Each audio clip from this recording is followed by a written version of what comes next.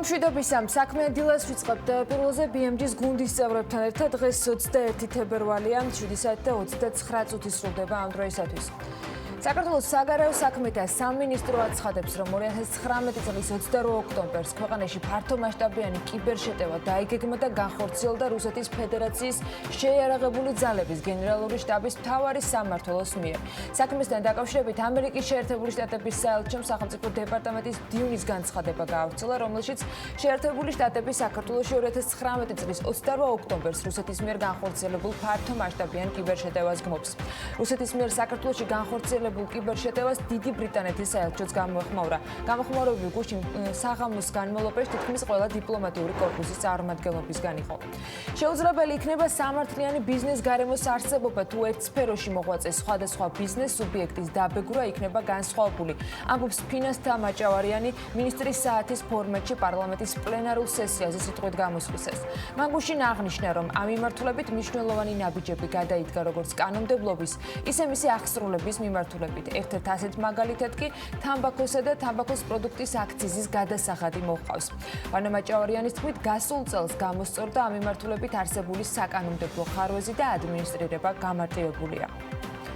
უახლოეს მომავალში პარლამენტის საინვესტიციო ფონდების შესახებ კანონის პროექტის განხილვასაც დაიწყებს, რომელიც ეკონომიკის სამინისტროს და ეროვნული ბანკის 4 წლიანი მუშაობის შემდეგ მთავრობამ დასამტკიცებლად კანონმდებლებს გადაულოცა. ამ კანონით საქართველოში საინვესტიციო ფონდების ბაზრის განვითარება, შესაბამისი წესების დადგენა და თავისუფალი კონკურენციის უზრუნველყოფა უნდა მოხდეს. რისი შექმნის მიზეზებს შორისაც არის საინვესტიციო ფონდების შექმნა და მათ მიერ საქმიანობის განხორციელების მარეგულირებელი წესების და ინვესტორთა ინტერესების დაცვის სამართლებრივი საფუძვლების დადგენა. რაც გვთავაზობს ვერსია, რომელიც კანონმდებლებს მთავრობამ გადაუგზავნა ოთარ შარიქაძესთან გალტენტაგარდის მმართველ დირექტორთან ვისაუბრებთ საქმიანი დილის ეთერში.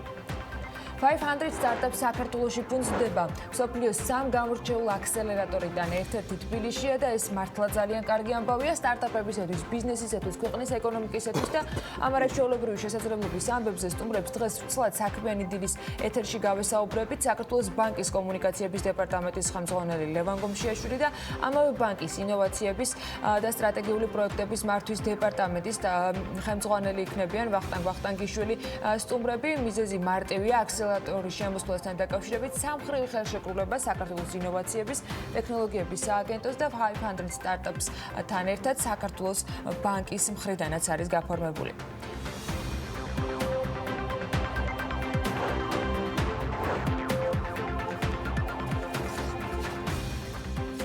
დილა მშვიდობისა, საქმიან დილას ვიწყებთ, მოგესალმებით, მე ანა ლაპიაშვილი გახლავართ, გიორგი საკაძესთან. დილა მშვიდობის. მომდევნო 3 საათნახევრის განმავლობაში საინტერესო ამბების გაზიარებას. დილა მშვიდობის, ჩანდა ჩვენი ჰედლაინებიდანაც, რომ ტრადიციულად საინტერესო საქმიანი დილა გველის, ყოველას ბარაქია მშვიდობიან პარასკევს გისურვებთ, 21 თებერვალია.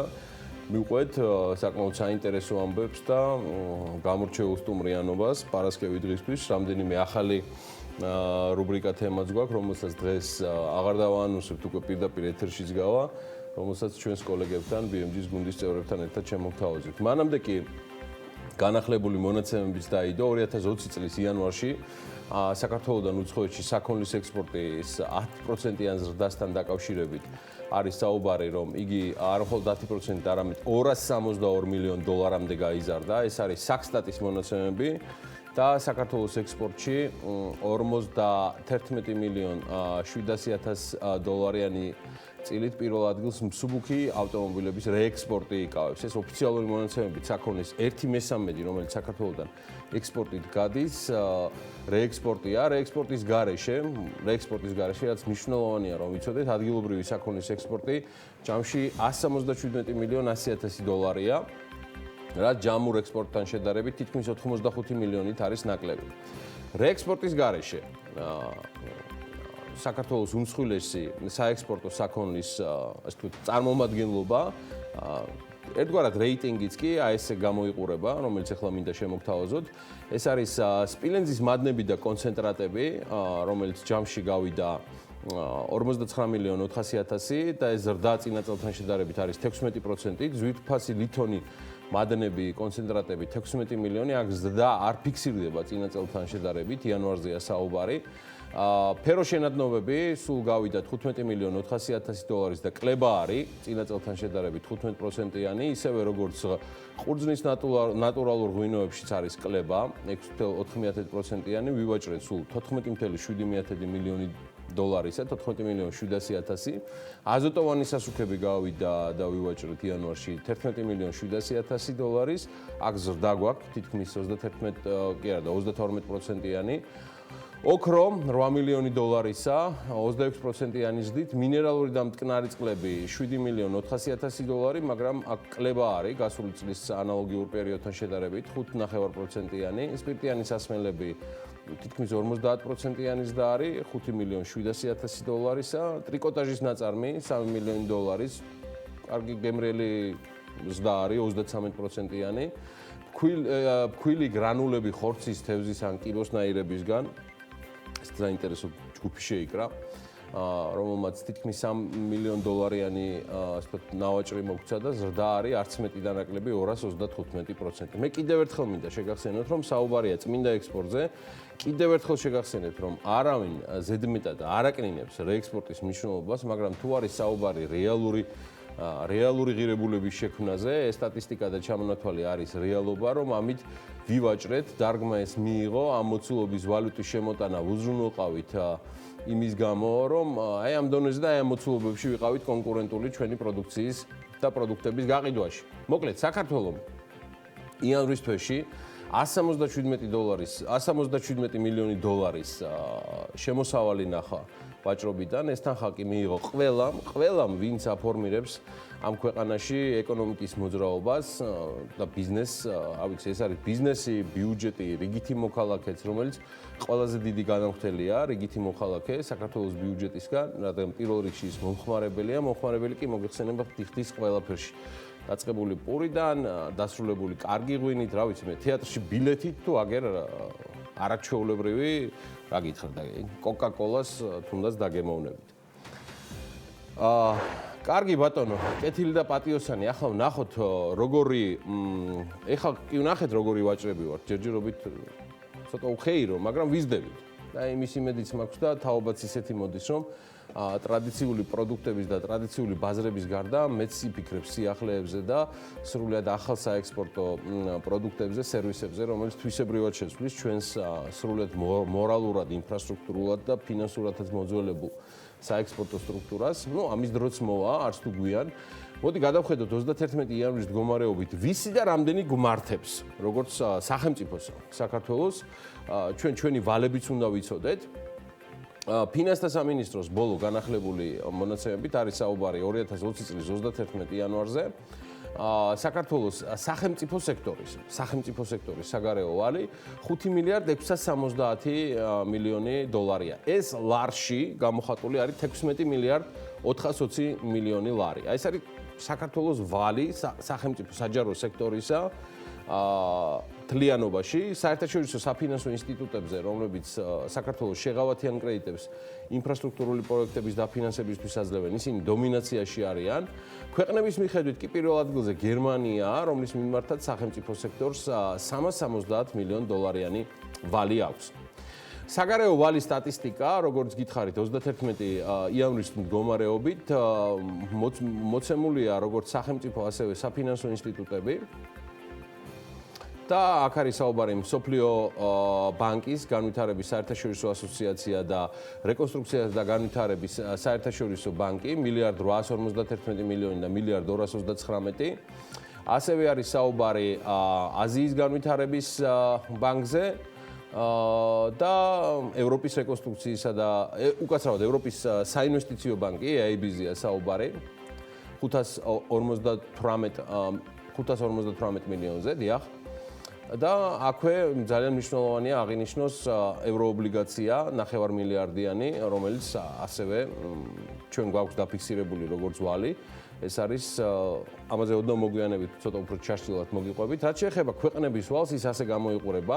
გერმანია ჩვენი ასე ვთქვათ, ვის გვმართებს არის 379 მილიონი წარმოდგენილი, საფრანგეთი 324 მილიონით.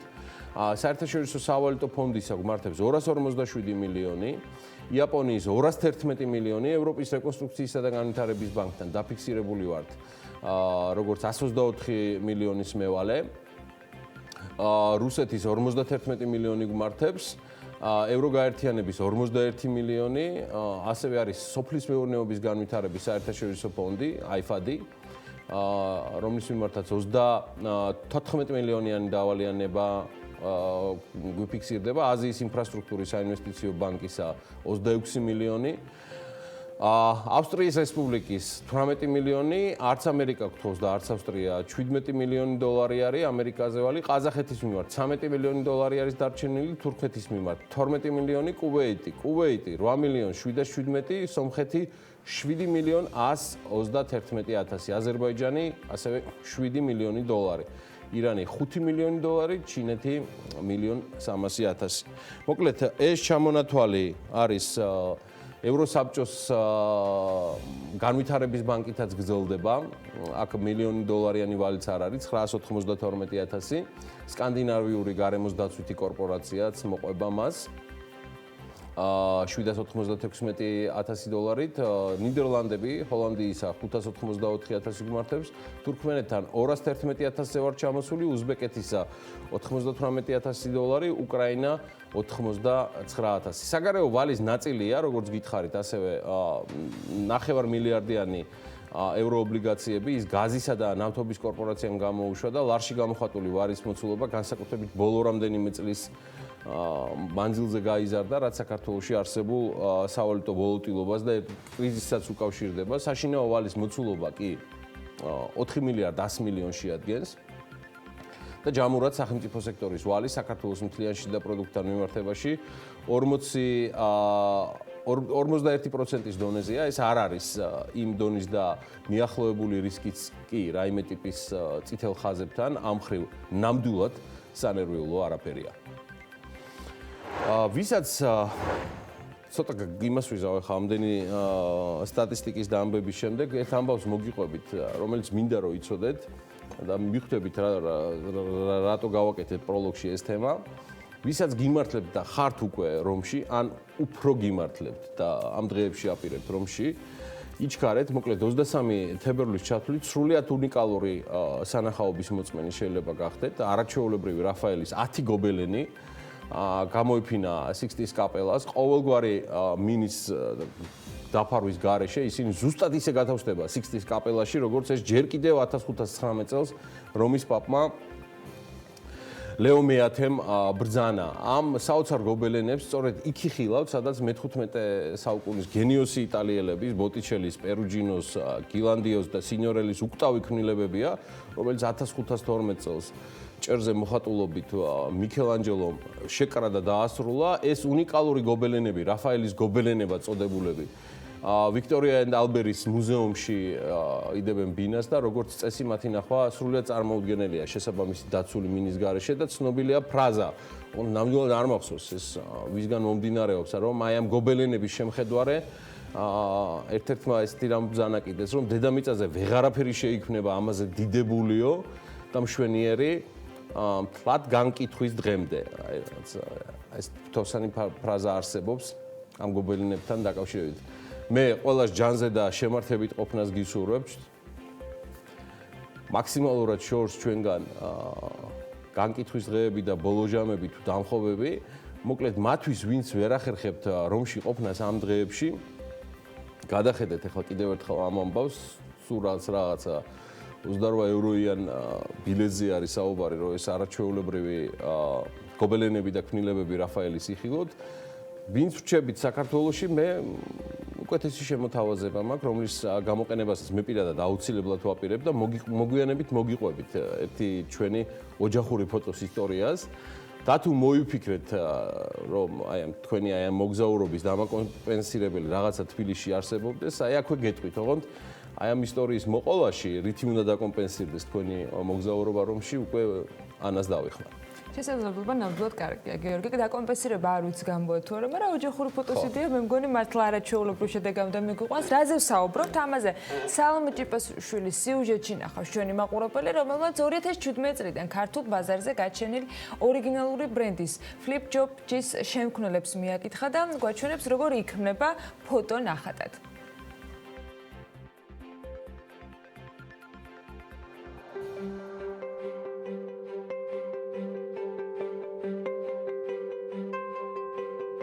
სურვილი მქონდა წამომეწყო საკუთარი საქმიანობა და ვიყავი აქტიურად ჩართული ძიების პროცესში, როდესაც სრულიად შემთხვევით აღმოვაჩინე, რომ მსგავსი პროდუქტი იქნებოდა უკრაინაში. ძალიან კარგი საჩუქარი იყო, კრეატიული, ინოვაციური, ძალიან მომეწონა და გადავწყვიტე საქართველოშიც გაგვეკეთებინა მსგავსი რამ. უკვე მესამე წელია, რაც ბაზარზე ვართ, 2017 წლის მაისიდან დავიწყეთ. საკმაოდ განვითარდა ჩვენი გრაფიკებიც, განვითარდა ხარისხიც. Flip პორტრეტი არის ახალი სიტყვა ხელოვნებაში, ხატვის ახალი მიმდინარეობა, რაც გულისხმობს იმას, რომ ნებისმიერ ადამიანს აძლევს შესაძლებლობას დახატოს საკუთარი პორტრეტი და არა მხოლოდ პორტრეტი, შეიძლება იყოს კომპანიის ლოგო, შეიძლება იყოს საყვარელი ცხოველი, კინოფილმის პოსტერი და ასე შემდეგ. პირველადი ინვესტიცია იყო 1000 ლარი, რომლითაც დავიწყეთ ეს საქმიანობა. გამოცდილება მსგავს სფეროში საერთოდ არ მქონია. პირველი შეკვეთა რო ავიღეთ, ძალიან დაბნეულები ვიყავით, იმიტომ რომ თითქმის არ ვიცოდით რა უნდა გაგვეკეთებინა და ვიწყებდით სწავლას შეკვეთის პროცესში. ჩვენ გუნდში ამჟამად აქტიურად დასაქმებული არის 12 ადამიანი. პორტრეტების ფასები დამოკიდებული არის ზომაზე, გვაქვს 6 სხვადასხვა ზომის პორტრეტი, 79 ლარიდან 179 ლარამდე არის ფასები. პირდაპირი კონკურენტი ჩვენს კომპანიას არ ყავს, რადგან მსგავს პროდუქტს მხოლოდ ჩვენ ვქმნით, მაგრამ რა თქმა უნდა, არის სხვადასხვა კომპანიები, რომლებიც ამზადებს მსგავს საჩუქრებს. ჩვენი უპირატესობა არის ის, რომ შეგვიძლია დავამზადოთ გაცილებით უფრო ადრე ვიდრე სხვას და პლუს ის, რომ მომხმარებლის ჩართულობაც არის საჭირო საბოლოო შედეგის მისაღებად და ეს ძალიან მოწონთ ჩვენს მომხმარებლებს. დამზადების სტანდარტული ვადები არის 3-დან 4 დღემდე, მაგრამ დაგვიმზადებია გაცილებით უფრო მალეც და შეგვიძლია დავამზადოთ ერთ დღეშიც. ერთი დღის განმავლობაში მაქსიმალური რაოდენობა, რაც დაგვიმზადებია ამ ეტაპისთვის არის 100 პორტრეტი. თვის განმავლობაში კი 900. სამომავლოდ იდეაში გვაქვს Flip Shop-ის გაფართოვება, სხვადასხვა პროდუქტების დამატება. ვცდილობთ ყოველი მათგანი იყოს ინოვაციური და იყოს ახლოს ხელოვნებასთან. სოდი დასახატები არც ჩვენი ჟურნალისტები უნდა იყვნენ, რომლებიც კონტაქტურ ზოოპარკს სტუმრობდნენ და სტატისტიკა ეგზოტიკური ცხოველების საქართველოში იმპორტისა ამ ფორმით გადაწყვეტეს, რომ საქმიანი მაყურებლისათვის წარმოედგინათ. კარგად რომ გაერთნენ ამას წინასწარ გეტყვით, ფოტოებიდან ჩანდა სოციალურ ქსელებში, მაგრამ რიცხვების დამუშავებისათვის საქმიანი განწყობის შენარჩუნებას თავიდანვე დაგვირდნენ. შესრულდა თუ არა ეს პირობა ამის გადამოწმებას ერთად გთავაზობთ, თან შეგვიძლია ვნახოთ, რას ყიდულობს საქართველო ეგზოტიკური პროდუქტებიდან.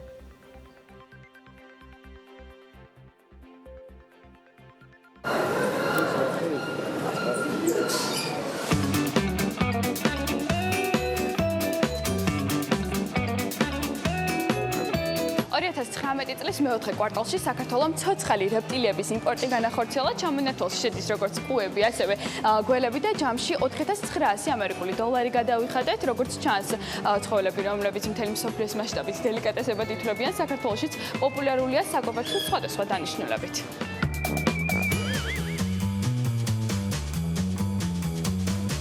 მართალია ჩემს გემოვნებაში საერთოდ არ ჩდება, მაგრამ შინაური მტრედების, მწყერების, ცელაპების, ირმების, ბაყაყის თათების და სხვა კიდევ ძალიან ბევრი საინტერესო ცხოველის ხორცი გაციებულ ცოცხალ ან გაყინულ მდგომარეობაში გადახდილი არის საქართველოსთან 800 ამერიკული დოლარი, როგორც იცით, ეს არის 2019 წლის მეოთხე კვარტლის მონაცემები.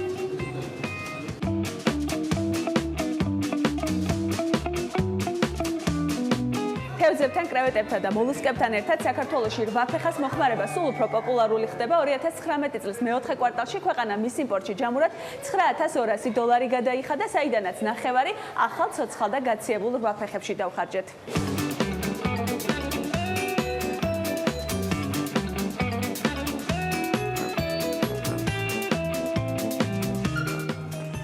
ამის სახით ვერ გამოვდგები, ნუ სავარაუდოდ კოსმეტოლოგიაში და მედიცინაში იყენებენ, თუმცა საქართველოს 2019 წლის მეოთხე კვარტალში ძუძუმწოვრების, ჩხილები, ჩლიქების, ულვაშების და ნისკარტების იმპორტი განახორციელა, რომელშიც 300 ამერიკული დოლარი გადავიხადეთ. საქართველოში ასევე ხორციელდება ცოცხალი პრიმატების, ცოცხალი აქლემებისა და ლოკოკინების იმპორტი. მართალია მეოთხე კვარტალში აღნიშნული პროდუქტები არ შემოსულა ქვეყანაში, მაგრამ საქსტატის ბოლო მონაცემით ლოკოკინების იმპორტმა 2019 წლის მესამე კვარტალში 2700 ამერიკული დოლარი შეადგინა. ცოცხალი პრიმატების მეორე კვარტალში 1900 დოლარი. ცოცხალი აქლემების იმპორტი კი მესამე კვარტალში 40900 ამერიკული დოლარი იყო.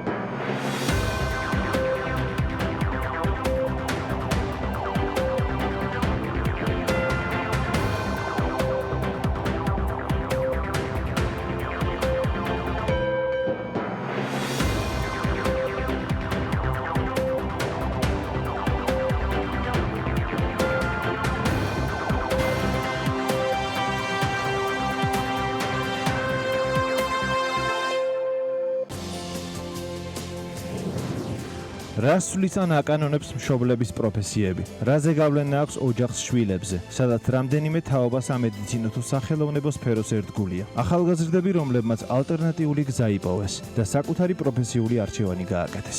ინდივიდუალიზმი პროფესიული მემკვიდრეობის პირისპირ, პირველამდე. უბრალო ექსკურსიებიდან სხვადასხვა ტიპის ტურებამდე. სერტიფიცირებული გიდები საქართველოში. როგორია ეთნოგიდების მარშრუტები. საფეხმავლო აუდიო გიდი ქალაქში და ღვინისა და გასტრონომიული ტურები. ნახეთ პირველამდე.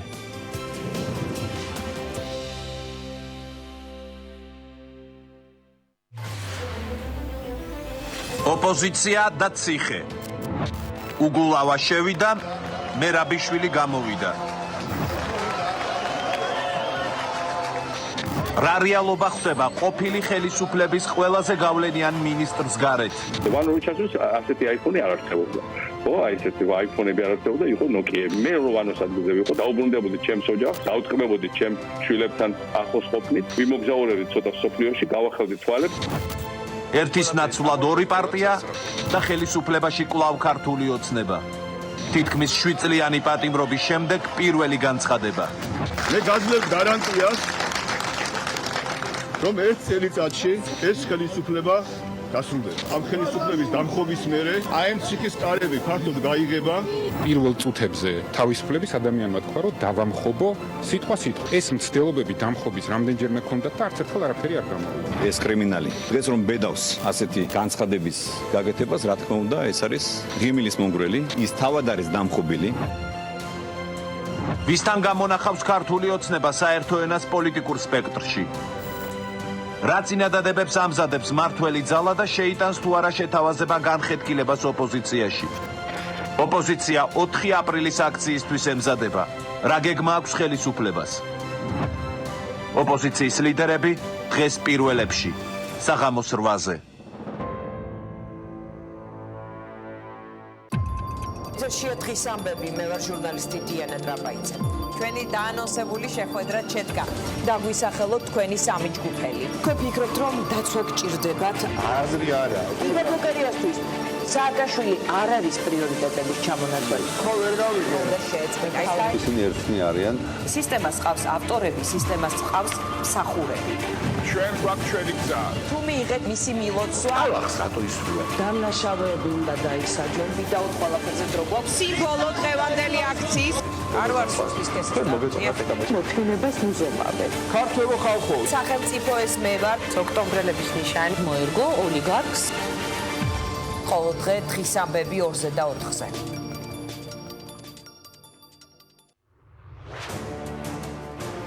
ორშაბათიდან პარასკევის ჩათვლით 18 საათზე მხოლოდ საუკეთესო ევროპული სერიალები ქართველი მაყურებლისთვის ჩვენ ვირჩევთ ევროპას შემოგვიერთდით ტელევიზორზე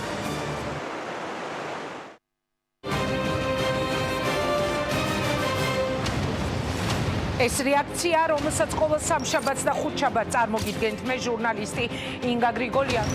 პირველი განსაკუთრებულ განრისხებას იწვევდა მასში. ჩვენ ხედავთ, რომ ისინი ბიზნესზე მიმდინარეობს ზეწოლა, პოლიტიკოსების მიმართ ხედავთ ტელედაპატიმრებებს.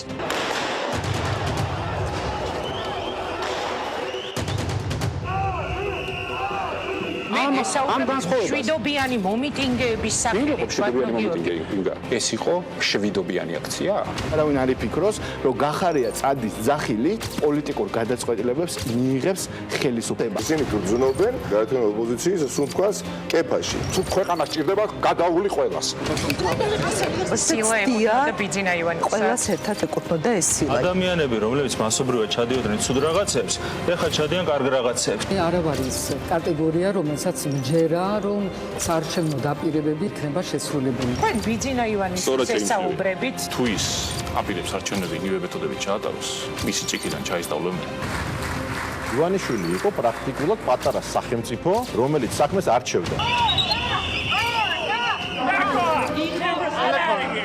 ინაშვილები და ყვითიანები ჩვენ ისინი დავამარცხოთ. უნდა დამთავრდეს ხარდაჭერა ბოკერია და სააკაშვილებისადმი. ნატოში უფრო ადრე შევა საქართველო, ვიდრე ირმა ინაშვილი გიგაბოკერია შეიყვარებს. ჩვენ გვაქვს უფლება გქონდეს ჩვენი რეაქცია ქვეყანაში განვითარებულ პროცესებზე და ჩვენ ეს რეაქცია აუცილებლად უნდა გქონდეს.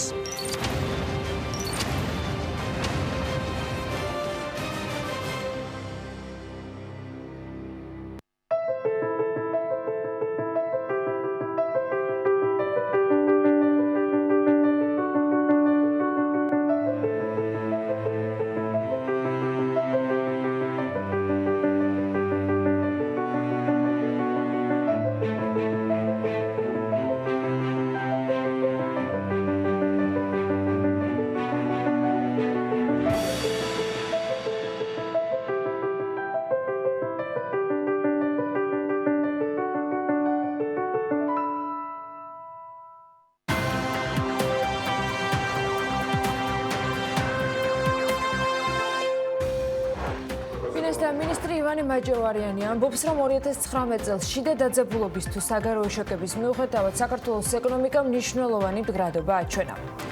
მისივე ინფორმაციით, ყველა კატეგორიაში დაგეგმილი შემოსავლები გადაჭარბებით არის შესრულებული და როგორც მაჭავარიანი მინისტრი საათის ფორმატში პარლამენტში ყოფნისას აღნიშნავდა, 2019 წლის ბიუჯეტში დამატებით მიღებული სახსრები 716 მილიონი ლარია. ფინანსთა მინისტრის საპარლამენტო საათზე საერთაშორისო სავალუტო ფონდთან კონსულტაციებზეც იყო განცხადება ენერგეტიკაში გარანტირებული შესყიდვის მიუღებლობასთან დაკავშირებით. მან თქვა, რომ მიზანი არ არის ელექტროენერგიის იმპორტის შემცირება ნებისმიერ ფასად. სახელმწიფოს არ აწყობს გარანტირებული შესყიდვები, ეს იგივე ვალისაღებაა და რისკზე წასვლა არ არის მიზანშეწონილი. BP საქართველოში განხორციელებულ პროექტებზე და თანამშრომლობის პერსპექტივაზე პრემიერმა გიორგი გახარიანმა და ბრიტიშ პეტროლეუმის რეგიონულმა პრეზიდენტმა აზერბაიჯანში, საქართველოსა და თურქეთში გარი ჯონსონმა ისაუბრეს. კომპანიამ მზაობას გამოთქვამს განიხილოს საქართველოსთან მომავალი თანამშრომლობის მიმართულებები და შესაძლებლობები. თავის მხრივ BP გეგმავს მნიშვნელოვნად შეამციროს CO2-ის ემისია მიმდინარე საოპერაციო საქმიანობაში, როგორც ენერგორესურსების მოპოვების, ასევე მიწოდების ოპერაციებში.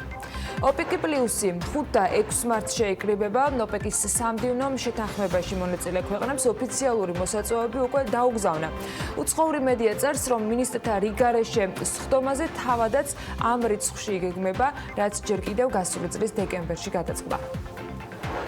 თუ კორონავირუსმა ნავთობის ფასის კლება განაპირობა, იმავე ვირუსის გამო მსოფლიო ბაზარზე ოქროს ფასის ზრდას განაგრძობს. როიტერი აღნიშნავს, რომ უნციაზე ფასმა $1,600 გადააჭარბა და ეს ოქროს ღირებულების ისტორიას თუ გადავხედავთ 2013 წლის შემდეგ მაქსიმუმია.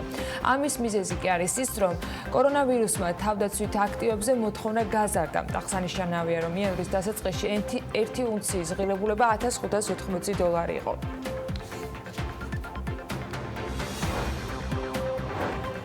ასეთ ამბებს ახლა რომ უნდა მივყვეთ, იმდენი კითხვა და ჩაკითხვა მოხვება ხოლმე BMG-ის სოციალურ ქსელებში, რომ ზოგჯერ ის უფრო მეტად მაინტერესებს ინტერნეტის საძიებო სისტემის გამოყენების უნარის არ მქონეებს ან სიზარმაცის ამ დოზით შეპყრობილებს რა შთაბეჭდილება ან წარმოდგენა აქვთ იმისა, რომ ვინმე სადმე უფასოდ აცხოვრებს და მეტიც ამაში კიდევ ფულის გადახდის შანსებიც არსებობს, ვიდრე მაგალითად ის თუ რეალურად რამდენად იყენებს საქართველოსთან ასეთ შანსებს რომელიმე ადამიანი. ამბავი კი ის არის, რომ იტალიის პატარა ქალაქი პოტენციური მცხოვრებლების მოსაზიდად იწყებს ახალ კამპანიას. მთავრობა ქალაქში ცხოვრების სახელმსურველებს ყოველთვიური ქარხნის ფულით უზრუნველყოფას პირდება. საუბარია €150-ზე. CNN წერს, რომ შეთავაზების მიზანი ქალაქში ახალი მაცხოვრებლების მოზიდვა. თეორიაში ცარიელი სახლის ქირობას ეშუალ ღირს €200. გამოდის, რომ პოტენციურ მცხოვრებლებს მხოლოდ €50 გადახდა მოუწევთ საიმისოდ, რომ თეორიაში დასახლდნენ. მსგავსი კამპანიები იტალიის სხვადასხვა არაერთმა ქალაქმა წამოიწყო, თუმცა ძირითადად ისინი სახლების €1-ოდ მიყიდვის შეთავაზებას აკეთებდნენ.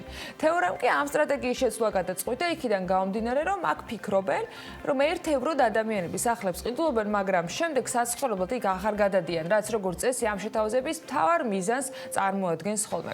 თეორას მერი სტეფანო ფარინა მაგალითად ასეთი კამპანიების შეთავაზებების დიდი მოტრფეალი აღმოჩნდა, რომ არ არის და თავად ამბობს, რომ მას არ სჯერა, რომ €1-ოდ ნაყიდ სახლებში მუდმივი მაცხოვრებლები შეიძლება გაჩნდნენ. ამბობს იმასაც, რომ ასეთი პრაქტიკისას მაქსიმუმ არდადეგების გასატარებლად გაკეთებული შენაძენებია რეალისტური. აღნიშნავს იმასაც, რომ ახალ მაცხოვრებლებს ქალაქის სკოლებში სკვერების გადასახადი მოეხსნებათ ამ შეთავაზებისას, რასაც თავად აკეთებენ და ადგილობრივი სერვისების გადასახადსაც არ გადაიხდიან.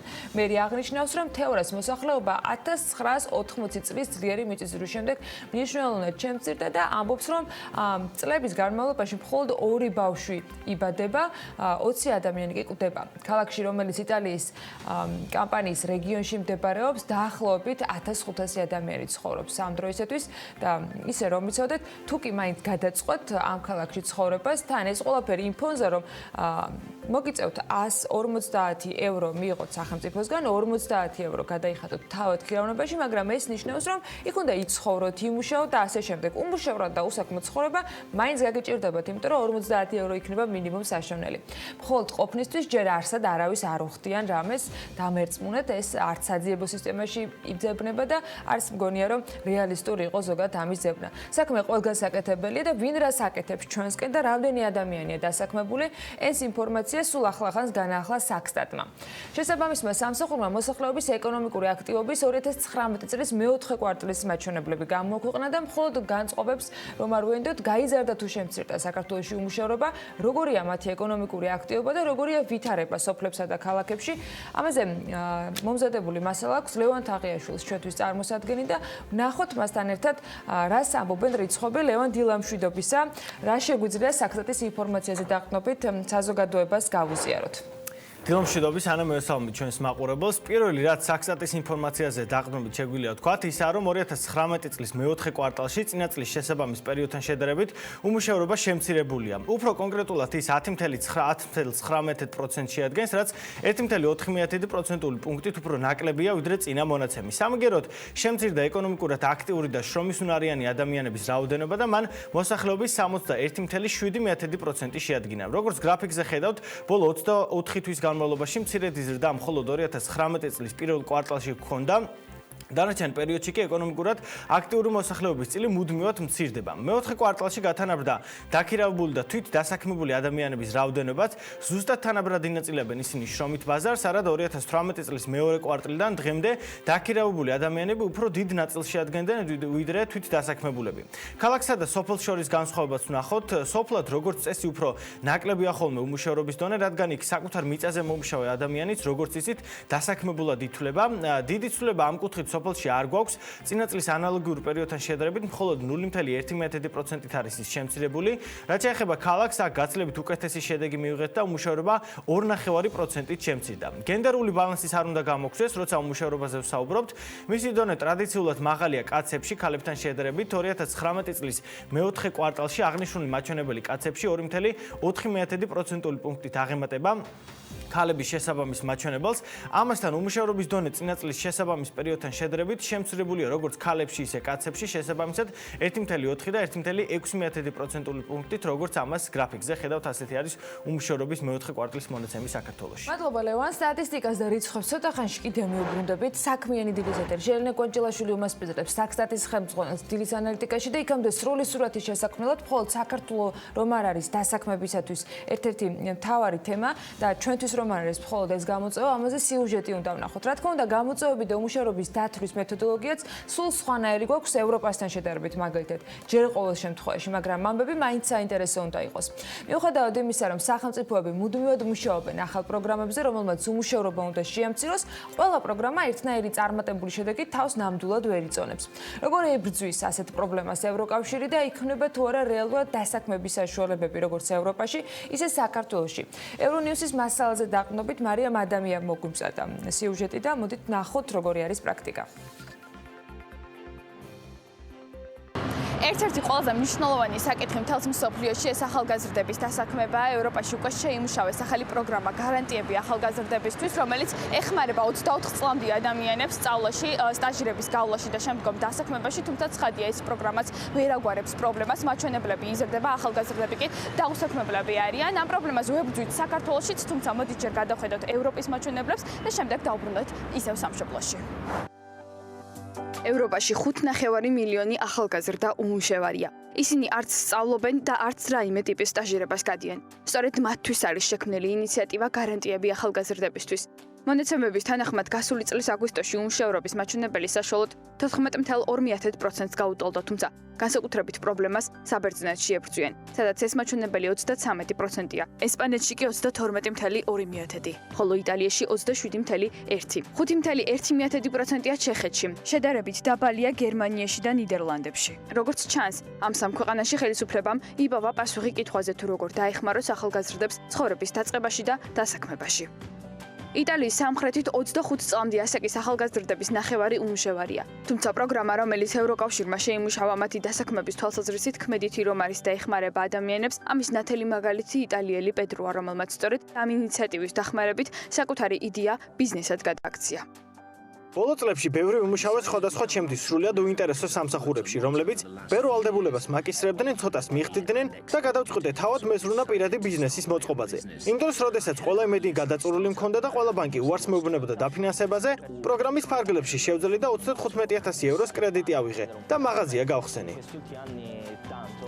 არიან ადამიანები, რომლებმაც პროგრამის მეშვეობით გაიარეს სტაჟირება და შემდეგ გრძელვადიანი კონტრაქტით დარჩნენ სამსახურებში, რაც დაეხმარა მათ კარიერის აწყობაში. თუმცა პრობლემას ის მაინც ვერ გადაჭრეს. დასაქმებული ახალგაზრდების სრული უმრავლესობა ან მომსახურების სექტორშია წარმოდგენილი, ან თვით დასაქმებულია. ხოლო ორივე სექტორი, როგორც წესი, დაბალი ანაზღაურებითა და ხშირ შემთხვევაში შრომის მძიმე პირობებით გამოირჩევა. ეს პრობლემა განსაკუთრებით პოსტსაბჭოთა ქვეყნებისთვის არის მნიშვნელოვანი გამოწვევა და დღეს მაგალითად ოფიციალური მონაცემებით საქართველოში შრომის უნარიანი ასაკის მოსახლეობაში ყველაზე მაღალი უმუშევრობის წილი სწორედ ახალგაზრდებში ფიქსირდება. სხვათა შორის საქართველოში უმსხვილებს დამსაქმებულთა სიაში საქართველოს პოსტა რამდენჯერმე არის მოხვედრილი. ვიდრე და თუ საქართველოს პოსტას პრივატიზების განცხადება მოხდება ჩვენს ეთერში, კომპანიისაკენ სხვა სიახლეებიც არის, თან კარგი ამბებია. ბერნში მიმდინარე EMC კოოპერატივის საბჭოში ხმათა უმრავლესობით საქართველოს პოსტის საერთაშორისო ურთიერთობების დეპარტამენტის ხელმძღვანელი ნუგზარ ბრეგვაძე აერჩიეს. ამ კოოპერატივის საბჭოს 9 წევრისაგან შემდგარ ჯგუფს 2 წლის ვადით ირჩევენ. ბერნში მიმდინარე ჯგუფში ფორუმისას IPU-ს გაფართოების მიზნით პლენარული დისკუსიები გაიმართა, რაც გულისხმობს საფოსტო დარგის კერძო სექტორის წარმომადგენლებთან თანამშრომლობას. ამ ფორუმში მონაწილეობას იღებდნენ მაღალი რანგის მოწვეული სტუმრები და სახელმწიფო და კერძო ორგანიზაციებიდან, ასევე სამოქალაქო გაერთიანების წარმომადგენლები. დასკვნით პანელურ დისკუსიაში კი მონაწილეობას საქართველოს პოსტის გენერალური დირექტორიც ლევან ჩიკვაიძე იღებდა. ვიდრე ბერნში გაემგზავრებოდა, სხვათა შორის საქართველოს პოსტამ 2019-20 წლის მარკების თემატური გეგმის ფარგლებში ეროვნული გმირის ჟიული შარტავას მარკაც გამოსცა. ამის ვიზუალში წარმოდგენილი არის შარტავას პორტრეტი, რომელიც ავტორიც გახლავთ მხატვარი თამაზ ხუციშვილი. ფონზე კი გამოსახულია ეროვნული გმირის ორდენი და ჟიული შარტავას სახელობის მთა. მარკა დაიბეჭდა საფრანგეთში, მსოფლიოში ერთ-ერთ ყველაზე მაღალ პოლიგრაფიულ სტამპაში და მისი დიზაინი შექმნა გიორგი ქართველიშვილმა. მისი ნომინალური ღირებულება კი 2 ლარი და 40 თეთრით არის განსაზღვრული. წარმოდგენილია ერთმარკიანი მცირე ფურცლით და ჯამში 25,000-იანი ტირაჟით გამოიცა.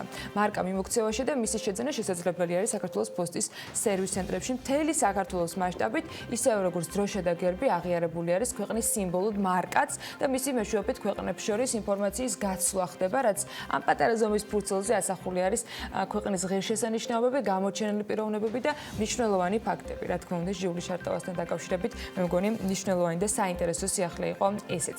ახლა უკვე სხვა ამბები გვაქვს თქვენთვის გასაზიარებელი და BMG-ს მონაგარს უნდა გადავხედოთ ბიზნესისა და ეკონომიკის ამბებიდან და გუშინ მთავარი თემა ივანე მაჭავარიანის პარლამენტში ვიზიტი იყო, რომელზეც ბევრს მოგიყვებით. მაჭავარიანი 200,000 სასესხო ზღურის დაწევაზე თანახმარის, თუმცა მხოლოდ ეროვნული ბანკის ჩართულობით და ამავე დროს ის ვერ ხედავს ამის საჭიროებას, რადგან მისი შეფასებითო დაკრედიტების ტემპი ამ დროისათვის მისაღებია. ქუთაისში ჰუალინგის თავისუფალ ინდუსტრიულ ზონაში პლასტმასის გადამამუშავებელი 2 საწარმოს მშენებლობა დაიწყო. თიზის მმართველი კომპანია აღნიშნავს, რომ საწარმოების მშენებლობაში 3,800,000 დოლარი ჩაიდება. ეკონომიკის მინისტრის განცხადებით, უახლოეს პერიოდში საქართველოში რძის პროდუქტების მწარმოებელი ბელორუსული საწარმო უნდა გაიხსნას. ფინანსთა მინისტრის გუშინდელი პარლამენტში გამოსვლის ამბებით უნდა დავიწყოთ ეს კოლაჟი. როგორც დაგვირდით, თან ივანე მაჭავარიანის გზავნილებიდან ფაქტია საქმიანი მაყურებლისათვის ბევრი საინტერესო უნდა იყოს.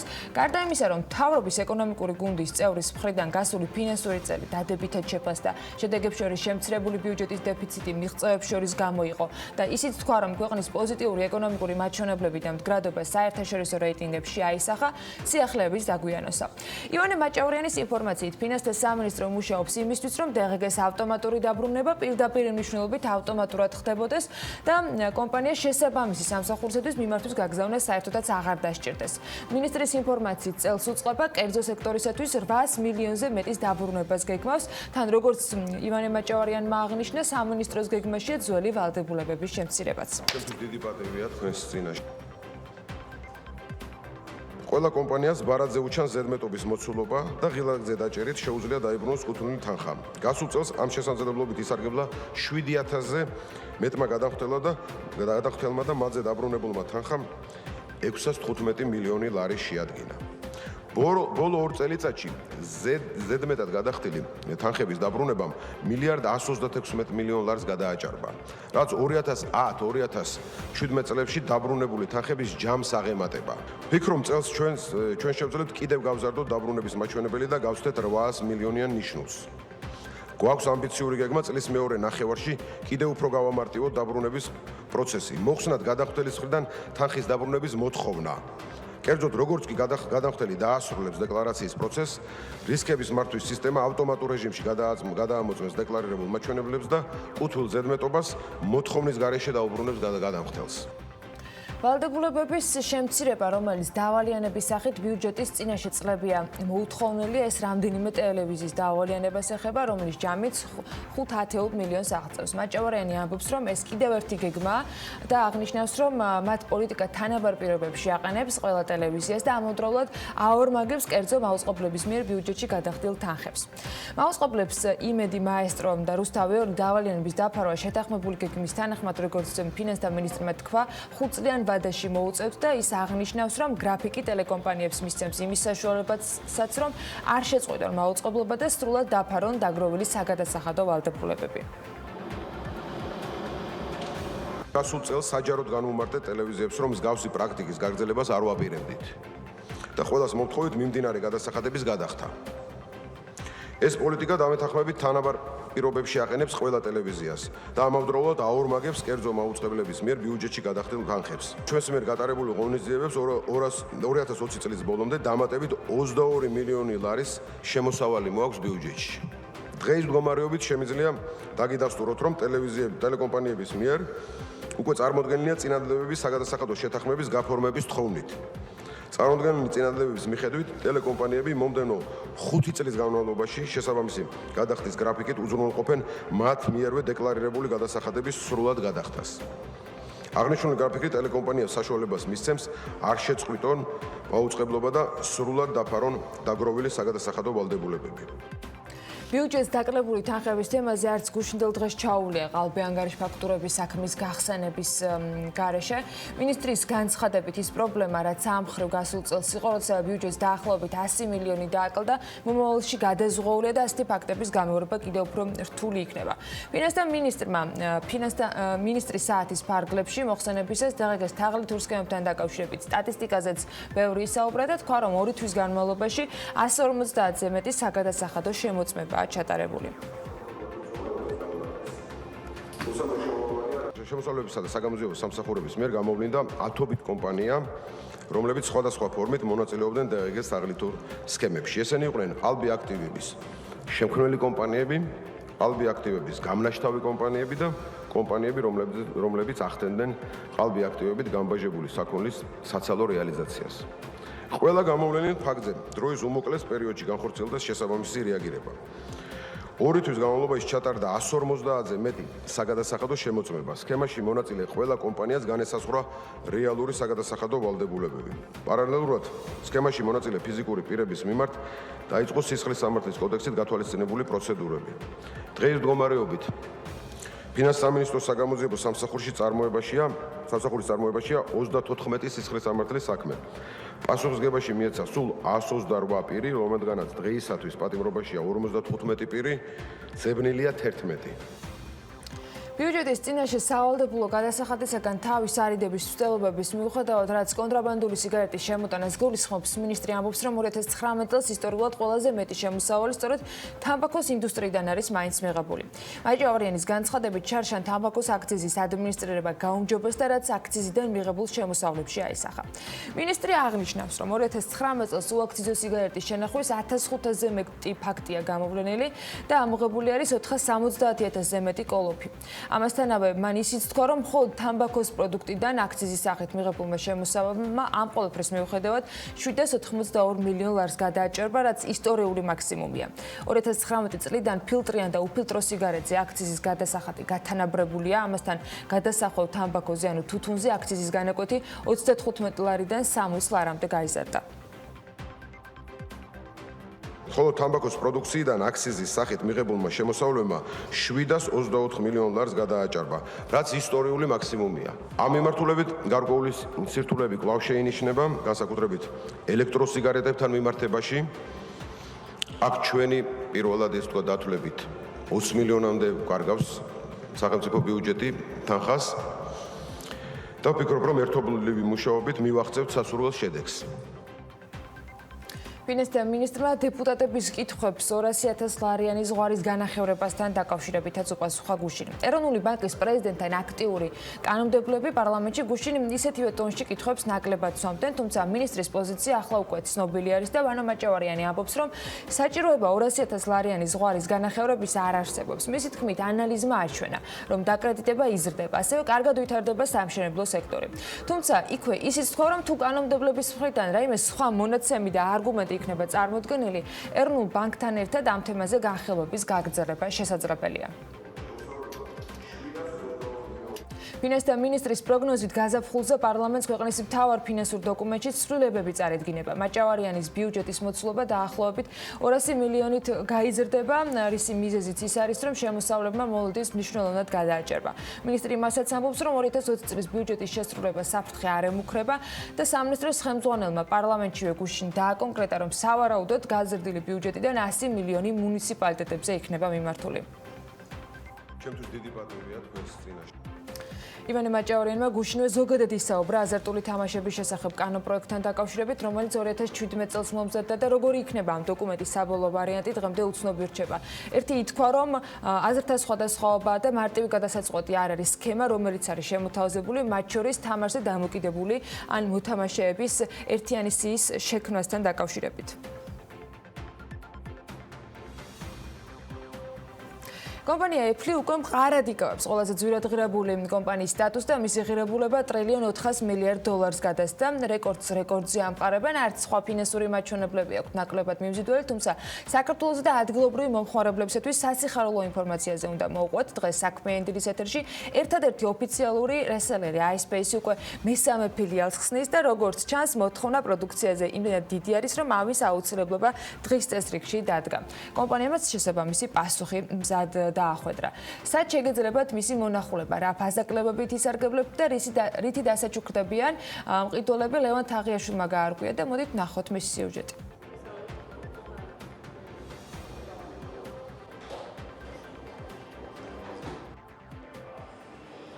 იყო დრო, როდესაც საქართველოში ყველაზე ძვირად ღირებული კომპანიის პრემიუმ რისელერი საერთოდ არ არსებობდა. დღეს კი თბილისში City Mall-ში iSpace უკვე მესამე ფილიალს გახსნის. კომპანია, რომლის ისტორიაც საქართველოში 2017 წელს იწყება, iSupport-თან ერთად მომხმარებლებს სრულ სერვისს თავაზობს. Apple-ის მომხმარებლების რაოდენობა საქართველოში იზრდება და იზრდება ოფიციალური მომსახურების მიღების სურვილით. სწორედ ამიტომ კომპანია კლიენტებთან უფრო ახლოს მისვლას გეგმავს და გაჩერებასაც არ აპირებს. iSpace საქართველოში პირველად გაიხსნა 2017 წელს, თავაზობს ცენტრ გალერეა თბილისში. ეს იყო პირველი შემთხვევა, როდესაც საქართველოში გამოჩნდა Apple Premium Reselleris დონის მაღაზია. სწორედ ამ პერიოდიდან მოყოლებული, ჩვენს მომხმარებლებს თავაზობთ 100% ოფიციალურ პროდუქციას, Apple Store-ის დონის მაღაზიას და უმაღლესი ხარისხის სერვისს. სწორედ ამან განაპირობა ის, რომ iSpace-მა მოიპოვა პოპულარობა და მეორე მაღაზია ჩვენ 2019 წელს თბილისის მოლში გავხსენით. მომხმარებლების ზარდი მოთხოვნა გამომდინარე Apple-ის ოფიციალური პროდუქციისადმი, ჩვენ გადაწყვეტეთ, რომ გავიხსნა მესამე მაღაზია, განახლებულ საბურთალო City Mall-ში და ახალი მაღაზიის გახსნა შედგება 21 თებერვალს 3 საათზე. iSpace-ში მისულ ერთგულ მომხმარებლებს უპრეცედენტო ფასტაკლებად ახდებათ iPhone-ებზე, ლეპტოპებზე, iPad-ებზე, მოკლედ, თითქმის ყველა თქვენ საყვარელ პროდუქტზე 800 ლარიან ფასტაკლებას მიიღებთ და რაც თავარია მომავალში, თქვენი ტექნიკის დაზიანების შემთხვევაში დახმარებას საქართველოში ერთადერთი ავტორიზებული დამხმარე iSupport-ი გაგიწევთ. სპეციალურად ამ დღისთვის მომხმარებლებს მომზადეთ განსაკუთრებული შეთავაზებები Apple-ის ყველაზე პოპულარულ მოდელებზე საქართველოში და 21 თებერვლისთვის ფასი იქნება ყველაზე დაბალი არ მხოლოდ საქართველოში, არამედ მთელს რეგიონში და მომხმარებლებს შეუძლიათ ისარგებლონ 800 ლარიანი ფასტაკლებით, როგორც iPhone-ზე, MacBook-ზე, iPad-ზე, ასევე AirPods-ზე. თქვენს განწყობაზე მხოლოდ iSpace-ის თანამშრომლები არ იზრუნებენ და City Mall-ში მისულებს DJ-ს თუ დაგხვდათ, არ გაგიკვირდეთ. როგორც ოფიციალური რისელერის წარმომადგენლები გვიყვებიან, ყველა ვიზიტორს შესაძლებლობა ექნება გამოსცადოს Apple-ის პროდუქციის სრული ასორტიმენტი. მათ შორის ახალი 16-ინჩიანი MacBook Pro, iPhone 11, 11 Pro, 11 Pro Max-ი და AirPods Pro. ადგილზე მისულებს არც iPad-ის ხატვის მასტერკლასებს მოგაკლებენ და შესაძლებლობა გექნებათ Marshall-ის ან JBL-ის აპარატურითაც დასაჩუქრდეთ. Apple-ის პრობლემები კორონავირუსმა კვარტალის საპროგნოზო მაჩვენებლების შესრულებაზე მაინც შეუქმნა, ეს უკვე მოყოლილი გვაქვს, თუმცა ის არ არის ერთადერთი კომპანია, არც ავტომწარმოებლები არიან მხოლოდ ამ მხრივ დაზარალებულები. გერმანული სპორტული ტანსაცმლის მწარმოებელი Adidas-ი და Puma აცხადებენ, რომ ჩინეთში კორონავირუსის ეპიდემია მათ გაყიდვაზე სერიოზულ გავლენას ახდენს და არც თუ ისე დადებითი მიმართულებით. Adidas-ში თქვეს, რომ ჩინეთში მათი გაყიდვები 85%-ით შემცირდა და გასული წლის შესაბამის პერიოდთან შედარებით არის ეს რიცხვები. გაყიდვების შემცირებით დაიწყო კომპანიამ, ვინაიდან მას მაღაზიების დიდი ნაწილი ჩინეთში დაკეტილი აქვს. Adidas-ის მეტოქე Puma-ც ამბობს, რომ ჩინეთის მასშტაბით მაღაზიების მუშაობის შეჩერება 2020 წლის პირველი კვარტალის გაყიდვებზე და მოკიდვაზე მნიშვნელოვან გავლენას იქონიებს. Airbus-ის Defence and Space-ი, რომელიც დაკავებული არის სამხედრო თვითმფრინავების დრონების და სატელიტების აგებით, სამუშაო ადგილებს 2021 წლამდე 2300-ით შეამცირებს. BBC აღნიშნავს, რომ Airbus-ის მთლიანი შემოსავლების მეხუთედი Defence and Space-ის ბიზნესზე მოდის და მსოფლიოს მასშტაბით მას 34000 თანამშრომელი ყავს, საიდანაც 13000 გერმანიაშია დასაქმებული. Airbus-ის ოფიციალური განცხადების თანახმად, სამუშაო ადგილი 829-ით შემცირდება გერმანიაში, 620 ესპანეთში, 404-ით საფრანგეთში და 151 დანარჩენ ქვეყნებში. გამოცემა იმასაც წერს, რომ სამუშაო ადგილების შემცირება სამხედრო ტრანსპორტის მოთხოვნის შემცირებით არის განპირობებული. ეს 40 წლისთვის ბუნებრივ თხევად გაზზე მოთხოვნა გაორმაგდება და 700 მილიონ ტონას მიაღწევს. ეს ენერგოკომპანია Royal Dutch Shell-ის ყოველწლიურ ანგარიშიანად თქვამი, რომელსაც სააგენტო Reuters ავრცელებს და ამ დოკუმენტის თანახმად 2019 წელს მსოფლიო ბაზარზე თხევად გაზზე მოთხოვნა 12.9%-ით გაიზარდა და 359 ტონას მიაღწია. Shell ვარაუდობს, რომ მომდევნო წლებში დომინანტ მომხმარებლად აზია დარჩება, ხოლო სამხრეთ და სამხრეთ-აღმოსავლეთ აზია მოთხოვნის ნახევარზე მეტს უზრუნველყოფს. თხევადი გაზი განსაკუთრებით მოთხოვნადი გასულ წელს გახდა. ბუნებრივი გაზი გამოყოფს 45-55%-ზე ნაკლებ გამონაბოლქს, ვიდრე ნახშირი და მოთხოვნის ზრდაც სავარაუდოდ ამან განაპირობა. გამართულ ავტომობილებს გამონაბოლქვის პრობლემა ალბათ ყველაზე ნაკლებად უდგათ ხოლმე. ბექა ბაციკაძემ გამოსცადა Volvo-ს უახლესი მოდელი და მისი დამსახურებით დღეს BMG Drive-ის პირველ სტუმარსაც წარვადგენთ.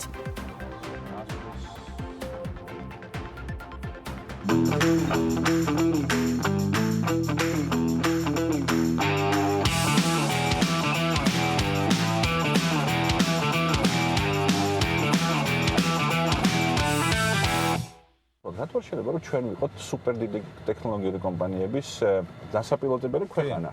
ანუ რა ვიცი, Amazon-მა აიღოს და გაუშვას თავის პროდუქტი მარტო საქართველოში და ნახოს, აბა ერთი წელი დააკვირდეს როგორ იქნება.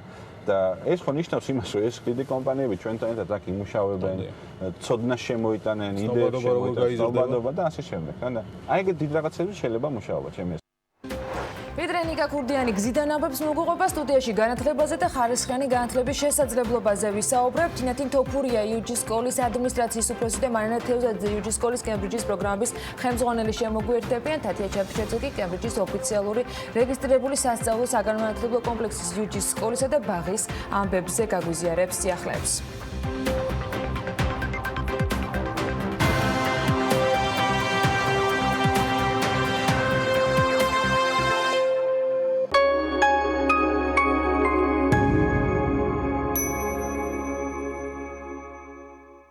მართე სპორტული აქციები BetLive-ზე 3+1 200% кэшბექი Bet+1 აირჩიე ფავორიტი აქცია სპორტში ნებისმიერ დროს და მიიღე სასურველი ბონუსი ყოველ ბილეთზე.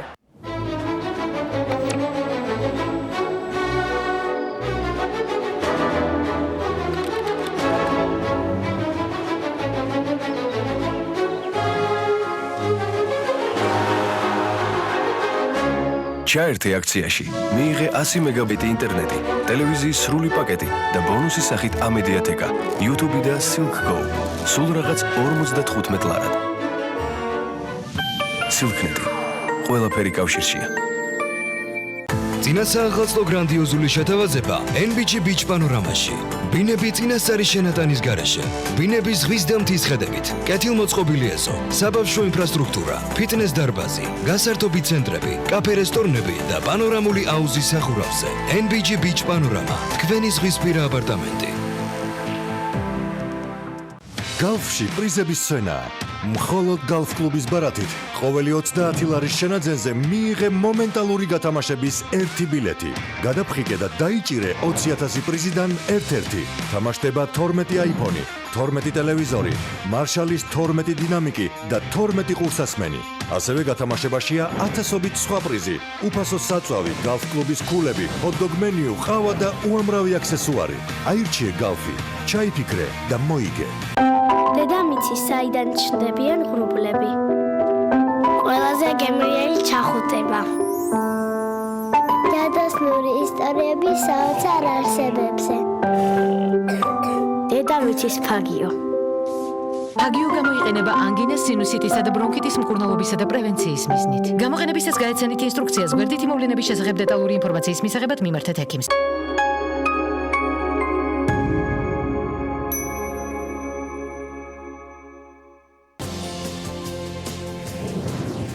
რას სulis ან აკანონებს მშობლების პროფესიები? რაზე გავლენა აქვს ოჯახს შვილებზე? სადაც რამდენიმე თაობას ამედიცინო თუ სახელოვნებო სფეროს ერთგულია. ახალგაზრდები, რომლებმაც ალტერნატიული გზა იპოვეს და საკუთარი პროფესიული არჩევანი გააკეთეს. ინდივიდუალიზმი პროფესიული მემკვიდრეობის პირისპირ, პირველამდე. უბრალო ექსკურსიებიდან სხვადასხვა ტიპის ტურებამდე. სერტიფიცირებული გიდები საქართველოში. როგორია ეთნოგიდების მარშრუტები. საფეხმავლო აუდიო გიდი ქალაქში და ღვინისა და გასტრონომიული ტურები. ნახეთ პირველამდე.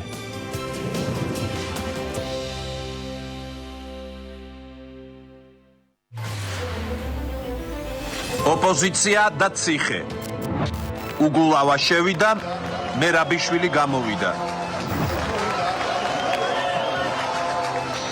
რა რეალობა ხდება ყოფილი ხელისუფლების ყველაზე გავლენიან მინისტრს გარეთ? ვან რო ჩასულს ასეთი აიფონი არ არსებობდა. ხო, აი ესეთი აიფონები არ არსებობდა, იყო ნოკიები. მე რო ვანოს ადგილზე ვიყო, დაუბრუნდებოდი ჩემს ოჯახს, დაუტყმებოდი ჩემ შვილებთან ახლოს ყოფნით, ვიმოგზაურებდი ცოტა სოფლიოში, გავახევდი თვალებს. ერთის ნაცვლად ორი პარტია და ხელისუფლებაში კვლავ ქართული ოცნება. თითქმის 7 წლიანი პატიმრობის შემდეგ პირველი განცხადება. მე გაძლევ გარანტიას, რომ ერთ წელიწადში ეს ხელისუფლება გასრულდება. ამ ხელისუფლების დამხობის მერე აემ ციხის კარები ფართოდ გაიგება. პირველ წუთებზე თავისუფლების ადამიანმა თქვა, რომ დავამხობო სიტყვა-სიტყვა. ეს მცდელობები დამხობის რამდენჯერმე ჰქონდათ და არც ერთხელ არაფერი არ გამოვიდა. ეს კრიმინალი. დღეს რომ ბედავს ასეთი განცხადების გაკეთებას, რა თქმა უნდა, ეს არის ღიმილის მონგრელი, ის თავად არის დამხობილი. ვისთან გამონახავს ქართული ოცნება საერთო ენას პოლიტიკურ სპექტრში? რა წინადადებებს ამზადებს მართველი ძალა და შეიტანს თუ არა შეთავაზება განხეთქილებას ოპოზიციაში? ოპოზიცია 4 აპრილის აქციისთვის ემზადება. რა გეგმა აქვს ხელისუფლებას? ოპოზიციის ლიდერები დღეს პირველებში, საღამოს 8-ზე. ეთერშია დღის ამბები, მე ვარ ჟურნალისტი დიანა ტრაპაიძე. ჩვენი დაანონსებული შეხვედრა შედგა. დაგვისახელოთ თქვენი სამი ჯგუფელი. თქვენ ფიქრობთ, რომ დაცვა გჭირდებათ? აზრი არა. ბულგარიასთვის სააკაშვილი არ არის პრიორიტეტების ჩამონაცვალი. ხო, ვერ გავიგე. და შეეწყვეტა. ისინი ერთნი არიან. სისტემას ყავს ავტორები, სისტემას ყავს მსახურები. ჩვენ გვაქვს ჩვენი გზა. თუ მიიღეთ მისი მილოცვა, ალახს რატო ისვრია? დამნაშავეები უნდა დაისაჯონ, ვიდაუთ ყველაფერზე დრო გვაქვს. სიმბოლო დღევანდელი აქციის არ ვარ სოფლის კესრი. მოთმინებას მუზომავე. ქართველო ხალხო. სახელმწიფო ეს მე ვარ, ოქტომბრელების ნიშანი მოერგო ოლიგარქს. ყოველ დღე დღის ამბები 2-ზე და 4-ზე.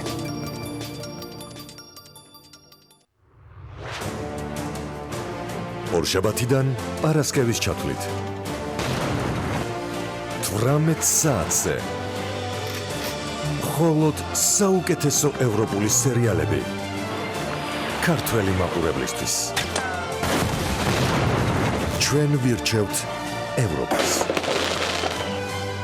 შემოგვიერთდით ტელევიზორზე.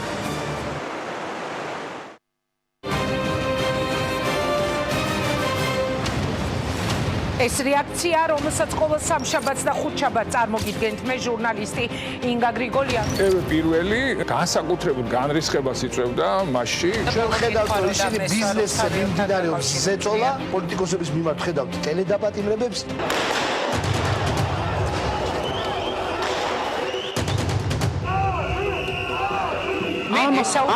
შვიდობიანი მომიტინგეების საკითხი. ეს იყო შვიდობიანი აქცია? არავინ არ იფიქროს, რომ გახარია წადის ძახილი პოლიტიკურ გადაწყვეტილებებს მიიღებს ხელისუფლება. ისინი გრძნობენ გაერთიანებული ოპოზიციის სუნთქვას კეფაში. თუ ქვეყანა სჭირდება გადაული ყველას.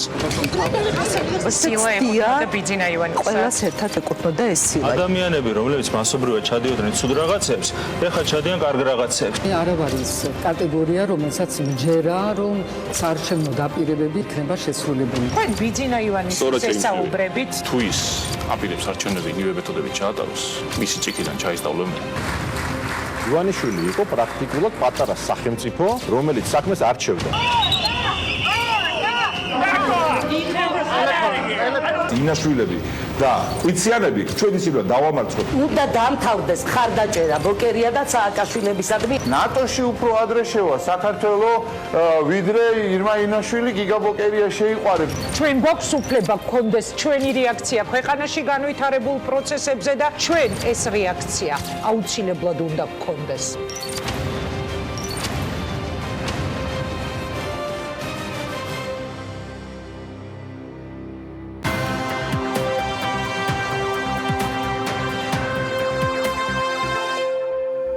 სუპერ თანამედროვე ავტომობილი, ბიზნეს ლიდერი და გამოცდილი მძღოლი. აი ასე მაიძულა წარდგნა ბექა ბაციკაძემ თავისი რუბრიკისა, რომელიც BMG Drive-ის სახელით უკომფორტულეს X-ის 90-ის მგზავრებს, ანუ ჩვენს რესპონდენტებთან მოკლე ინტერვიუებს შემოგთავაზებს. BMG Drive-ის პირველ გადაცემაში სტუმრობა TBC-ის გენერალური დირექტორის მოადგილემ ნიკა ქურდიანმა გარისკა. გამოცდილი მძღოლის დამადასტურებლად ბექამ რა წარუდგინა, არ ვიცი, მაგრამ მანქანა თავისთავად იმდენად უსაფრთხოა, გარისკო მე მგონი ყველასთვის შეიძლება. მგზავრობამაც შვიდად ჩაიარა და სასაუბრო თემებიც არ იყო ურიგო. Space-ი განვითარების გეგმები, გამოწვევები, დამწყები ბიზნესებისათვის და სახელმწიფოს როლი სტარტაპების განვითარების მიმართულებით. მოკლედ, კარგი მანქანის საჭესთან და კომფორტული მგზავრობისას ყველა თემაზე საუბარი მოსულა. ხოდა ვნახოთ BMG Drive-ის პირველი ეპიზოდი.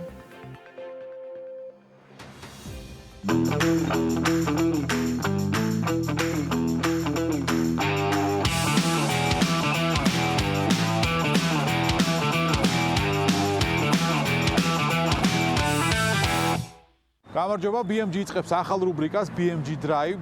ჩვენი პარტნიორი მეგობარი ამ რუბრიკის ფარგლებში არის Volvo. სწორედ Volvo XC90-ით მივაკითხავთ სტუმრებს, ან შეიძლება სხვა მოდელით XC90 არ იყოს მომდევნო გადაცემებში, მაგრამ იქნება Volvo სუპერ თანამედროვე და უსაფრთხო ავტომობილი. დღევანდელი პირველი რუბრიკის ჩვენი სტუმარი იქნება ნიკა ქურდიანი, TBC ბანკის გენერალური დირექტორის მოადგილე, რომელიც ელოდება ჩვენს ზარს და ჩვენს მისვლას. შეგვიძლია რომ პრინციპში დავიზრათ ნიკა ქურდიანისკენ და ჩავწეროთ მასთან საინტერესო ინტერვიუ Volvo XC90-ში.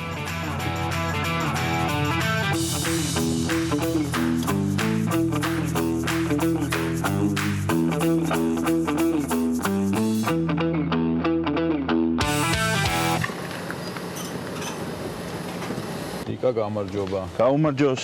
როგორ ხარ? ჩიო. აბა ესე იგი ახალი რუბრიკა დავიწყეთ BMG Drive და რაღაც სუპერ მანქანა ხო Volvo არის ჩვენი მეგობარი და პარტნიორი და ესეთი უსაფრთხო და სუპერ თანამედროვე მანქანა გამოგვატანა და რაღაც ძალიან ლამაზია. იმედი მქონდა რომ სტუმარსაც მოეწონებოდა და სტუმრებს მოეწონებოდა. ძალიან Volvo-ზე. რავ, გენიალური მანქანაა Volvo.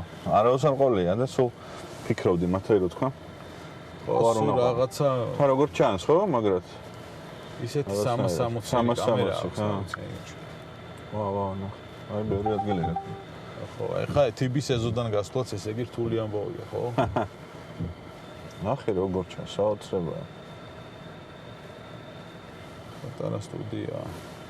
ნიკა სანამ მოვიდოდი, მაყურებელსაც უთხარი მე ცოტა რომ გარდა თქვათ შენი საქმიანობისა, შენი ინტერეს სფეროებისა ვისაუბრებდით იმ მოგზაურობაზე, რომელიც ჰქონდა ტანზანიაში.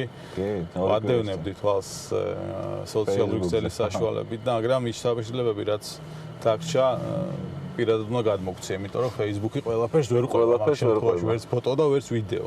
რა ხდებოდა ტანზანიაში? რა ვიცი, მაგარი იყო, ძალიან გადავწყვიტეთ წასვლა, წავიყვანე ჩემი ორი უფროსი შვილი, 13 და 15 წლის, მეუღლე და მეგობრებთან ერთად, მეგობრების ოჯახი იყო კიდე და წავიწყეთ კილიმანჯარო 5800 რაღაცა მეტრი არის სიმაღლე.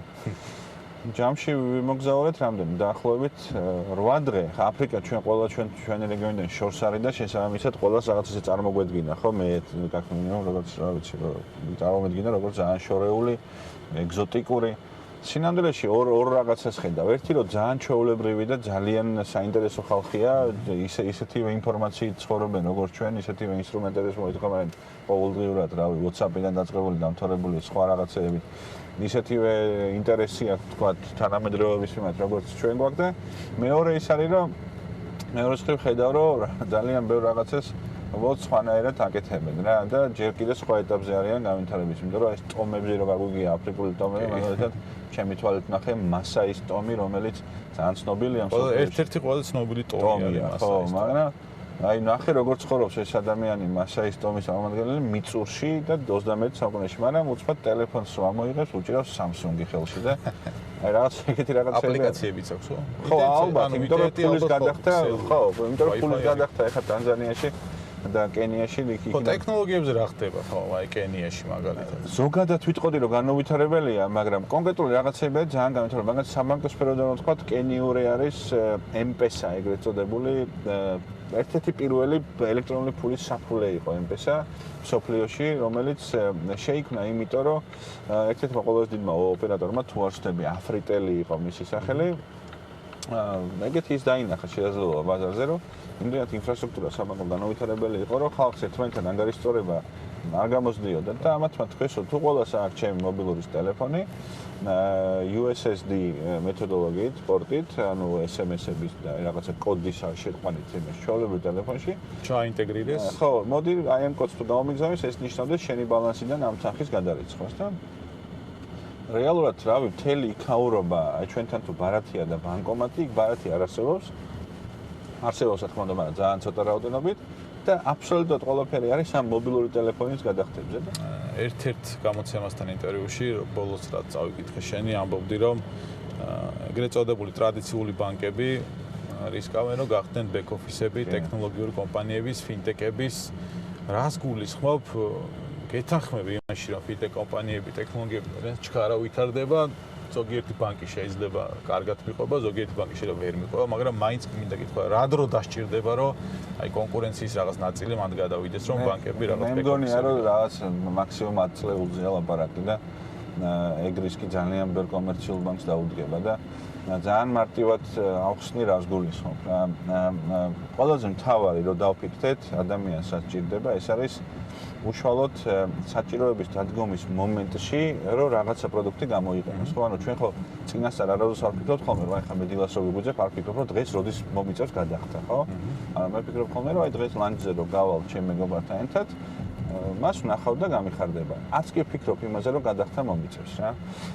ხო და ისე ხდება ხოლმე, რომ მე არც კი ვფიქრობ იმას, რომ ეს TBC ბანკი იქნება, საქართველოს ბანკი იქნება თუ რომელი კომპანია დამეხმარება ამ გადახდაში. ხო და შეიძლება ხვალ გადახდაში დამეხმაროს, რა ვიცი, აბსოლუტურად სხვა ტიპის კომპანია, მაგალითად Facebook-ი ან Apple-მა ხო გამოუშვა თავისი ბარათი და თქვა, რომ მე გადაგახტევინებ ძალიან მარტივად ჩემი ბარათით, რომელიც უკან ახლა ბანკი დგას Goldman Sachs-ი. ბექ-ოფისი. ხო და აი ზუსტად ეგ მაგალითია, რომ ჩვენ თუ Apple გვიყვარს და რა თქმა უნდა Apple ისე უყვარს ყველას, რომ აი მე მაგალითად Apple-ის საათი მაქვს, Apple-ის ტელეფონი მაქვს, iPhone-ი და ასე შემდეგ. მე ალბათ მის ბარათსაც სიამოვნებით გამოვიყენებ და სულ არ იქნება ჩვენთვის დიდი განსხვავება იმისა, ხეს ბანკი ბარათ რომელი ბანკი დგას ამის უკან და აი მაგას გულისხმობ რა, ამიტომ ის კომპანიები წავლენ წინ, რომლის ბრენდიც კლიენტს უყვარს, რომლის გამოცდილებაც კლიენტს უყვარს და რომელთანაც ძალიან ხშირი შეხება აქვს.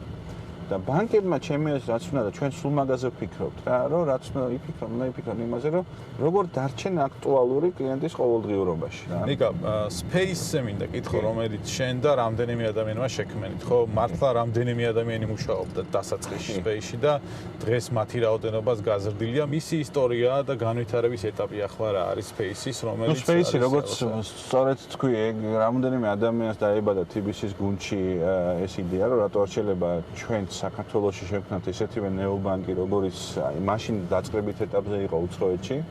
სულ რამოდენიმე სახელი იყო ცნობილი, დღეს უკვე ბევრია, მაგრამ მაშინ სულ რამოდენიმე იყო და მახსოვს ჯიტაში, ოქროყანაში, ჯიტამ გამოგვიყო ოთახი და იმ ოთახში განთავსდა ეს გუნდი, 4 კაციანი გუნდი იყო.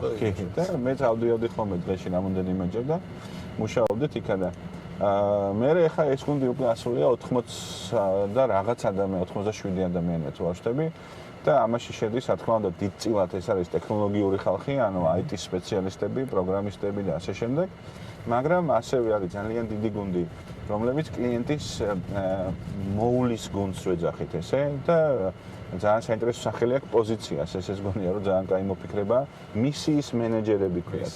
რატო? იმიტომ რომ ჩვენი მისია არის რომ კლიენტი იყოს გახარებული და შესაბამისად ადამიანი რომელიც კლიენტს უვლის, ის არის მისიის მენეჯერი, ხო? და მისიას მართავს და რა ვიცი, დღეს Space-ი არის 186,000 თუ სწორედ მახსოვს გუშინ უყურებდი მაგასაც 186,000 მომხმარებლის ნეობანკი პატარა ასაკში. წელიწადი და 8 თვე მიახლოებით. ანუ ძალიან პატარა ასაკში. სუპერ პატარა ასაკში, ანუ TBC არის 28 წლის. ეხლა გახდება 28 წლის წელს თუ ვშტები და Space-ი არის წელიწადი და 8.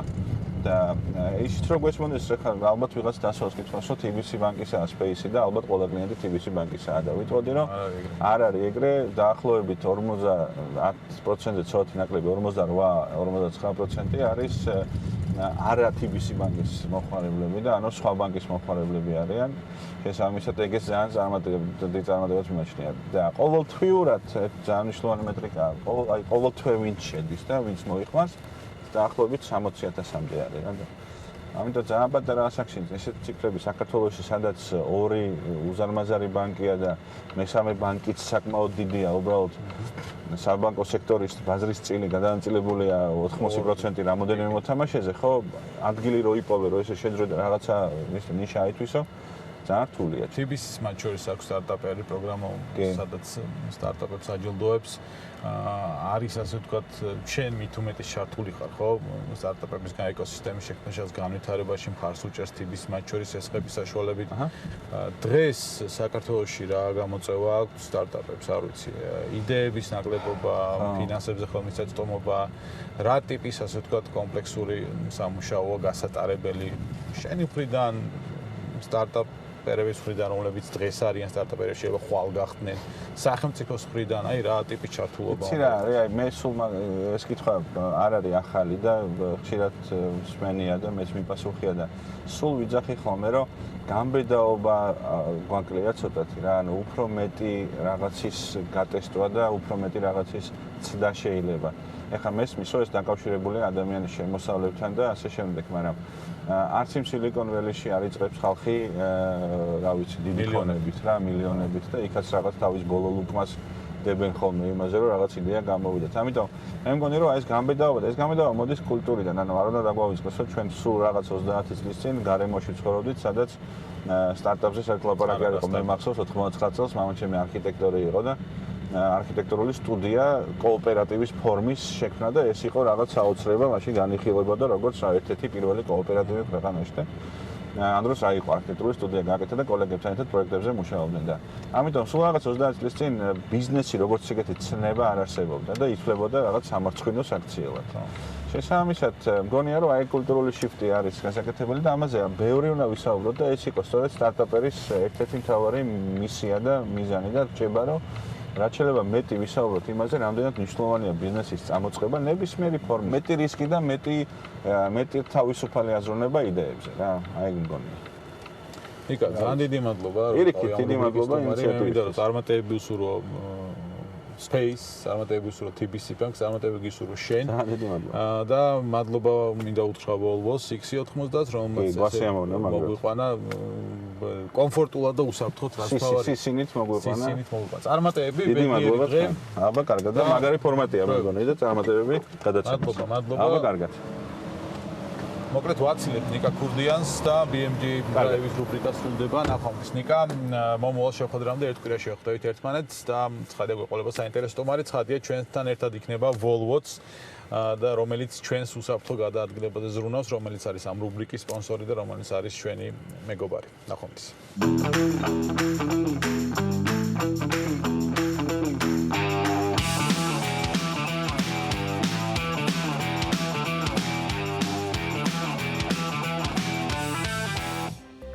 ესე მგზავრობი და პირდაპირ განათლებისკენ ვინაცვლებთ. მეორე წელია UG Cambridge-ის ოფიციალურად რეგისტრირებული სასწავლო საგანმანათლებლო კომპლექსია საქართველოში, რომელიც სკოლასა და ბაღს მოიცავს.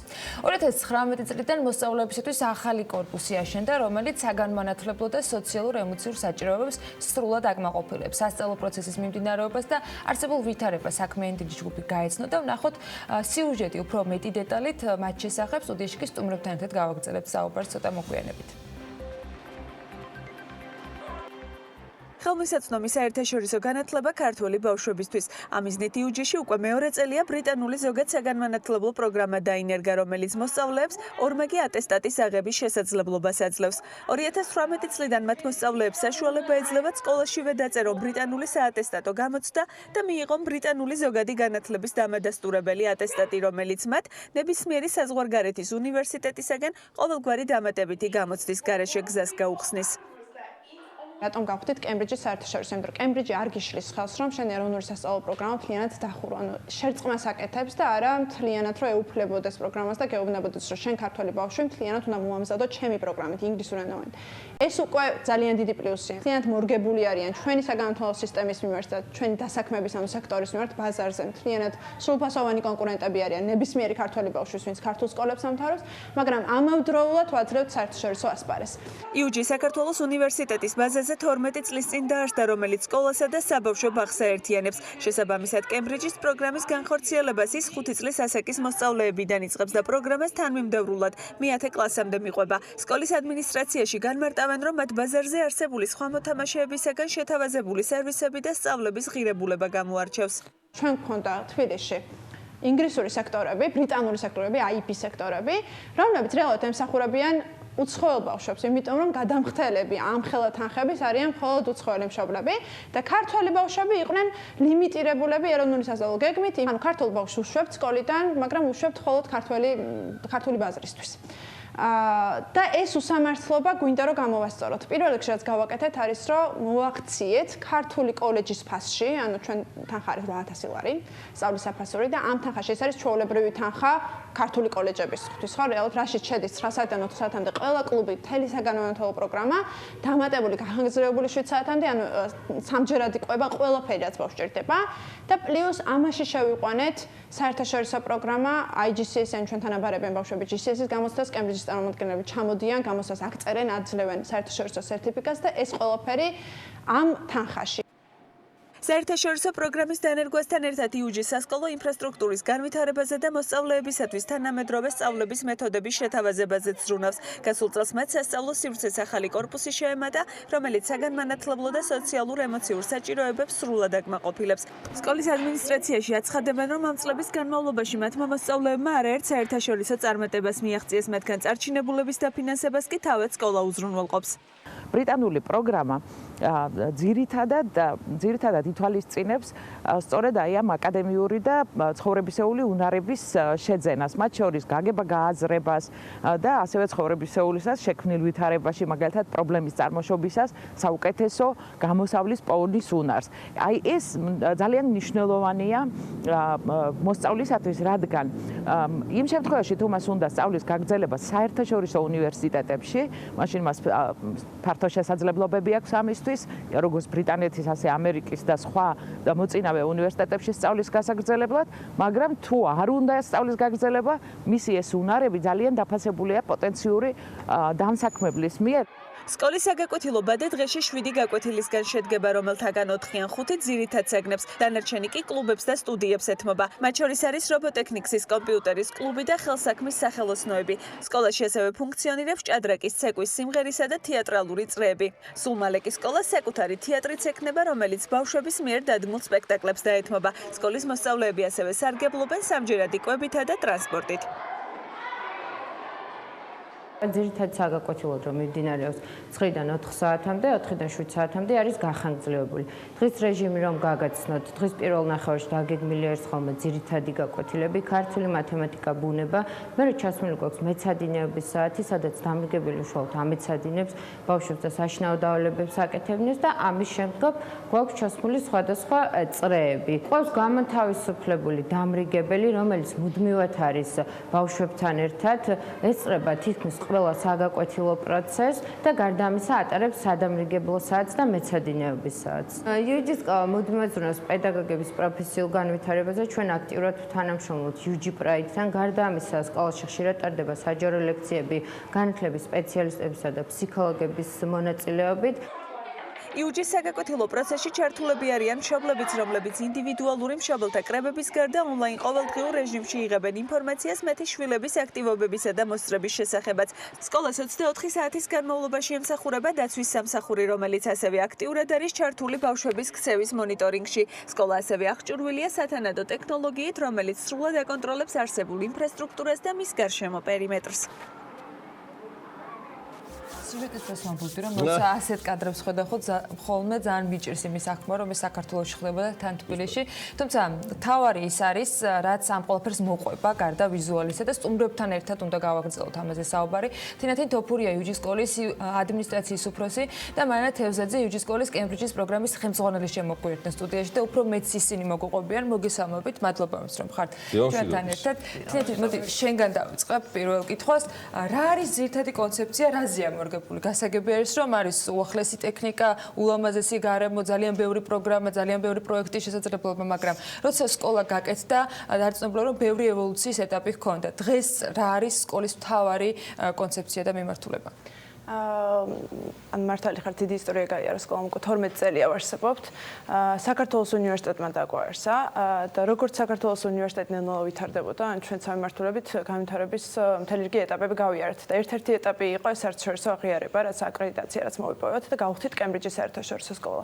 ანუ უნივერსიტეტმა თუ განავითარა თავის პროგრამები იმ ხრივ რომ დანერგა ვთქვათ ინგლისურენოვანი სწავლება მთლიანად ვთქვათ უცხოელი სტუდენტებისთვის და ახლა მესმისტერთან აქვთ სამედიცინო მიმართულებით პროგრამის გაცვლითი ვთქვათ სტუდენტები წავიდნენ ანუ ეხლა არის უკვე ჩაშვებულია რეალურად ეს პროგრამა რომ ნახევარ კურს დაამთავრებს თქვათ სტუდენტი საქართველოში და მერე გაფრინდება ბრიტანეთში თქვათ ჩვენ სკოლას ეს ფუფუნა ან პირიქით ანუ აიღებს ვესტმინსტერის და საქართველოს უნივერსიტეტის დიპლომს ერთდროულად ეს ფუფუნება სკოლას არ აქვს იმიტომ რომ პატარა ბავშვებთან გვაქვს საქმე არასრულწლოვნები არიან და მათ ადგილზე სჭირდებათ ის საერთაშორისო განათლება ვერ გაგზავნი ასე ვერ გააგზავნი წლებით თუ არ გინდა რომ ქართულად გაიზარდოს და თან ჩვენი დამფუძნებლები ორი ისტორიკოსი ქალბატონია რომელიც ძალიან პატრიოტები არიან ქვეყნის და ანუ გვინდა რომ ქართველებად გაიზარდონ ანუ უარი არ უნდა ვთქვათ ეროვნულ სასწავლო გეგმაზე და უნდა დავუმატოთ უბრალოდ საერთაშორისო პროგრამა ხო და 2018-ში არის ეს ამბავი მომხდარი გულისხმობ კემბრიჯის თემა ამ ისტორიის განმავლობაში მაინც მინდა რომ ცოტა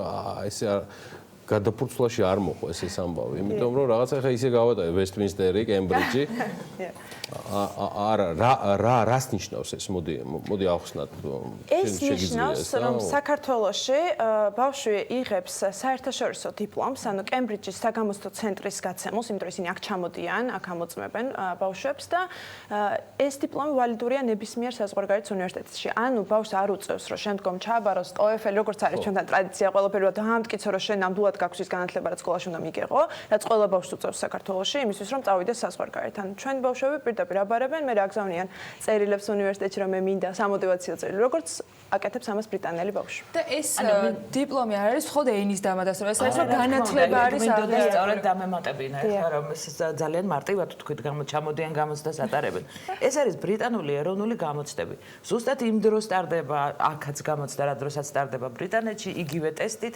იგივე სერტიფიკატი გაიცემა და უნდა გითხრათ რომ იმ სერტიფიკატში არ არის აღნიშნული ამ ბავშვმა ისწავლა თბილისში ან ჩააბარა გამოცდა თბილისში და იმან ლონდონში ანუ ეს ხდის მას სრულფასოვან კონკურენტად ბრიტანელი ბავშვს ან ნებისმიერი მსოფლიოში მოსწავლისა რადგან მათ გზახსნილი აქვთ უკვე მაღალ რეიტინგული უნივერსიტეტებისკენ ნებისმიერი უნივერსიტეტებისკენ ამავე დროს რამდენად აქვთ მათ შემდეგ უფლება რომ იგივე ქართულ უნივერსიტეტებში გააგრძელოს იმიტომ რომ ზოგიერთ შემთხვევაში არჩევანის გაკეთება უწევთ მოსწავლეებს რომელი სერტიფიკატი აიღონ ანუ იყოს საქართველოში აღიარებული საშუალო განათლების თქვა დამადასტურებელი დოკუმენტი თუ საერთაშორისოდ აღიარებული ზუსტად პრობლემის გამო ორივე პროგრამა შევთავაზეთ ამაზე თინათინი უკეთი ლაპარაკობს ანუ ყველაზე კარგი ის არის რაც განასხვავებს თქვა IP Pro თბილისში ბევრი პროგრამაა ჩასმული რომელიც არის მთლიანად ინგლისურენოვანი და ბავშვს უკვე აღარ აქვს არჩევანი რომ წავიდეს საქართველოს უნივერსიტეტში ანუ ამზადებთ მხოლოდ საზღვარგარეთ უნივერსიტეტებისთვის ესეთ ბავშვებს და რეალურად მათ არიციან ანუ დაფარული არ აქვს ეროვნული სასწავლო გეგმა ანუ არ გაუვლიათ ისტორია ქართული ანუ არაფერი არიციან ქართული პროგრამის და ზოგადი განათლება მათ ქართულ ენაზე არ აქვს მიღებული და ეს უკვე ძალიან ჩვენთვის ძალიან არასწორი პოლიტიკა არის ქართველი ბავშვების ახსნის ამიტომ ჩვენ ეს გამოვრიცხეთ მთლიანად ვფარავთ ეროვნულ სასწავლო გეგმას ჩვენ ვართ ავტორიზირებული სკოლა ქართული ეს ნიშნავს რომ გავცვით ქართულ ატესტატს ანუ ჩვენს ბავშვს შეუძლია ნებისმიერ საქართველოს უნივერსიტეტმა დაგვაარსა და მის ინტერესებში არის რომ თავისთვის მოამზადოს სტუდენტები ანუ მოსწავლეები და ჩვენ ბავშვებს შეუძლიათ საქართველოს ნებისმიერ არჩევანს არ აკეთებს შოპელი ინგლისური სექტორი ანუ მოამზადოს ინგლისურ ენაზე უცხოეთისთვის ბავშვი თუ ქართულ ენაზე მხოლოდ ქართული ბაზრისთვის მე მაინც ცოტა ესე შევეცდები ყოველ შემთხვევაში გავაფართო მე მინდა კონკურენტულ უპირატესობაზე ვისაუბროთ იმიტომ რომ თინათინმაც არაერთხელ ახსენა და აბსოლუტური სიმართლეა და ჭეშმარიტება რომ ჩვენს ენაზე ბიზნეს გადაცემა ბაზარზე საკმაოდ მძაფრი კონკურენციაა. მე მინდა UG-ის კონკურენტულ უპირატესობაზე ვისაუბროთ. მოსწავლეების უცხოელი მასწავლებლების ჩართულობიდან, აი ამ ბრიტანული კვალიდან გამომდინარე, რა კონკურენტული უპირატესობა აქვს მას, რა გამოარჩევს მას ბაზარზე, რატომ UG? აი ამ კითხვაზე მინდა პასუხი მივიღო. თქვენგან დავიწყოთ. კი ბატონო, მე ამას ვიტყოდი სწორედ აი ბრიტანულ პროგრამასთან მიმართებაში და რა კი ხო ბიზნეს გადაცემაში ვსდიახ კიდევ სწორედ პოტენციური დამსაქმებლის ხედვიდან. რას ხედავს ის თუკი პოტენციურ თანამშრომელს CV-ში უწერია, რომ ბრიტანული ეროვნული გამოცდები აქვს ჩაბარებული. ეს არის მისთვის დიდი გზავნილი, ასე ვთქვათ, იმიტომ რომ მან იცის უკვე, რომ ის არის აღჭურვილი არა მხოლოდ აკადემიური, არამედ ცხოვრებისეული ყველა საჭირო უნარჩვევით, რასაც სწორედ ეს ბრიტანული პროგრამა უზრუნველყოფს. ანუ კემბრიჯის საერთაშორისო პროგრამა არა მხოლოდ ცოდნის გადაცემას და ცოდნის დაგროვებას ემსახურება, არამედ მის პრაქტიკულ გამოყენებას, სწორედ პრაგმატული მიზნით ცოდნის გამოყენებას. ამ უნარჩვევების განვითარების ყველა საფუძველია ჩადებული თვითონ ამ პროგრამაში. როგორ ხდება კიდევ იქ იყო მეორე კითხვა, როგორ ხდება მასწავლებლების თქვათ მომზადება ამ პროგრამისთვის? თვითონ კემბრიჯის ცენტრი გვამარაგებს როგორც ონლაინ ისე პირისპირ ტრენინგებით. აი რაიმე სიახლე შემოიტანენ, იმაზე აუცილებლად ტრენინგს ჩაატარებენ. გარდა ამისა მასწავლებლებს იქაც შეუძლიათ წავიდნენ და ყავს კიდევ საერთაშორისო მასწავლებლები. ამასთან ერთად კიდევ ყავს კონსულტანტები ბრიტანეთიდან.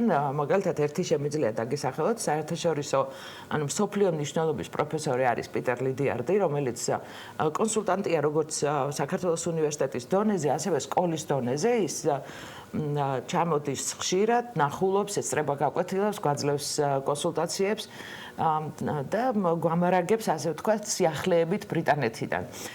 არის კიდევ ის, რომ სახელმძღვანელოებიც თვითონ კემბრიჯის უნივერსიტეტის გამომცემლობის სახელმძღვანელოებია და ეს სახელმძღვანელოები გათვლილია ასაკზე, პროგრამაზე, სიახლეებზე, თანამედროვეობაზე, ყველაფერზე. ის იცვლება მუდმივ ცვალებადობაში. გარდა ამისა, გამომცემლობა თვითონ არის კიდევ დაინტერესებული, რომ მოამზადოს მასწავლებელი მისი წიგნი კარგად ასწავლოს. ანუ ყოველი მხრიდან მასწავლებელს აქვს მხარდაჭერა. ეს არის ის ძირითადი მიზეზები, რის გამოც თქვენ არჩევანი გააკეთეთ ბრიტანულ მიმართულებაზე და კემბრიჯზე, იმიტომ რომ ბევრი მოდელი შეიძლებოდა ყოფილიყო, ბევრი საერთაშორისო გამოცდილი, თქვათ, შესაძლებლობა არის ხელმისაწვდომი, თუთ ეს იმ რესურსების და იმ მონდომების გათვალისწინებით, რაც თქვენ გაქვთ დახარჯული ამ ეტაპებზე. ეს ჩამოთვლილი კრიტერიუმები განსაზღვრავდა იმას, რომ ეს პროგრამა არის თქვენთვის დღეს პრიორიტეტული? რა თქმა უნდა, ბევრი ის დადებითი ხარე, რომელზედაც უკვე ვილაპარაკეთ, თუნდაც აი ეს რაც თქვით, რომ პოტენციური დამსაქმებლის მხრიდან ეს დამსაქმებელმა იცის, რომ აი ის უნარჩვევები აქვს მას უკვე სკოლიდან გამოსულ ბავშვსაც კი თქვათ უნივერსიტეტის ეტაპამდე ის უნარჩვევები აქვს, რომელიც თანამედროვე მსოფლიოს სჭირდება, ზუსტად აი ამიტომაც და კემბრიჯის მხარდაჭერის გამო. ჩემი ბოლო კითხვა ვერ დავასრულებ თქვენთან საუბარს, წარმოუდგენელია, რომ იმ ფაქტზე არ მოგვიყვეთ, რაც ეხება სკოლის და საქართველოს უნივერსიტეტის სრული დაფინანსებით შეერთებულ შტატებში ფიზიკოს და ხო კონკურსი ეს ჩემი საქართველოს უნივერსიტეტში სტუმრობისას ტური მომიწყო, გოგა თოფურია, ძალიან საინტერესო, არ ვიყავენ, ბევრი რამ ნახე, ამაზე სხვა დროს მოგიყვებით. თინა, რეალურად ამ ტურნირის შესახებ მაინტერესებს და მის შედეგები. ან ფილიპ ექსეტერას საერთაშორისო ტურნირი არის, ეს ფიზიკის მიმართულებით, რომელშიც მონაწილეობას მსოფლიოს ყველა წამყვანი ქვეყანა იღებს და ჩვენ პირველი ვიზიტი იყო ეს, ჩვენი ბავშვები გავგზავნეთ კემბრიჯის ფარგლებში, ბავშვები გავაერთიანეთ უკვე ფიზიკის გაძლიერებულ პროგრამებზე, რეალურად რაც არის ბრიტანული პროგრამები და 6 ბავშვი წავიდა, 7 ბავშვი გავგზავნეთ, მე-7 იყო სხვა მხრივ დავაჯილდოვეთ აკადემიური წარმატებისთვის და გავგზავნეთ ამ საოლიმპიადო ჯგუფთან ერთად. მე-5 ადგილზე გავედით და ეს ახლა პირველი მონაწილეობისთვის რეალურად ვაჯობეთ საფრანგეთს, გერმანიას და მე-9 კლასელები იყვნენ, იმიტომ რომ ჩვენი პირველი კლასები, ჩვენ 9 წლის წინ გავხსენით დაწყებით კლასები და ჩვენი გამოცდილი ბავშვები მე-9 კლასში არიან რეალურად და ეჯიბრებოდნენ მე-11 კლასელებს, იმიტომ რომ ყველა სკოლაში საოლიმპიადო ჯგუფები უკვე დგება იმ უფროს კლასელებისგან, ვინც ყავთ და ძალიან დიდი წარმატება იყო. პირველ რიგში მათთვის, იმიტომ რომ ეს მათთვის არის პირდაპირ დაფინანსების, ან როდესაც დაასრულებენ სკოლას უკვე უნივერსიტეტში დაფინანსების წინაპირობა. ძალიან დიდი მადლობა სტუმრობისთვის. მე მგონი არ გამოგჭა არაფერი. არა. არა. ანა შენ? არა, მე მგონია ეხლა უკვე ის დროა რომ დანარჩენზე თვითონ სკოლას მივაკითხო და დანარჩენი სიუჟეტი ძალიან საინტერესო იყო და რაღაცა ისე თინათინ დოფურია, მადლობა მას მოგზაურობისთვის. იგი იუჯის სკოლის ადმინისტრაციის უფროსია და ჩვენ გსტუმრობდა ასევე მანა თევზაძე, იუჯის სკოლის კემბრიჯის პროგრამების ხელმძღვანელი. თქვენ კიდევ ბევრს გაიგებთ ამ სკოლის და მისი მესვეურების შესახებ. ჩვენ გემზადებით შემდეგი ბლოგისათვის და სტუმრიანობისათვის უახლოეს მომავალში პარლამენტის საინვესტიციო ფონდების შესახებ პროექტის განხილვას დაიწყებს. დოკუმენტის ინიციატორი საქართველოს მთავრობა, ავტორები კი საქართველოს ეროვნული ბანკი და ეკონომიკის სამინისტრო. რამდენად საინტერესო შეიძლება იყოს კანონი ინვესტორებისათვის და რა წვლილი შეტანა შეუძლია მას კაპიტალის ბაზრის განვითარებაში გალტენდაკარდის მართულ დირექტორთან ოთარ შარიქაძესთან ერთად გავაგრძელებთ საუბარს.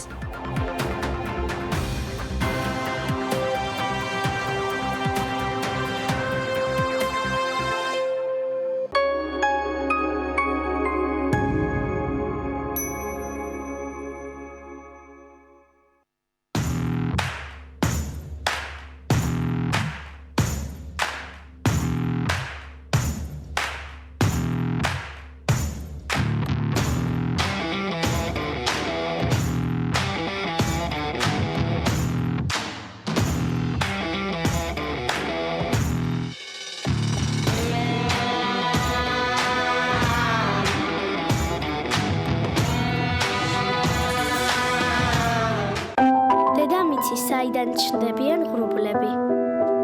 ყველაზე გემრიელი ჩახუტება. ჯადოსნური ისტორიები საოცარ არსებებზე. დედამიწის ფაგიო. ფაგიო გამოიყენება ანგინას, სინუსიტისა და ბრონქიტის მკურნალობისა და პრევენციის მიზნით. გამოყენებისას გაეცანით ინსტრუქციას გვერდითი მოვლენების შესახებ დეტალური ინფორმაციის მისაღებად მიმართეთ ექიმს. მიიღე და გააგზავნე ამანათი საქართველოს პოსტით საუკეთესო ფასად. საბერძნეთი 1 კილოგრამი 1.5 ევრო, იტალია 1 კილოგრამი 2 ევროდან, ესპანეთი 1 კილოგრამი 3 ევროდან. ყოველთვის შეგიძლია გაუგზავნო განსაკუთრებული ამანათი საყვარელ ადამიანებს.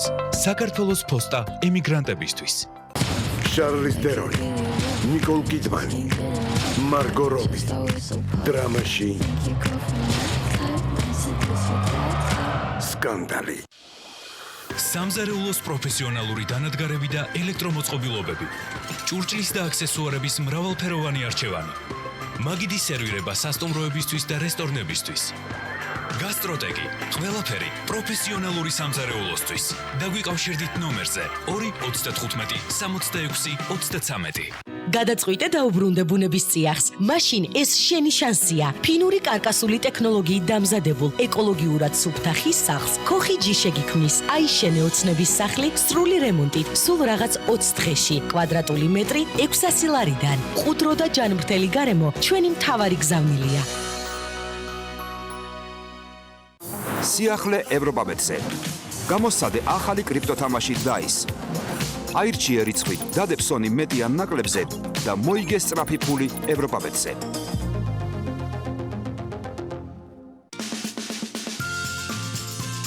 რენოქსი. აირჩიე უმაღლესი ხარისხის ეკოლოგიურად სუფთა ლაქსაღებავები და წებოცემენტი, რომელიც დამზადებულია უახლესი ტექნოლოგიებით. იყავი გამორჩეული და კრეატიული. რენოქსი. შეცვალე შენი სამყარო რენოქსის სფერებით. საქართველოს მთებში ყველაფერი სრულყოფილია. მაპატიე ლამაზო, ამ სრულყოფილებაში შენ ერთზე უთუოდ მოიაზრება. სანტინოს რძე იქმნება იქ, სადაც მეფობს ბუნება. სწორედ ამიტომ ინარჩუნებს მთის ყველა სიკეთეს და ეს სრულყოფილება იგრძნობა მის თითოეულ წვეთში. სანტინო შექმნილია საქართველოს ბუნების მიერ. უფასო სასადილოდან მილიონრობამდე.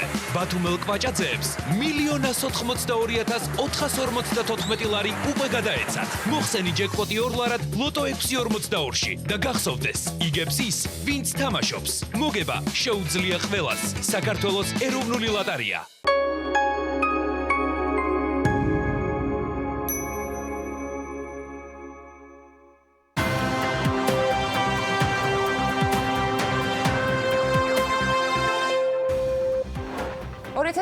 წელს ისრაელთან სავაჭრო ბრუნვა 6.8%-ით შემცირდა და 27,900,000 დოლარი შეადგინა. BMG-ის მიერ საქსტატიდან გამოთხოვილი ინფორმაციის მიხედვით სავაჭრო ბრუნვა იმპორტის კლების ხარჯზეა დაფიქსირებული. იანვარში ელექტროენერგიის მოხმარება 6%-ით გაიზარდა. შეგვიძლია ვთქვათ, რომ დეკემბერ-იანვარში ინფლაციური პროცესი აღარ გვაქვს, ეს თქვა ფინანსთა მინისტრმა ივანე მაჭავარიანმა პარლამენტში მინისტრის საათის ფარგლებში სიტყვით გამოსვლისას. საქართველოს ბიზნეს ასოციაციაში კი საგადასახადო საბაჟო კომიტეტის მორიგი გაფართოებული სხდომა გაიმართა, რომელსაც ასოციაციის წევრი კომპანიების წარმომადგენლებთან ერთად ფინანსთა მინისტრის მოადგილე ზურაბ ძნელაშვილი და შემოსავლების სამსახურის ახალი უფროსი ლევან კაკავა ესწრებოდნენ. ესკოს მონაცემებით, ელექტროენერგეტიკული ბაზრის ოპერატორის მონაცემებით, ამ წლის იანვარში 1,17,878,000 მილიონი კილოვატ-საათი ელექტროენერგიის მოხმარება დაფიქსირდა, რაც გასული წლის ანალოგიური პერიოდის მაჩვენებელზე, თუ შევადარებთ, დაახლოებით 6%-იან ზრდას ნიშნავს. აქედან 1,31,000,000 კილოვატ-საათი ადგილობრივი გენერაციის ობიექტებმა გამოიმუშავეს. 2019 წელს ქვეყანაში ელექტროენერგიის მოხმარებამ 13,153,700,000 კილოვატ-საათი შეადგინა. ელექტროენერგიის იმპორტის და ფასის თემა პარლამენტშიც განსახილველი საკითხი იყო. მინისტრს ელექტროენერგიის იმპორტთან და ენერგეტიკულ პროექტებთან შეფასებასთან დაკავშირებით ოთარ დანელიამ დაუსვა კითხვა. ვანო მაჭავარიანი ამბობს, რომ ყველა ენერგეტიკული პროექტი მისაღები არ არის. მისი თქმით, შესაბამისად, სადაც იქნება მომგებიანი და მიზანშეწონილი პროექტი, იქ აშენდება ჰესი თბოელექტროსადგური, სადაც უფრო უპრიანი იქნება, განხორციელდება შესაბამისად იმპორტი და ამაზე გადაწყვეტილებას მიიღებენ. ელექტროენერგიის იმპორტს ვახორციელებთ, მაგრამ იმპორტის ნებისმიერ ფასად ჩანაცვლება არ გვაწყობს, ამბობს მაჭავარიანი და აქვე აღნიშნავს, რომ ყველა საკითხთან დაკავშირებით იქნება ცალკეული განხილვები. ჩვენ იმპორტის ჩანაცვლება ნებისმიერ ფასად არ გვაწყობს. ყველა ის ენერგეტიკული პროექტი, რომელიც შემოტანილია და რომელიც ითხოვს სახელმწიფო გარანტიას, არ ნიშნავს, რომ ჩვენთვის არის მისაღები და ჩვენ სავალუტო ფონდთან ერთად გავდივართ საკმაოდ დეტალურად ამ ინფორმაციას, ესე ვთქვათ, საკითხს. ადრინდელი მაგალითად ზღვარი ჩვენი რისკის აღების რაც იყო შესაძლებელი, ზედა ზღვარი სავალუტო ფონდთან იყო დაწესებული და მათთან ერთად შეთანხმებით იყო დადგენილი. ეხლა მათი რეკომენდაცია არის, რომ ჩვენ პრაქტიკულად ზღვარი კიდევ უფრო ქვემოთ ჩამოვწიოთ. ისე ხელაღებით, როგორც ვთქვათ, მანამდე იგულისხმებოდა და ხშირად ხდებოდა, რომ უბრალოდ ენერგეტიკაში თუ გინდათ, რომ ინვესტიცია გააკეთოთ, სახელმწიფო გარანტია გჭირდებათ. ენერგეტიკა ეგეთი სფეროა, რომ სახელმწიფო გარანტია არ არის ენერგეტიკა ეგეთი სფერო, რომ მხოლოდ სახელმწიფო გარანტიებით იმუშაოს. ეს ჩვენ ამისგან ნელ-ნელა ვშორდებით და ჩვენ გვინდა რომ მაქსიმალურად ენერგეტიკაც იყოს საბაზრო პრინციპებზე დაყრდნობილი სფერო. 2019 წელს ისრაელთან სავაჭრო ბრუნვა თითქმის 7%-ით არის შემცირებული, უფრო ზუსტად 6.8%-ით და მან ჯამურად 27,900,000 დოლარი შეადგინა. იმ ინფორმაციის მიხედვით, რომელიც საქსტატიდან გამოვითხოვეთ, შეგვიძლია ვთქვათ, რომ სავაჭრო ბრუნვა იმპორტის კლების ხარჯზე შემცირდა. 2019 წელს ისრაელიდან იმპორტირებული საქონლის ღირებულებამ 13,9 მილიონი დოლარი შეადგინა, მაშინ როდესაც 2018-ში ის იყო 20,700,000 დოლარის ღირებულების. იმპორტის კლება იყო 34.7%. რაც შეეხება ექსპორტს, 2019-ში ისრაელში ექსპორტირებული საქონლის ღირებულება გაიზარდა 35.7%-ით და ისტორიული მაქსიმუმი დააფიქსირა ასევე ღირებულებაში 14,400,000 დოლარი. 2014 წლის შემდეგ 2016 წლამდე ორ ქვეყანას შორის სავაჭრო ურთიერთობის ინტენსივობა შემცირებულია, 2016-18 წლებში კი გააქტიურებული. 2014 წელს მაგალითად იყო 41,700,000, 2015-ში 28,200,000, 2016-ში 15,900,000, 2017-ში 20 მილიონს გადააჭერბა და 2018 წელს 30 მილიონ დოლარს შეადგენდა. გურიაში სოფელ ნიგუზიანსა და ხაჯალიას შორის მდებარე რძის გადამამუშავებელი საწარმო გურის ნობათის გაფართოებისა და თურქეთთან ექსპორტის გეგმებს განიხილავს.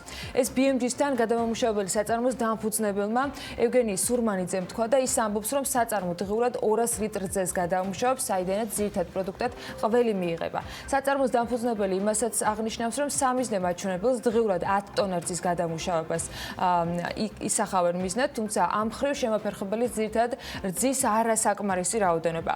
როგორც სურმანიძე ამბობს, გადამუშავებული პროდუქცია ამ ეტაპზე ძირითად ბაზრებში ხდება, თუმცა გარკვეულ პერიოდში საწარმოში დამზადებული ყველი სუპერმარკეტებშიც უნდა გამოჩნდეს. საწარმოს მომავალი გეგმები გაფართოების იმ პროექტის განხორციელებაზეა დამოკიდებული, რომელზეც მისი დამფუძნებელი მუშაობს.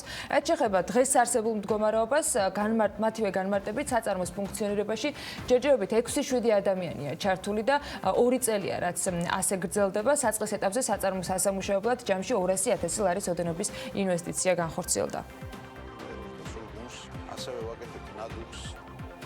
ნიდერლანდური კომპანიის HIP Trade-ის ინვესტიციით დაფუძნებული კომპანია Global Recycling Co. ხობის მუნიციპალიტეტში მეორადი პლასტმასის გადამამუშავებელ საწარმოს განავითარებს. ეკონომიკის და მდგრადი განვითარების სამინისტროს ინფორმაციით, წარმოების პროცესში პოლიმერული გრანულები შეიქმნება, რომლის რეალიზებაც როგორც ადგილობრივ, ასევე უცხოურ ბაზარზე მოხდება. სამინისტროს ინფორმაციითვე პროექტის განსახორციელებლად კომპანიამ ხობის მუნიციპალიტეტში აუქციონის ფორმით პროექტის 100 საინვესტიციო შეთავაზება ბიზნეს ფარგლებში მიწის ნაკვეთი გაასხვისა და მათივე ინფორმაციით ამ პროექტის ჯამური საინვესტიციო მოცულობა 30 მილიონ ლარზე მეტი იქნება. საწარმოში კი 500-მდე ადამიანი უნდა დასაქმდეს. სჭირდება თუ არა თბილისის მიწისქვეშა ნაგვისურნები, ეს ჯერ არავის გამოუკლევია, თუმცა თბილისის მერია მისი განხორციელება დაანონსა და დაიწყო კიდეც. მუნიციპალიტეტში ირწმუნებიან, რომ პროექტი ხარჯთეფექტურია და გრძელვადიან პერიოდში მუნიციპალიტეტს ხარჯების დაზოგვის საშუალებას მისცემს. თუმცა რას დაადგენს სტრატეგია, რომელსაც თბილისის მერია EBR-თან ერთად ამუშავებს, რატომ გაუსწრო მოვლენებს წინ მუნიციპალიტეტმა და რატომ ხარჯავს საპილოტო პროექტში 7 მილიონამდე ლარს, ამ კითხვების დასმას შევეცადეთ ადრესატებთან, ამ პროექტის გარშემო გარჩენილი კითხვების პასუხები კი შეგვიძლია სიუჟეტში მოვისმინოთ. ჭავჭავაძის გამზირზე მიწისქვეშა ნაგვისურნების მონტაჟი დაიწყო. ეს საპილოტო პროექტია თბილისისთვის, რომელიც დედაქალაქის ბიუჯეტს 7 მილიონამდე ლარი უჯდება. 3 მილიონ 300,000 ლარი უკვე დახარჯულია. პირველ 90 ნაგვისურნას GT ჯგუფი დაამონტაჟებს, რომელთანაც ხელშეკრულება ტენდერის გარეშე გაფორმდა. თბილისის საკრებულოს ოპოზიციას პროექტის ხარჯეფექტურობაში ეჭვებარება. მით უმეტეს იმ ფონზე, რომ დედაქალაქის მერია ნარჩენების მართვის სტრატეგიაზე EBR-თან ერთად ახლა მუშაობს. ამაში კიდევ 500,000 евро იხარჯება. არანაირი საჭიროება, რა თქმა უნდა, არ იყო, რომ ერთ ურნაში 31,000 ლარი გადაგვეხადა, მით უმეტეს იმ ქალაქში, სადაც უამრავი ბავშვი შიმშილობს, უამრავი ბევრი ინფრასტრუქტურული თუ სოციალური პრობლემაა. არანაირი დასაბუთება იმისა, თუ რა საჭირო იყო ეს მიწისქვეშა ურნები, რა თქმა უნდა, არ ყოფილა, მით უმეტეს მაშინ, როდესაც ამ დრომდე მიდის შესწავლა და სტრატეგიის დაგეგმა თუ ქალაქში საყოფაცხოვრებო ნარჩენების მოწესრიგება, რა სტრატეგიით და რა კუთხით უნდა ხდებოდა. რატომ იჩქარა მერიამ და რატომ არ დაელოდა EBR-ის დასკვნას, რომლის მთავარი მიზანი სწორედ ისაა, განსაზღვროს რა ტიპის და რა მოცულობის ურნები დაიდგას თბილისში, როგორ უნდა გადაადგილდებოდნენ ნაგამზიდი მანქანები და ასე შემდეგ. რა მოხდება თუ ჭავჭავაძეზე განხორციელებული 7 მილიონიანი საცდელი პროექტი არ გაამართლებს? ან ევროპის რეკონსტრუქციისა და განვითარების ბანკის კვლევასთან შესაბამისობაში არ მოვა. თბილისის მერის მოადგილე კვლევებს შორის შეუსაბამობას გამორიცხავს. რაც შეეხება მიწისქვეშა ურნებს, რომელიც განთავსდა ჭავჭავაძეზე, განთავსდება ჭავჭავაძეზე და რატომ არ დაველოდეთ EBR-ის სტრატეგიას, ეს ერთმანეთთან აბსოლუტურად არაწინააღმდეგობაში მოსული ორი ფაქტორია, გამომდინარე იქიდან, კიდევ ერთხელ ვიმეორებ, რომ ჭავჭავაძეზე ნაგვისურნები იყო განთავსებული მიწის ზემოთ და ახლა იქნება განთავსებული მიწის ქვემოთ, უფრო 3-ჯერ და 4-ჯერ დიდი მოცულობის. როგორ დათვალა თბილისის მერიამ რა მოცულობის და რამდენი მიწისქვეშა კონტეინერი სჭირდებოდა? ამ კითხვით თბილსერვის ჯგუფს მიუმართეთ. როგორც აღმოჩნდა, EBR არც ამ პროცესში ყოფილა ჩართული. კონტეინერების მოცულობების, რაოდენობებისა და განთავსების ადგილების განსაზღვრა განხორციელდა მუნიციპალიტეტის სამსახურებისა და კომპანია სისტრას მონაწილეობით. კონკრეტულ ადგილზე არსებული ინფრასტრუქტურის, გამწვანების, ნარჩენების წარმოქმნის მაჩვენებლების, ნარჩენების შეგროვებისა და გატანის სიხშირის გათვალისწინებით. შეპესეთ თბილსერვის ჯგუფის გამოცდილებისა და პრაქტიკიდან გამომდინარე. გარდა იმისა, რომ კითხვები არსებობს, გაამართლებს თუ არა პროექტი ბუნდოვანებაა მიწისქვეშა ურნების ტენდერთან დაკავშირებითაც. თბილსერვისის მიერ პირველად გამოცხადებული შესყიდვა ჩაიშალა. შემდეგ კი მერიამ კომპანიასთან ხელშეკრულება პირდაპირ გააფორმა. მიუხედავად იმისა, რომ წინა ტენდერში ამავე კომპანიის დისკვალიფიკაცია მოხდა, პირველ ტენდერში GT-მ წარმოადგინა უფრო დაბალი ფასი და მერიაში ამბობენ, რომ სწორედ ამ კრიტერიუმით შეერჩა კომპანია. თბილსერვის ჯგუფში განმარტავენ, რომ პირდაპირი ხელშეკრულება ერთი მიზეზით გაფორმდა. აღნიშნული შესყიდვა ატარებს საზოგადოებრივი მნიშვნელობის ხასიათს, ვინაიდან აუცილებელია მიწისქვეშა კონტეინერების მონტაჟი განხორციელდეს ჭავჭავაძის გამზირის რეაბილიტაციის პროცესში, რადგან სარეაბილიტაციო სამუშაოების დასრულების შემდგომ მას მერე რაც დაგებული იქნება როგორც გზის საფარი, ასევე ტროტუარი, შეუძლებელი გახდება კონტეინერების მონტაჟი. სწორედ ამას ვეძახით შესყიდვების სისტემის გვერდისავლით ხელშეკრულების გაფორმებას, სადაც ესე ვთქვათ კონკურენციის შემთხვევაში ყველაფერი მოწმდება, რამდენად შეესაბამება სატენდერო პირობებს, ხოლო გამარტივებული შესყიდვის დროს პრაქტიკულად რაც ბიზნესს ხელთ გააჩნია და რის შესაძლებლობაც აქვს, იმ პროდუქტზე ხდება გაფორმება. ანუ არანაირი კრიტერიუმები ამ შემთხვევაში არ არსებობს. ნარჩენების მართვის პოლიტიკის შემუშავებას თბილისის მერია აქტიურად შეუდგა. უკვე დაანონსებულია ლილოს ნაგავსაყრელის პოლიგონის მოწესრიგება. შემდეგი ეტაპი კი ნაგავგადამამუშავებელი საწარმოს ადგილზე განთავსებაა. სპეციალისტებს რჩებათ იმედი, რომ მერია ამ პროექტს მაინც განახორციელებს EBRD-თან ერთად, რათა პროექტების ხარჯეფექტურობასთან და გამჭვირვალობასთან დაკავშირებით კითხვები აღარ გაჩნდეს. უახლოეს მომავალში პარლამენტი საინვესტიციო ფონდების შესახებ კანონის პროექტის განხილვას იწყებს, რომელიც ეკონომიკის სამინისტროსა და ეროვნული ბანკის 4 წლიანი მუშაობის შემდეგ მთავრობამ დასამტკიცებლად უკვე კანონმდებლებს გადაულოცა. ამ კანონით საქართველოში საინვესტიციო ფონდების ბაზრის განვითარება, შესაბამისი წესების დადგენა და თავისუფალი კონკურენციის უზრუნველყოფა უნდა მოხდეს. მისი შექმნის მიზნებს შორის არის დასახელებული საინვესტიციო ფონდების შექმნა და მათ მიერ საქმიანობის განხორციელების მარეგულირებელი წესების და ინვესტორთა ინტერესების დაცვის სამართლებრივი საფუძვლების დადგენაც.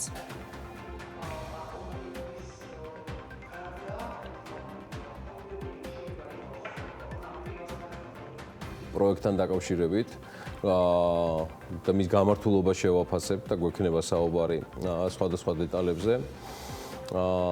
და ჩვენი სტუმარი დღეს იქნება აუცილებლად გალტენ-ტაგარტის მმართველი დირექტორი ოთარ შარიქაძე. ჩვენ ვისაუბრებთ ამ კანონპროექტის გამართულობაზე და სარგებლიანობაზე. მე მსურს ვისარგებლო ერთი შემთხვევით, იმიტომ რომ მე ამაყი ვარ, იმიტომ რომ საქმე არ ეხება მხოლოდ რესპონდენტებს, ესენი არიან ჩვენი პარტნიორები და უკვე წლების განმავლობაში ჩამოყალიბებული მეგობრობა არის ჩვენს და საინვესტიციო ბანკ გალტენ-ტაგარტ შორის. გუშინდელი ამბავია საღამოსი, რომელიც გახმაურდა და დღის განმავლობაში კიდევ უფრო მეც გაიგებთ ამის შესახებ და მე უბრალოდ სარგებლობ შემთხვევით, რომ საქმიან საზოგადოებას ვამცნო, რომ Global Finance-მა დაასახელა 2019 წლის თუ 2020 წლის უკვე კი ბოდიშვიხდი 2020 წლის Global Finance-ის ესნეთის გამოდამავიწყდა წლის საუკეთესო საინვესტიციო ბანკად სწორედ გალტენ-ტაგარტი. ეს მორიგი ძალიან მნიშვნელოვანი აღიარებაა წამყვანი საინვესტიციო ბანკისა და ამიტომ ულოცავ ჩემს მეგობრებს, კოლეგებს, თანაწამყვანებს, რა ვიცი, ყველანაირ ადამიანს, ვინც კი იქ არის თავმოყრილი, ეს არის ერთ-ერთი ყველაზე სერიოზული ინტელექტუალური აქტივი, რაც კი ამ ქვეყანას გააჩნია და თავმოყრილი არის გალტენ-ტაგარტში. დანარჩენზე ყველაფერზე უკვე მათ შორის ამ გამარჯვებაზე უკვე ვისაუბრებთ ოთარ შარიქაძესთან, გალტენ-ტაგარტის მმართველი დირექტორი საქმე-ენდილის სტუდიაში. დილამშვიდობის. მომილოცავს. Well deserved რო იტყვიან, იმიტომ რომ მე არაფერი არ მეკვირს, მაგრამ მინდოდა ცოტა ამაზე მეტი საუბარი. რა ტიპის მომართვიანობა ხდება Global Finance-თან დაკავშირებით? ოთარ, ძალიან მოკლედ ამაზე მინდა. ისინი ყოველ წელს კრავენ გარკვეულ ბაზას და გადიან.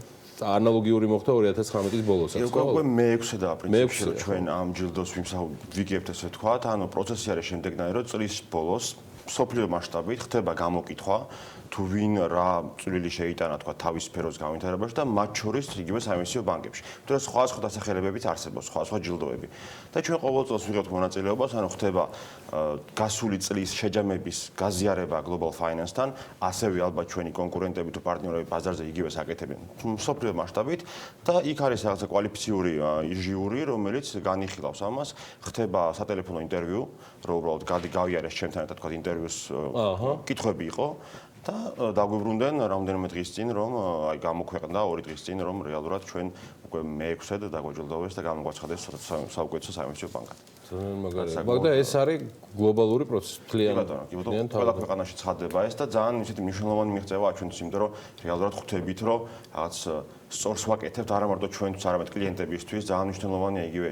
ეს არ არის რაღაცა მარტო გალტენ-ტაგარტის გუნდის დამსახურება, ეს არის, არ ვიცი, ჩვენი კლიენტების, ჩვენი პარტნიორების, ჩვენი დამსახურება, ასევე რომ ყველა რაღაცა ერთობლივად მუშაობთ ამ მიმართულებით და რაღაცა საინვესტიციო ბანკი მარტო არ არსებობს. ჭირდებს სამისო ბანკს, ჭირდება კლიენტები, ჭირდება ინვესტორები, ჭირდება, ავიცი, პარტნიორები თქვენი სახით, ასე რომ ყველას მინდა დიდი მადლობა უთხრა და ძალიან მნიშვნელოვანია, რომ ასე ვთქვათ, ის ხარისხი და ის აქტივობა, რომელიც უკვე წლებია გვაქვს ჩვენ პარტნიორებთან თუ თქვენთან ერთად იზრდება და მოთხოვნაც ამაზე იზრდება.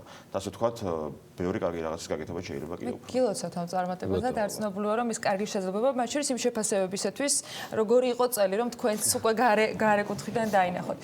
ეს წელი იქნება გალტატაგარტისათვის ასევე საინტერესო, სწორედ იმ კანონმდებლობიდან გამომდინარე, და არც ცნობილია, რომ ბევრ სიახლეს მოვისმენთ თქვენგანაც ამ თემასთან დაკავშირებით, რომელიც ამდენ წლიანი მუშაობის შემდეგ უკვე პარლამენტშია წარდგენილი. პირველ რიგში რაც მაინტერესებს, იცნოთ თუ არა იმ პროექტს, რომელიც მთავრობამ დეპუტატებს გადაუგზავნა. ანუ რეალურად ამ პროექტზე ჩვენ უკვე მუშაობთ, ასე ვთქვათ, 4 წელიწადია. რეალურად ბევრი კანონპროექტი იყო, ბევრი პროექტი დაიწყო, გაჩერდა, რაღაც იყო ცვლილებები, თუმცა ძალიან დიდი მიღწევა უნდა ითქვას. რეალურად ამ ტიპის პროექტი, ასე ვთქვათ, რაც ხელს შეუწყობს ინდუსტრიის განვითარებას, არ ყოფილა დიდი ხანია. ეს არის ძალიან მნიშვნელოვანი რაღაცა, იმიტომ რომ რეალურად, ანუ ვთქვათ, საუბრობთ ხოლმე, რომ ეს ხელს შეუწყობს კაპიტალის ბაზრის განვითარებას, ასე შემდეგ, უფრო მარტივად რომ დავიყვანოთ, ხო ეს რა მოხდება, რა შეიძლება ხო რისი საშუალება გვიჩნდება, არის შემდეგი, რომ ინვესტორთა ჯგუფი, რომელიც მზად არის ფული ჩადოს გარკვეულ რისკიანობაში შეძლებს იპოვოს ამ ტიპის პროექტები. ანუ საუბარი შეიძლება მაგალითად რო ავიღო ის, რომ პირობითად მე ვიწყებ დღეს კომპანიას, ანუ სტარტაპი ვარ, ანუ რეალურად ბანკიდან სესხს ვერ ავიღებ, იმიტომ რომ არ მაქვს უზრუნველყოფა, ანუ არ ვარ, ანუ ვერ მენდობა დღეს ბანკი მე. ამიტომ ვპოულობ ინვესტორს, რომელიც იძახისო, იცი რა, მე თქვენი სექტორი მაინტერესებს, მე მზად ვარ ეს რისკი ავიღო ჩემზე, ამიტომ მე არ ვარ მარტო თან, ჩვენ ვართ 100, 20 კაცი, 50 კაცი, ასევე გვყავს აქტივების მმართველი, რომელსაც ესმის თქვენი ბიზნესი ჩვენზე უფრო მეტად და ამიტომ ჩვენგან აკრიფავს თანხას, ჩვენ გავრიგდებით აქტივების მმართველთან, ჩამოვყალიბდებით, რომ ის სად, როგორ, რა ფორმით ჩადებს ფულს, მოხდება ამ ფულის თქვენთან ალოკაცია და თქვენ გააგრძელებთ მუშაობას. ანუ რეალურად ასე ვთქვათ, პატარა ინვესტორებიდან აიკრიფება თანხა და მიზნობრივად დაიხარჯება იმ მიმართულებაში, რაც მე რომ მარტო ყოფილიყავი, მინდოდა, ანუ მენდომებოდა რომ ჩამედო, უბრალოდ არც დრო მაქვს, არც კვალიფიკაცია მაქვს ამ ეტაპზე, ამიტომ ვენდობი, ვთქვათ, კვალიფიციური აქტივების მმართველს. და ეს რაღაცა სქემა როცა აეწყობა, გამოვა ისე, რომ მე თუ მინდა ინვესტირება სტარტაპებში არ არის აუცილებელი რომ $1,000,000 მქონდეს მაინდა-მაინც პირობითად რომ ჩავდო ფული შემეძლება პატარა თანხებითაც თანამონაწილე ვიყო კი ბატონო აკუმულირება გავაკეთო სხვა თანაინვესტორებთან და მოვახდინო ამის ინვესტირება თუ არ მინდა სტარტაპი უფრო თქვა სტაბილურ ბიზნესში შევალ არ ვიცი ენერგეტიკაში შევალ უძრავქონებაში შევალ ანუ საშუალება მეძლევა უფრო მეტი რომ ფული დავაბანდო და არ არის მარტო საუბარი ბონდების გამოშვებაზე თუ სხვა რამე რეალურად ნებისმიერ სფეროში ფულის სწორად ალოცირებას შეუწყობს ხელს ასე რომ ძალიან მნიშვნელოვანი მოვლენაა საინვესტიციო ბანკები კიდევ უფრო მეტად ერთოს მიიღებენ და მეორე მხრივ კიდევ უფრო მეტ ადამიანს შეეძლება რომ ამ ფორმით საკუთარი მომავალი დაგეგმოს ან თუნდაც რაიმე ფორმით იგივე დაგროვების ნაწილში ბიზნესი ასე მნიშვნელოვანი ნაწილი არის რაც არ მინდა რომ გამოგჩეს ეს ნაწილიც არის რომ თვითონ ინვესტორების ახალი ტიპი გაჩნდება ბაზარზე ანუ რეალურად კულტურა ყალიბდება კულტურაზე არის შემთხვევა როცა მაგალითად აი კომპანია არსებობს უკვე მზარდია რაღაცას მიაღწია და განვითარების სხვა ეტაპზე უნდა გადავიდეს და აკლია კაპიტალი და იძახის რომ იცი რა მე კაპიტალი კი მინდა მოვიზიდო მაგრამ აი არ მინდა რომ ეხა 1-2 ინვესტორი შემოვიყვანო, იმიტომ რომ ხა მე რთული ამასთან დაждდომა, ანუ სირთულეებია, ხო ეს რაღაც არ არის რაღაც აი მარტივი პროცესი. აქედან გამომდინარე, ჩდება ფინანსური, ინსტიტუციონალური ინვესტორი, ვინცაც საუბარი უფრო მარტივია. იცი რომ ის რომ შემოდის, ის დროებით შემოდის. არ არის საუბარი რომ ვქოთ ის შემოვა და მე მთლიანად იყიდის კომპანია. საუბარია იმაზე რომ ის შემოვა, მისი კაპიტალი თავის საქმეს გააკეთებს, ამონაგებს აიღებს და არ ვიცი, 7 წელიწადში გავა უკან, ანუ სხვა დინამიკაში გადავდივართ საერთოდ. რატომ იყო ამ სქემის არსებობისათვის საკანონმდებლო ჩარჩო საერთოდ საჭირო, იმიტომ რომ რამე შეზღუდვა ამასთან დაკავშირებით დღეს ხო არ არსებობდა რეალურად და რამდენად არის ეს სასურველი ამ ჩარჩოთი გაწერილი ისე რომ დაბრკოლება თქვა არ შეეკვნას ინვესტორს იქნება ეს კომპანიას თუ ასე შემდეგ ვინც იქნება მონაწილე. ეს რამდენიმე კომპონენტი აქვს ძალიან მნიშვნელოვანი რა. ერთი არის რომ როცა ესეთი სქემა ეწყობა, უნდა ყველას ესმოდეს თამაშის წესები. ანუ დაცული უნდა იყოს ინვესტორი, როგორც დაცული უნდა იყოს კომპანია, სადაც იდება ფული. მეორე თემა ძალიან მნიშვნელოვანი არის, რომ საგადასახადო ნაწილი, ანუ რეალურად აქამდე ხდებოდა ის, რომ ჩვენ არ გქონდა ჩარჩო, ანუ რეალურად თქვენ შეგეძლოთ დაგეფუძნებიათ რა ფონდი, მაგრამ ანუ რეალურად ხდებოდა ის, რომ მე ოთარ შარიქაძეს უბრალოდ ჩამედო ფული ან მეყიდა რაღაც ობლიგაციები საჯარო, შეიძლება არ დავბეგრილიყავი, მაგრამ ფონდის მეშვეობით ვიბეგრებოდი. არაც ანუ ცოტა ალოგიკური იყო და არანაირად ხელს არ უწყობდა იმას, რომ მე რამენაირი მას შემდეგ უფრო სწორად რაც კანონი ამქონდა. ანუ ამ ეს კანონპროექტი თვალისწინებს იმას, რომ ანუ ეს ფონდები გამოიყენებენ ცოტა pass-through სისტემა ქვია, ანუ გულისხმობთ რას, რომ თქვენ იგივენაირად დაიბეგრებით, როგორც მარტო პირდაპირ ჩაგედოთ ფული. ანუ თქვენი მდგომარეობა არ გაუარესდება არანაირად ფონდის მეშვეობით ინვესტირებით. ანუ ეს ძალიან მნიშვნელოვანი კომპონენტია და ეს არის საერთაშორისოდ მიღებული პრაქტიკა, რომ ფონდში ფულის ჩადება თუ არ ჩადება არ უნდა განისაზღვრებოდეს დავიბეგრები თუ არ დავიბეგრები. ჩვენი რეგიონის მასშტაბით ასეთი ინიციატივები რამდენად შეიძლება გახდეს ერთგვარი ნატურა, რომელიც მოიზიდავს სხვა ქვეყნებიდანაც პოტენციურ ინვესტორებს და ქართული კომპანიების განვითარებასთან ერთად იგივე თქვა საინვესტიციო ბანკებს მისცემს შესაძლებლობას, რომ კიდევ უფრო გააფართოვონ თავიანთი მეგობრების, პარტნიორების თუ კლიენტების წრე.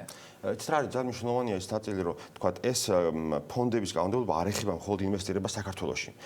ეს ანუ კვალიფიციური ფონდის საქართველოში თამაშის წესებს ადგენს, ანუ იცი, გაიდლაინები, აი როგორ ახსნა, იმდენად დიდი ხანია ველოდებით ამ თემას, ყველა ბიზნეს საზოგადოება, რომ მართლა გასდა ჩვეულებრივი კანონპროექტის დანიშნულება. ჯერ თვითონ კანონებიც გაიდლაინებია საბოლოო ჯამში და ეს კიდე რაღაცა კულტურის ნაწილია, რომელიც მოგვაკდა მთელი ამ წლების განმავლობაში და სხვა ეს ხელშეუწყობს მაგალითად, რომ უცხოური ფონდები შემოვიდნენ. ყოფილა შემთხვევები, როცა საკმაოდ ცნობილი ფონდებს ინტერესი გამოუხატიათ, უბრალოდ რომ მისულან თუნდაც ეროვნულ ბანკში, რომ აი მოდი აბა გავერკვეთ როგორ მუშაობს თქვენთან, როგორ ვარ დაცულები პირობით, თორსა ფონდი ვარ ამერიკული თუნდაც და ინვესტირებას ვაკეთებ საქართველოში, დაცული ვარ თუ არა, როგორ დავიბეგრები და ეს ძალიან მარტივი და წაკითხვადი უნდა იყოს, იმიტომ რომ ჩვენ არ ვართ ასე ვთქვათ დიდი ქვეყანა, სადაც იტყოდი, რომ არაუშავს შემოვალა, გავიყვან საგადასახადო ექსპერტს, ავიყვან იურიდიული ექსპერტს, უნდა შეუწყოთ ხელი და გაუმარტივოთ ინვესტორებს, რაც შეიძლება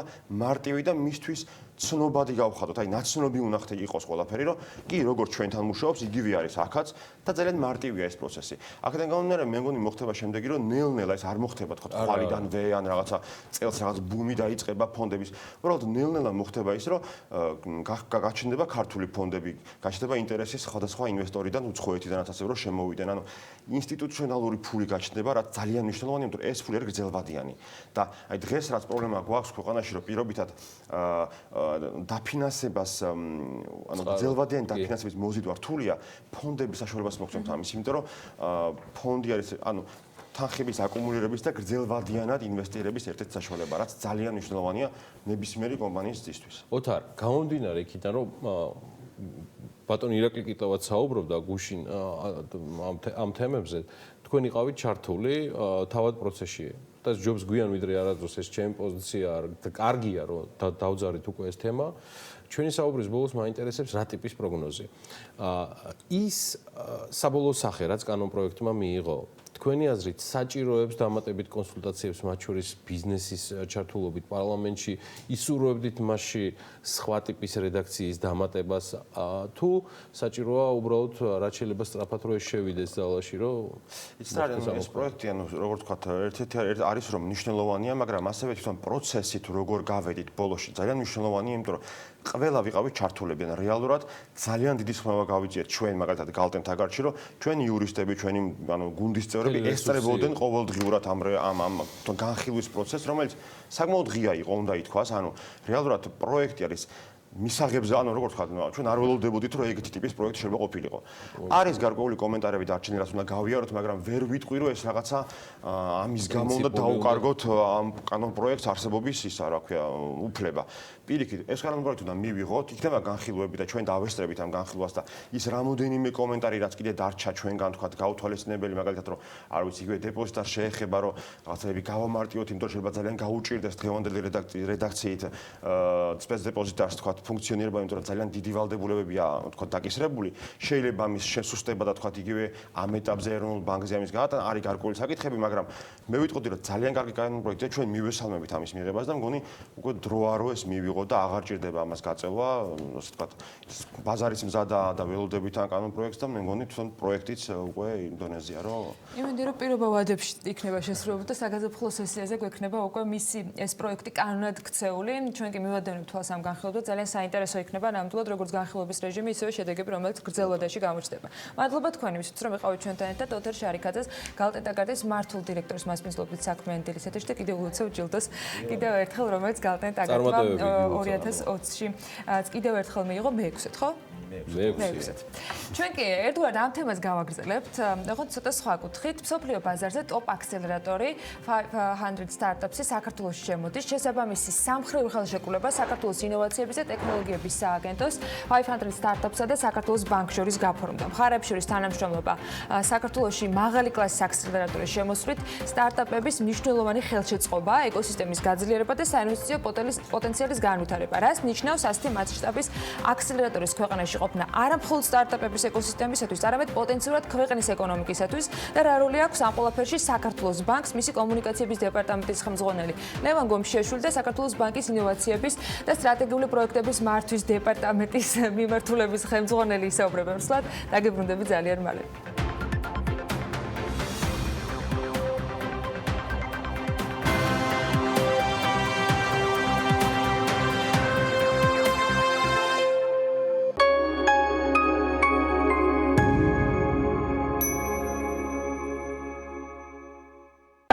დედამიწის საიდან ჩნდებიან ღრუბლები. ყველაზე გემრიელი ჩახუტება. ჯადოსნური ისტორიები საოცარ არსებებზე. დედამიწის ფაგიო. ფაგიო გამოიყენება ანგინას, სინუსიტისა და ბრონქიტის მკურნალობისა და პრევენციის მიზნით. გამოყენებისას გაეცანით ინსტრუქციას გვერდითი მოვლენების შესახებ დეტალური ინფორმაციის მისაღებად მიმართეთ ექიმს. მიიღე და გააგზავნე ამანათი საქართველოს პოსტით საუკეთესო ფასად. საბერძნეთი 1 კილოგრამი 1.5 евро, იტალია 1 კილოგრამი 2 ევროდან, ესპანეთი 1 კილოგრამი 3 ევროდან. ყოველთვის შეგიძლია გაუგზავნო განსაკუთრებული ამანათი საყვარელ ადამიანებს. საქართველოს პოსტა ემიგრანტებისთვის.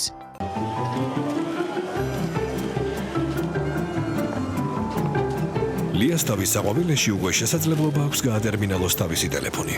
ანუ მისი Android-ის ტელეფონით მიიღოს ბარათით გადახდები და მეტი კომფორტი შეუქმნას მასთან მისულ ადამიანებს. Android-ის ტელეფონები უკვე ტერმინალია. გატერმინალება, ტელეფონის გადაქცევა ტერმინალად, გამოიყენება ბიზნესისთვის, ბარათით გადახდის დასამკვიდრებლად. გადმოწერე აპლიკაცია ტერმინალი Google Play Store-დან. სიახლე ევროპაბეტზე. გამოსცადე ახალი კრიპტოთამაში DICE. აირჩიე რიცხვი, დადებ სონი მეტი ან ნაკლებზე და მოიგე სწრაფი ფული ევროპაბეტზე. TV პირველის ინტერნეტ პარტნიორია MyVideo-G. იხილეთ ყველა ვიდეო MyVideo-ზე.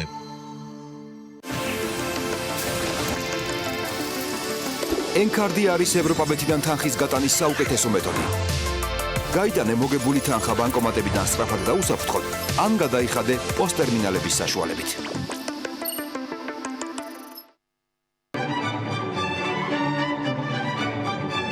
გასტროტეკი. ხორეკას აღჭურვილობა. ყველაფერი პროფესიონალური სამზარეულოსთვის. გასტროტეკი. თბილისი, წერეთლის 66. დადებ სონი ტოპლიგებზე და მომენტალურად მიიღე საჩუქრად 50 უფასო სპინი IGT სლოტებში ევროპაბეტზე.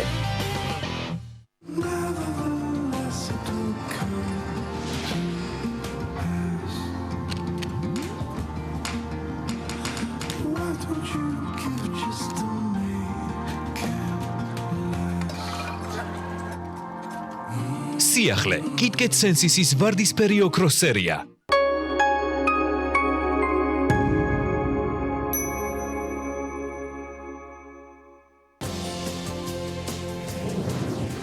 რას სulis ან აკანონებს მშობლების პროფესიები? რაზე გავლენა აქვს ოჯახს შვილებზე, სადაც რამდენიმე თაობა სამედიცინო თუ სახელოვნებო სფეროს ერთგულია. ახალგაზრდები, რომლებმაც ალტერნატიული გზა იპოვეს და საკუთარი პროფესიული არჩევანი გააკეთეს. ინდივიდუალიზმი პროფესიული მემკვიდრეობის პირისპირ. პირველამდე. უბრალო ექსკურსიებიდან სხვადასხვა ტიპის ტურებამდე. სერტიფიცირებული გიდები საქართველოში. როგორია ეთნოგიდების მარშრუტები. საფეხმავლო აუდიო გიდი ქალაქში და ღვინისა და გასტრონომიული ტურები. ნახეთ პირველამდე.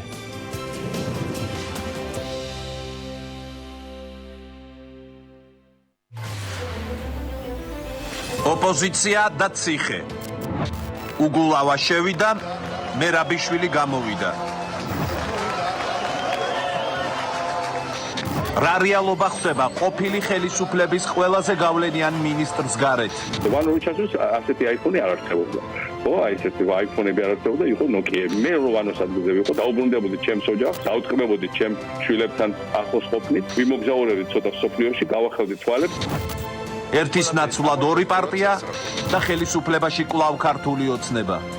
თითქმის 7 წლიანი პატიმრობის შემდეგ პირველი განცხადება. მე გაძლევ გარანტიას, რომ ერთ წელიწადში ეს ხელისუფლება გასრულდება. ამ ხელისუფლების დამხობის მერე აი ციხის კარები ფართოდ გაიგება. პირველ წუთებზე თავისუფლების ადამიანმა თქვა, რომ დავამხობო სიტყვა-სიტყვა. ეს მცდელობები დამხობის რამდენჯერმე ქონდათ და არც ერთხელ არაფერი არ გამოვიდა. ეს კრიმინალი დღეს რომ ბედავს ასეთი განცხადების გაკეთებას, რა თქმა უნდა, ეს არის ღიმილის მონგრელი, ის თავად არის დამხობილი. ვისთან გამონახავს ქართული ოცნება საერთო ენას პოლიტიკურ სპექტრში? რა წინადადებებს ამზადებს მართველი ძალა და შეიტანს თუ არა შეთავაზება განხეთქილებას ოპოზიციაში? ოპოზიცია 4 აპრილის აქციისთვის ემზადება. რა გეგმა აქვს ხელისუფლებას? ოპოზიციის ლიდერები დღეს პირველებში, საღამოს 8-ზე.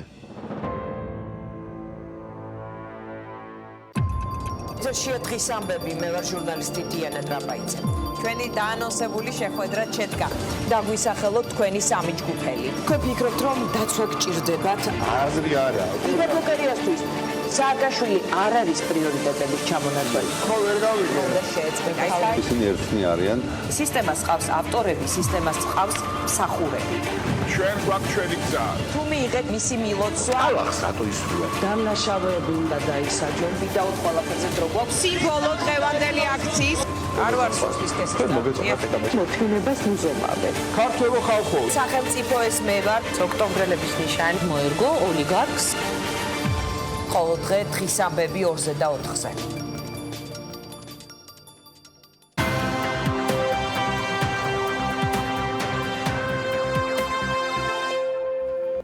დიდი ამბავი გვაქვს მოსაყოლი და გასაზიარებელი 500 სტარტაპ საქართველოში ფუძნდება. მსოფლიოს 3 გამორჩეული აქსელერატორიდან ერთ-ერთი თბილისშია და ეს მართლა ძალიან კარგი ამბავია. 500 სტარტაპი ბიზნეს იდეის საწყის ეტაპზე დამფინანსებელი აქსელერატორია და იდეებს უფრო მეტად უდგება მხარში, ვიდრე არსებულ მცირე მეწარმეობასა და ბიზნესებს. ეს იმას ნიშნავს, რომ ასეთი შესაძლებლობის გაჩენა საქართველოში, რეგიონში და არა მხოლოდ ამ კონკრეტულ ლოკაციაზე, მთელ მსოფლიოს შეცვლაზე ორიენტირებული იდეის ავტორი შესაძლოა ქვეყანაში ვიხილოთ და ამ აქსელერატორის დახმარებით შეიძლება ეს ყველაფერი მოხდეს. გუშინ მოეწერა ხელი ამ შეთანხმებას და მოდით ნახოთ რა ხდებოდა გუშინ ტექნოპარკში.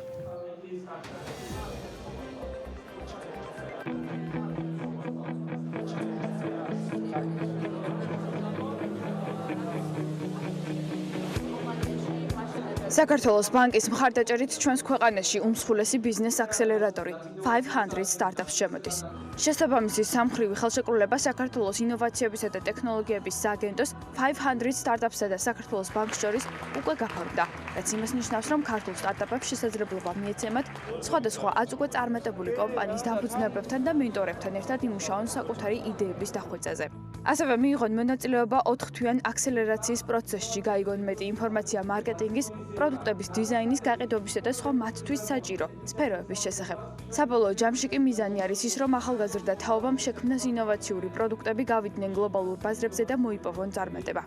კარგი იდეის გარდა ძალიან მნიშვნელოვანია, რომ სწორად მოხდეს ბიზნესის განვითარება და სწორად დაიწყოს მასვლა. ამას ვეძახით სწორედ აქსელერაციას და მსოფლიო პრაქტიკა მაჩვენა, რომ ამ კუთხითაც არსებობენ სპეციალიზირებული კომპანიები, ლიდერები ამ თემაში, რომელიც კალიფორნიაში არის კონცენტრირებული და სწორედ ასეთი შემოყვანა ხდება დღეს. უკვე ძალიან ბევრი წარმატებული სტარტაპი არის შექმნილი აქ თანამშრომლობით, როგორც სახელმწიფომ, ასევე კერძო სექტორმაც ხელშესახებად გაზარდა თავისი დაინტერესება და ინვესტიცია სტარტაპებში და ეკონომიკის IM სექტორის განვითარებაში, სადაც არის სიახლე, სადაც არის ახალი ტექნოლოგიები და საქართველოს ახალი შესაძლებლობები აქვს მსოფლიო ბაზარზე გასასვლელად.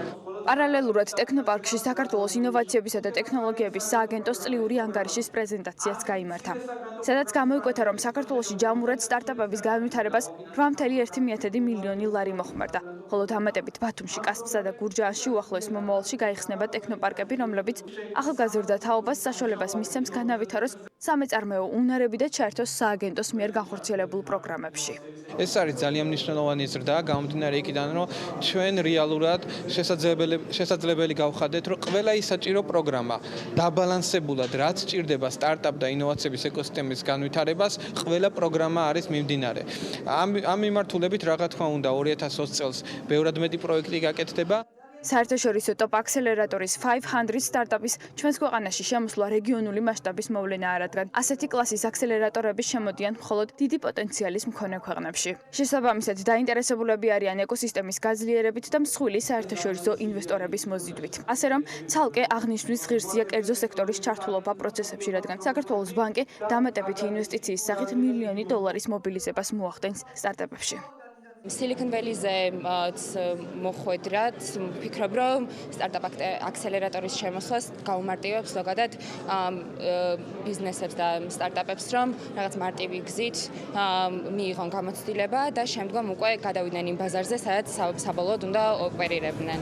500 სტარტაპსმა დაარსების დღიდან Silicon Valley-ში 5 გლობალური ფონდისა და 15 თემატური ფონდის მეშვეობით 75 ქვეყნის მასშტაბით 2300 კომპანია დააფინანსა. გარდა ამისა, 500 სტარტაპსი ბიზნეს იდეის საწყის ეტაპზე დაფინანსებელი აქსელერატორია და იდეებს უფრო მეტად უდგას მხარში, ვიდრე უკვე არსებულ მცირე მეწარმეებსა და ბიზნესებს. ასე რომ, ეს არის შანსი ახალგაზრდა თაობისთვის, რომლებსაც აქვთ ინოვაციური იდეები და ხედვები გლობალური ბაზრისკენ.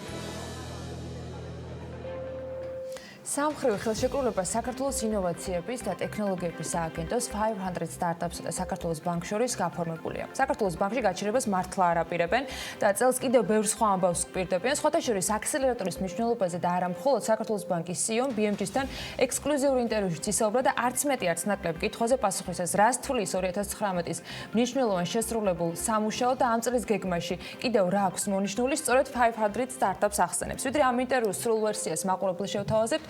Archil გაჩილდეს მოკლე პასუხი მოვისმინოთ ამ კითხვაზე. ცოტა ხნის წინ შემოვიყვანეთ მთავრობასთან, მსოფლიო ბანკთან თანადაფინანსებით, ასე ვთქვათ, აქსელერატორი მსოფლიოში ერთ-ერთი მოწინავე 500, რომელიც მთელი საქართველოსთვის გონია, რომ კარგი საქმე არის. მათთან ერთად ჩვენ აქსელერაციას გავუკეთებთ იმ კომპანიებს, რომლებიც გაიმარჯვებენ ამ კონკურსში.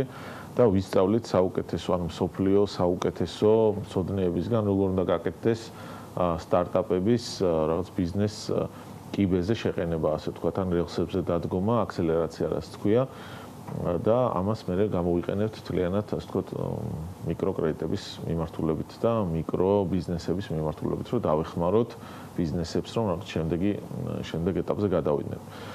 ამასთან ერთად ეს არის, ასე ვთქვათ, სტარტაპებთან მიმართებაში.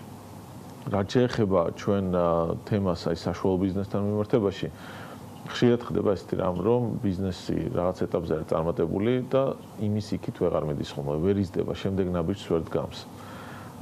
ჩვენ გვინდა რომ ამ ბიზნესებს რა პოტენციალიც აქვთ, ამ პოტენციალს მიაღწიონ და აქედან გამომდინარე შევქმნით აი ეს 4B ახალი ბრენდი, სადაც მოვიპატიჟებთ ასეთ ტიპის ბიზნესებს, სადაც გონია რომ ასე ვთქვათ, შემდეგი ნახტომის გაკეთების საშუალება აქვს და მივაწვდით 1000-ნაირ რესურსს.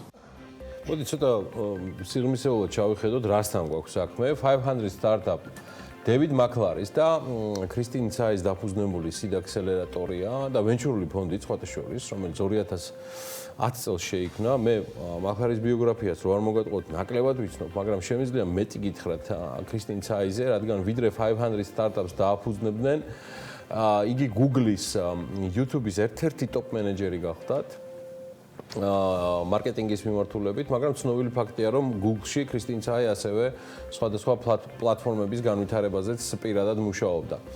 500 სტარტაპსის სათავო Silicon Valley-ზეა, თუმცა მნიშვნელოვანია, რომ ეს არის ერთ-ერთი ყველაზე დიდი და მასშტაბური ქსელი სტარტაპებისთვის, სადაც 9 მილიარდზე მეტი თანხა ანაწილდება სხვადასხვა თემატური საინვესტიციო ფონდების. ეს იქნება, ვთქვათ, კონკრეტულად 15 თემატური ფონდი და ასევე ცალკე დამოუკიდებლად არსებობს კიდევ 4 ფონდი. ხო, პორტფელი საკმაოდ შთამბეჭდავი აქვთ, გუნდიც ძალიან საინტერესოა, რომლის ნაწილი და მენტორებიც Google-ის, Facebook-ის, PayPal-ის, Yahoo-ის და Twitter-ის თითქმის ყველა კომპანიაში არიან ნამუშევრები. ჯამში ეს არის დაახლოებით 250 ადამიანისაგან შემდგარი გუნდი, რომლის დიდი ნაწილიც 150 კაცამდე მსოფლიოს სხვადასხვა ქვეყანაში, ძირითადად 20 ქვეყანაში არიან განლაგებულები და იქ ახდენენ ინვესტირებას.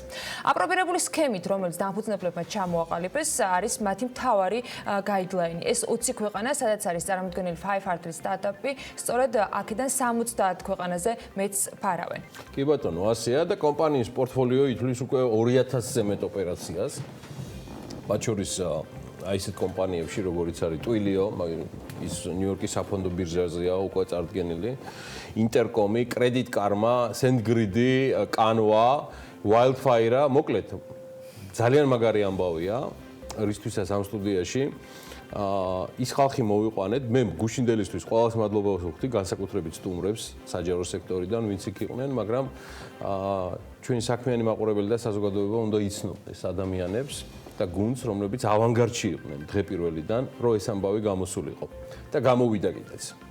500 სტარტაპ საქართველოშია და საქმიანი დილის სტუდიაში კი ამ ამბის და ამ გუნდის შემოქმედნი ლევან გომშიაშვილი, საქართველოს ბანკის კომუნიკაციების დეპარტამენტის დირექტორი. და ვახტანგიშვილი ჩვენ შევამოკლეთ მისი რეგალია, დიახ, კი ბატონო, სტრატეგიული პროექტების მართვის და სტარტაპების მიმართულების ხელმძღვანელი. აი ესე გადავწყვიტეთ ვახტანგენა და მომავალში კიდევ უფრო არა, ისინი გამოიგონებენ. ერთი რაც შემიძლია ვთქვა, რომ კიდევ ერთხელ ულოცავ საქართველოს ბანკს არჩილ-გაჩიცილაძეს და მის გუნდს ძალიან მაგარ ამბავს და ამ ბრენდის და ამ ქსელის საქართველოში შემოსვლაზე ძალიან ბევრს ვისაუბრებთ კიდევ, იმიტომ რომ ეს ერთ-ერთი გამორჩეული ამბავია ნამდვილად 2020 წლის. თუმცა მასზე მუშაობა 2019 წელს დაიწყო საქართველოს ბანკის გუნდმა, როგორ დაიწყეს და რაზე, სწორედ ლევანი და ახო მოგვიყვებიან. დილომშვიდობის მეგობრებო. შესავალი ცოტა ისეთი გამოგვივიდა, BMG-ურ Forbes-ულ რაღაცა, მაგრამ არ გამოვიდოდა სხვანაირად. ეს ჩვენი დანახული ხელშეკრულება იყო, რომელიც გუშინ ნახეთ უკვე როგორც გაფორმებული, მაგრამ თქვენთვის რა მოხდა გუშინ, რა გათვლა გაქვთ, რა ინტერესი გაქვთ, რა სურვილები გაქვთ, რა შედეგი. გუშინ ამოისუნთქ ეს დღის ბოლოს ესე იყო, იმიტომ რომ ამაზე მიდის რამდენიმე თვეა ლევან, ხო, მუშაობა? 6 თვეა მუშაობდით, 6 თვეა ვესაუბრებით 500 სტარტაპს და ვიცოდით რომ აქვე უნდა აღნიშნოთ ჯიტას უდიდესი წვლილი იმაში რომ 500 სტარტაპი დღეს საქართველოში არის 6 თვეა ჩვენ 500 სტარტაპს ველაპარაკებოდით სხვა აქსელერატორებთან ერთად თუმცა ჩამოყალიბდით იმაზე რომ 500-თან ყველაზე ორგანული იქნებოდა თანამშრომლობა ჩვენთვის და რეალურად რასაც ვაკეთებთ საქართველოს ბანკში სულ რამოდენიმე ერთ-ორ კითხვას ვსვავთ უნდა გავაკეთოთ თუ არა რაიმე პირველ ან ერთ-ერთი კითხვა არის დაეხმარება თუ არა ეს ადამიანებს მიაღწიონ საკუთარ პოტენციალს, უფრო მეტი პოტენციალი აითვისონ და 500 სტარტაპი ჩვენი აზრით ცალსახად დაეხმარება საქართველოში ადამიანებს, რომ მაქსიმუმ პოტენციალს მიაღწიონ, ერთ-ერთი ნაბიჯი არის, რომელიც ძალიან გვიხარია, რომ გუშინ ესე დაიწყო. რატომ 500 სტარტაპში აღნიშნე რომ ეს იქნებოდა ყველაზე ორგანული. რა არის მასში ის განსაკუთრებული და საინტერესო, რაც მithumetes ქართული რეალობისათვის და აქაურ ბაზარზე, არა მხოლოდ ქართული სტარტაპებისათვის, რეალურად ძალიან ბევრი ქვეყნის წარმომადგენლისათვის საინტერესო გარემოს შექმნის. ახლა მოდი შეფასხები. კი, მე გაგცემთ პასუხს მაგ კითხვაზე. თავარი ყველაზე მნიშვნელოვანი არის ის, რომ 500 სტარტაპს აქვს ის ცოდნა და გამოცდილება აღმოაჩინოს ტალანტები, ესე ვთქვათ, cross culture, ანუ სხვადასხვა კულტურებში და ლოკაციებში. არიან აქსელერატორები, რომელიც კონცენტრირებულები არიან რაღაც კონკრეტულ გეოგრაფიაზე, იმიტომ რომ იქ უფრო მარტივია მათთვის მსგავსი აღმოჩენების გაკეთება. 500 სტარტაპის მთავარი, ესე ვთქვათ, ღირებულება ყველაფერთან ერთად გამოცდილებით პროცესის და ასე შემდეგ არის ზუსტად ის, რომ აფასებს ნიჩს და ტალანტს ამერიკის შეერთებული შტატების ფარგლებს გარეთ და ძალიან დიდი წარმატებები აქვს სხვადასხვა ლოკაციებზე, რითაც პრინციპში შეგვიძლია ვთქვათ, რომ დანარჩენ ორ ცნობილ აქსელერატორს ჯობნის სწორედ აი ამ კონკრეტული მიმართულებით. ეხლა კონცეფციაზე მოვყვათ, რას ნიშნავს მისი აქ ყოფნა? მე თავში აღვნიშნე, რომ ამ აქსელერატორისათვის მე არ მახსენდება სანამ ვემზადებოდი ამ თემისთვის, ლეონისგან ვიცი, რა შრომა არის გაწეული, ქსელის თვალსაზრისით ვახო. ამის ანალოგი სოფლიოში. მე ვსაუბრობ, რომ 250 კაციანი გუნდი, რომელიც ისე ჩანს, რომ რაღაცა აქ რიგით ქარხანას ალბათ სამჯერ მეტი ყავს დასაქმებული, რეალურად 25 ქვეყნიდან კიდევ იფარება 70 ქვეყანა. ანუ ვეხმაურები პასუხს, რაც ბრძანე interculture აი ამ კავშირი არის ამისი ანალოგი ამ ტიპის ქსელზე ვლაპარაკობ, თორე დაფინანსებები იცოცხლე, უამრავი მიმართულებით სხვადასხვა არსებობს, მაგრამ ქსელური თვალსაზრისით მე პირადად ანალოგი ვერ ვნახე. მასშტაბის თვალსაზრისით და ქსელის თვალსაზრისით არ ყავს ანალოგი, იმიტომ რომ ტოკიოდან სან-ფრანცისკომდე შეგვიძლია ვთქვათ, რომ 80-მდე წერტილი აქვს აღებული, პრაქტიკულად მთელი დედამიწას ფარავს მათი ქსელი. ეს დროში ეხა საქართველოში. ეხლა საქართველოში არის. ანაგისმეთ. ხოდა მოვყვეთ ეხლა დროშის იქეთ რა ხდება, იმიტომ რომ დღეს ვინც რამე იდეას ამუშავებს, ამ პოტენციურად შეიძლება გქონდეს ამ მიმართულებით ინტერესი, ანუ რა ეტაპს გადიან ამ აქსელერატორის ფარგლებში, საიდან მოდის ეს თანხები, რა ინტერესი აქვს, რა პრიორიტეტების მიხედვით ირჩევიან სტარტაპები და ასე შემდეგ. ესე იგი პროცესი რო გავყვეთ, პროცესი არის არც ისე მარტივი, მაგრამ არ ძალიან რთული. პირველი ეტაპი არის განცხადებების მიღება. ოღონდ ყველა საინტერესო მომენტი არის ის, რომ აქ მხოლოდ საქართველოზე არ არის საუბარი არის რეგიონზე და მან თუ აქვს სურვილი და мотиваცია რომელიმე ჩვენ მეზობელი ქვეყნიდან ადამიანთა ჯგუფებს ჩამოვიდნენ და კომპანიები დაარსონ საქართველოში, საკუთარი ინტელექტუალური საკუთრება გადმოიტანონ ქართული კომპანიის ბალანსზე, უკვე შეუძლიათ მათაც მონაწილეობა მიიღონ 500 სტარტაპის აქსელერატორში. პირველი ეტაპი არის განცხადებების მიღება, მეორე ეტაპი არის განცხადებების ფილტრი. ამ შემთხვევაში არის სპეციალურად დაკომპლექტებული ჟიური, რომელიც არჩევს თუ ვის აქვს პოტენციალი და ეს არის ის პირველი მომენტი, როდესაც ქართულ იდეას შეხება აქვს იმ ადამიანებთან, ვისაც ვისაუბრეთ Google-ის, Twitter-ის, Facebook-ის და შემდეგ თანამშრომლებთან და შემდეგ უკვე გადარჩეული კომპანიები იწყებენ 6 თვიან ინტენსიურ მოსამზადებელ პერიოდს. დაახლოებით ეს გავს ელიტარული ქვედანაყოფების მომზადების პროცესს. ეს ძალიან ინტენსიური არის და ამ 6 თვის განმავლობაში იცვლება ამ ადამიანების, ასე ვთქვათ, მენტალური მდგომარეობა, ესე უხეშად რო ვთქვათ, მაინდსეტი, რომ რაც ლოკალური სივრციდან გახდნენ გლობალური დედამიწის მოქალაქეები და იფიქრონ. ახლა მათ შორის ის იდეა და ის პროდუქტი, რომელიც დანარჩენ სოფლიოსთვის აქვს შესათავისებელი. იქნება მისაღები და არა მხოლოდ რაც კონკრეტული ლოკალური ჯგუფი. სად არის აქ საქართველოს ბანკი გარდა იმისა, რომ ბევრი იშრომეთ, რომ ეს შეთანხმება შემდგარიყო. შემდეგ რა ხდება? საქართველოს ბანკი 500 სტარტაპს დაეხმარება სინერგიულობაში იმ სხვა ბაზრებთან, რომელზეც უკვე 500-ი არის, რომ რეგიონში იპოვონ ისეთი სტარტაპები, რომლებიც საინტერესო იქნება საერთო ჯამში 500-ის პორტფოლიოსთვის და იმისთვის, რომ სწრაფი აქსელერაცია განიცადონ ქართულმა სტარტაპებმა, რომლებიც 500-ში მოხვდებიან. ამავდროულად ის ექსპერტიზა, რომელიც საქართველოს ბანკს გააჩნია ბაზართან და რეგიონის ოდნასთან მიმართებაში, 500-ისთვისაც ინკრემენტალური არის, იმისთვის, რომ წარმატებული გახდეს, წარმატებულად ჩაიაროს აი ამ ბეჩმა, რომელიც 2021 წლის აპრილში დასრულდება. აპრილში? და ეს ნიშნავს, რომ უკვე 2021 წლის. ოკეი.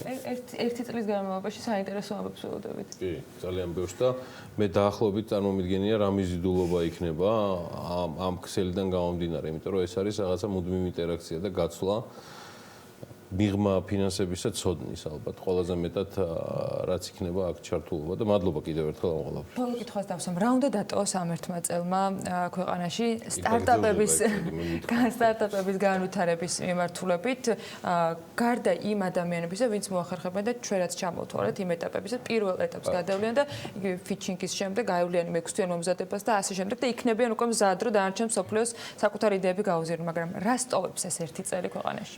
ყველაზე მნიშვნელოვანი არის ტოვებს ცოდნას და გამოცდილებას. ამ 6 თვის განმავლობაში ხდება ის ინტენსიური ცოდნის გადაცემა, რომელიც ქვეყნისთვის არის ძალიან კრიტიკული. ეს დაახლოებით ისეთი არის, რომ დასავლური ერთ-ერთი ტოპ უნივერსიტეტი რომ გავატაროთ ჩვენი ბიზნესის მესვეურებს, რომლებიც ინოვაციური მიმართულებით ოპერირებენ და აქ ესეთი ტერმინი არსებობს spillover ეფექტი, რაც არის, რომ ეს ცოდნა არ იკარგება, ანუ ეს ამ ადამიანების ასე ვთქვათ გამოცვლით მოხდება მთელი ეკოსისტემის ცვლილებების დაწყება, იმიტომ რომ ის ცოდნა და გამოცდილება პრაქტიკა, რომელსაც ეს ადამიანები საკუთარ ყოველდღიურ ოპერაციებში დანერგავენ, იმას ნიშნავს, რომ ეს ადამიანები, რომლებიც მის გარშემო არიან, ისწავლიან, შეხედავენ და აღმოაჩენენ, რომ თუ რამხელა, ასე ვთქვათ, შესაძლებლობები არსებობს, როდესაც კონკრეტული ხედვა გაქვს, კონკრეტული უნარები გაქვს და კონკრეტული ცოდნა.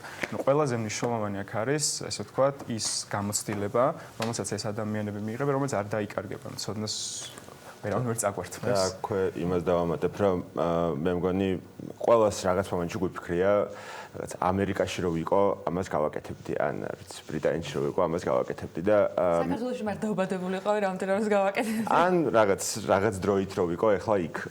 და მე მგონი ასევე შეგრძნების დონეზე მთავარ სასაც ეს ყველაფერი დატოვებს არის ის რომ შესაძლებლობები მართლა უსაზღვრო არის, იმიტომ რომ Silicon Valley ცალსახად უკვე საქართველოში არის წარმოდგენილი იმ უდიდესი ბრენდის სახელის და იმ უდიდესი ცოდნით და გამოცდილებით, რომელიც 500 სტარტაპს აქვს და ჩვენ ძალიან დიდი იმედი გვაქვს იმისი, რომ ეს ქართულ ბიზნეს და ანტრეპრენერულ სულისკვეთებაზე ცალსახად აისახება. კი, მე ამაში დარწმუნებული ვარ.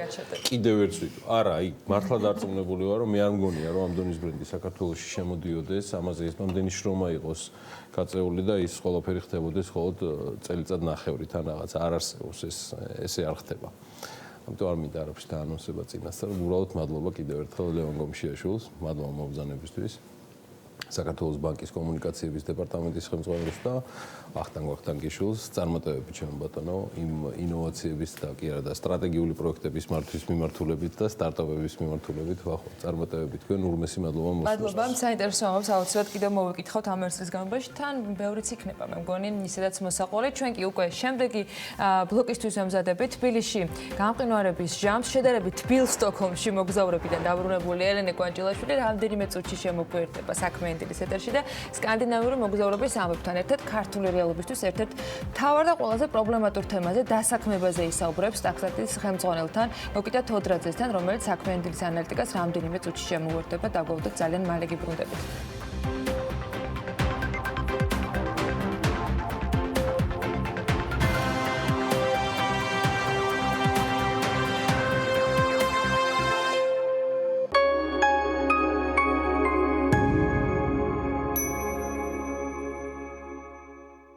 რა რეაქცია გექნებოდა ერთდროულად ბინაც, მანქანაც და 100,000 ლარიც რომ მოიგო. აჭარაბეთის დიდ გათამაშებაში შეგიძლია მოიგო ყველაფერი ერთად. ითამაშე სლოტებიან ავიატორი და მოიგე ერთმანეთზე უკეთესი პრიზები. ბინა, მანქანა, 200,000 ლარი, 1000 ლარიანი ხელფასი ყოველდღე და მთავარი პრიზი.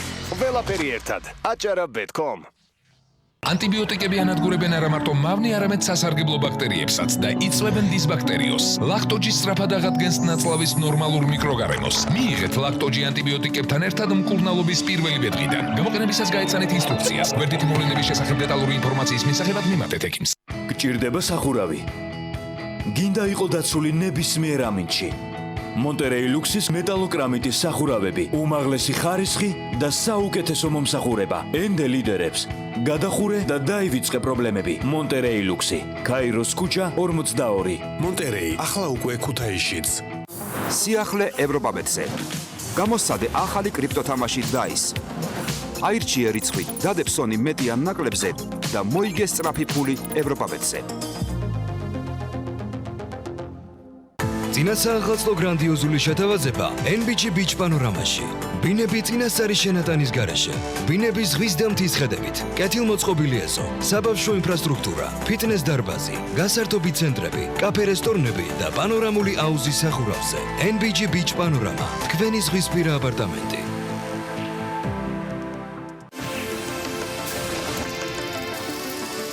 N-Card არის ევროპაბეთიდან თანხის გატანის საუკეთესო მეთოდი. გაიტანე მოგებული თანხა ბანკომატებიდან სწრაფად და უსაფრთხოდ, ან გადაიხადე პოსტერმინალების საშუალებით. ორჯერ მეტი სარგებლის მისაღებად სანტეს გაწურული მაწონია საჭირო. ორმაგად სასარგებლო მაწონი 1 კილოში. დადებ Sony Top ლიგებზე და მომენტალურად მიიღე საჩუქრად 50 უფასო სპინი EGT სლოტებში ევროპაბეთზე.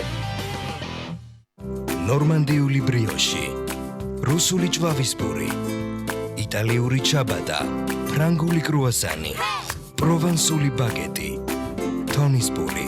პურს უამრავი სახეობა აქვს. პრეზიდენტი კი ყველასთვის ერთია. კარაქი პრეზიდენტი. შეხედე ცხოვრებას მადიანად.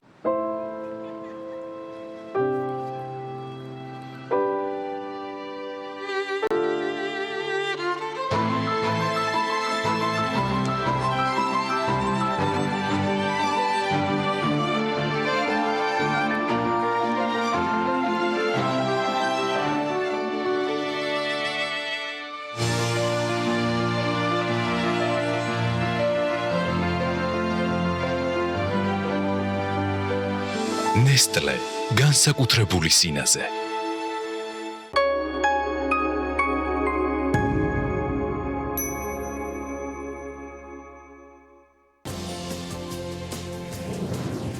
რას სulis ან აკანონებს მშობლების პროფესიები? რაზე გავლენა აქვს ოჯახს შვილებზე? სადაც რამდენიმე თაობას ამედიცინო თუ სახელოვნებო სფეროს ერთგულია. ახალგაზრდები, რომლებმაც ალტერნატიული გზა იპოვეს და საკუთარი პროფესიული არჩევანი გააკეთეს. ინდივიდუალიზმი პროფესიული მემკვიდრეობის პირისპირ, პირველამდე. უბრალო ექსკურსიებიდან სხვადასხვა ტიპის ტურებამდე. სერტიფიცირებული გიდები საქართველოში. როგორია ეთნოგიდების მარშრუტები. საფეხმავლო აუდიო გიდი ქალაქში და ღვინისა და გასტრონომიული ტურები. ნახეთ პირველამდე.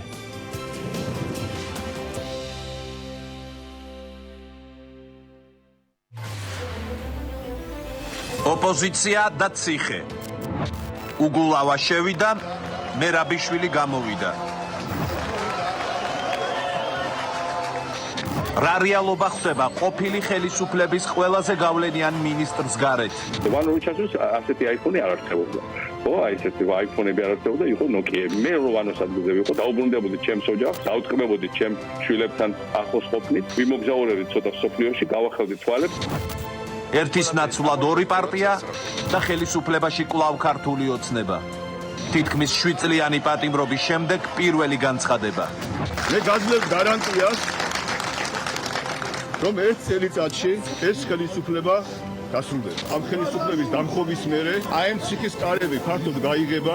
პირველ წუთებზე თავისუფლების ადამიანმა თქვა, რომ დავამხობო სიტყვა-სიტყვა. ეს მცდელობები დამხობის რამდენჯერმე ქონდათ და არც ერთხელ არაფერი არ გამოვიდა. ეს კრიმინალი. დღეს რომ ბედავს ასეთი განცხადების გაკეთებას, რა თქმა უნდა, ეს არის ღიმილის მონგრელი, ის თავად არის დამხობილი. ვისთან გამონახავს ქართული ოცნება საერთო ენას პოლიტიკურ სპექტრში?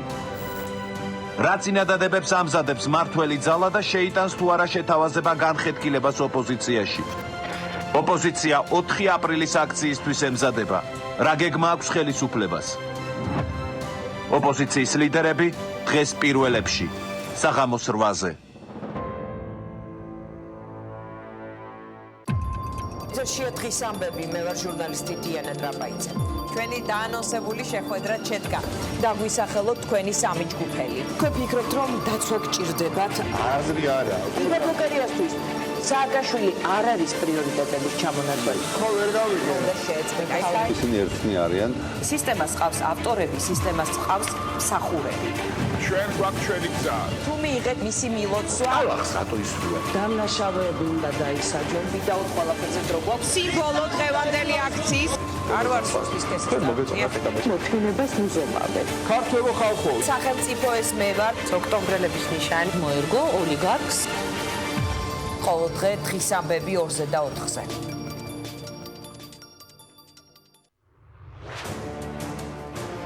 ორშაბათიდან პარასკევის ჩათვლით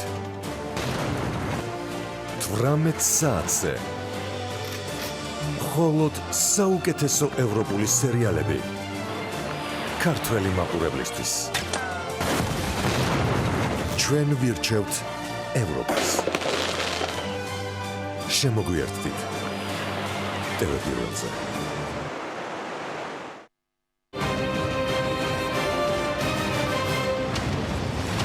ეს რეაქცია, რომელსაც ყოველ სამშაბათს და ხუთშაბათს წარმოგიდგენთ მე ჟურნალისტი ინგა გრიგოლიანი. პირველი განსაკუთრებულ განრისხებას იწვევდა მასში. ჩვენ ხედავთ, რომ ისინი ბიზნესზე მიმდინარეობს ზეწოლა, პოლიტიკოსების მიმართ ხედავთ ტელედაპატიმრებებს.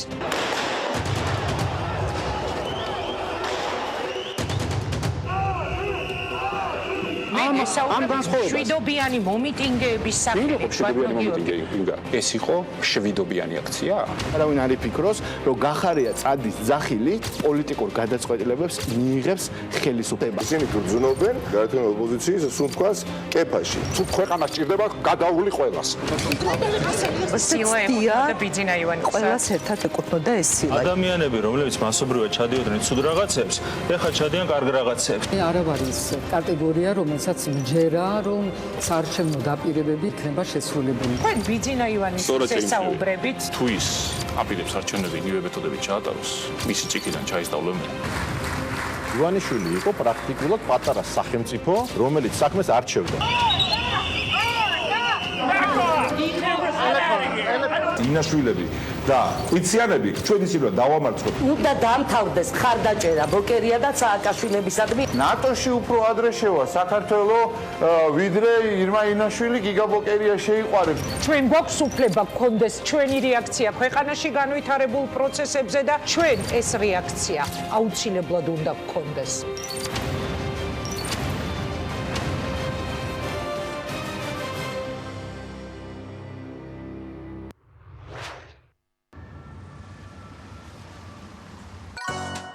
ლამაზი, ჭკვიანი, უშიშარი, ეძებს დამნაშავეებს და საყვარელ ადამიანს სერიოზული ურთიერთობისთვის.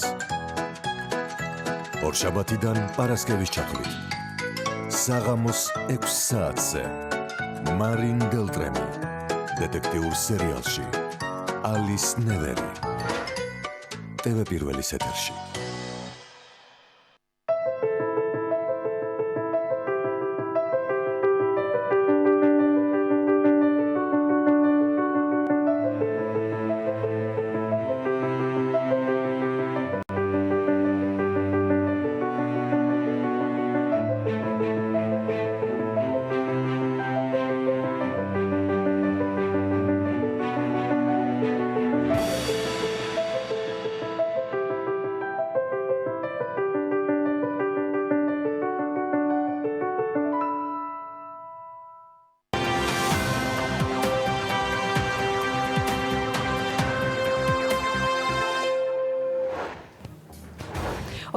წელს Women in Wine Expo საქართველოში ჩატარდება. ექსპოს ფარგლებში საქართველოს არა მხოლოდ ქალი მეღვინეები, არამედ უცხოელი ჟურნალისტები და ბლოგერებიც ეწვევიან. ექსპოს გამართვა მაისის დასაწყისში დაიგეგმა.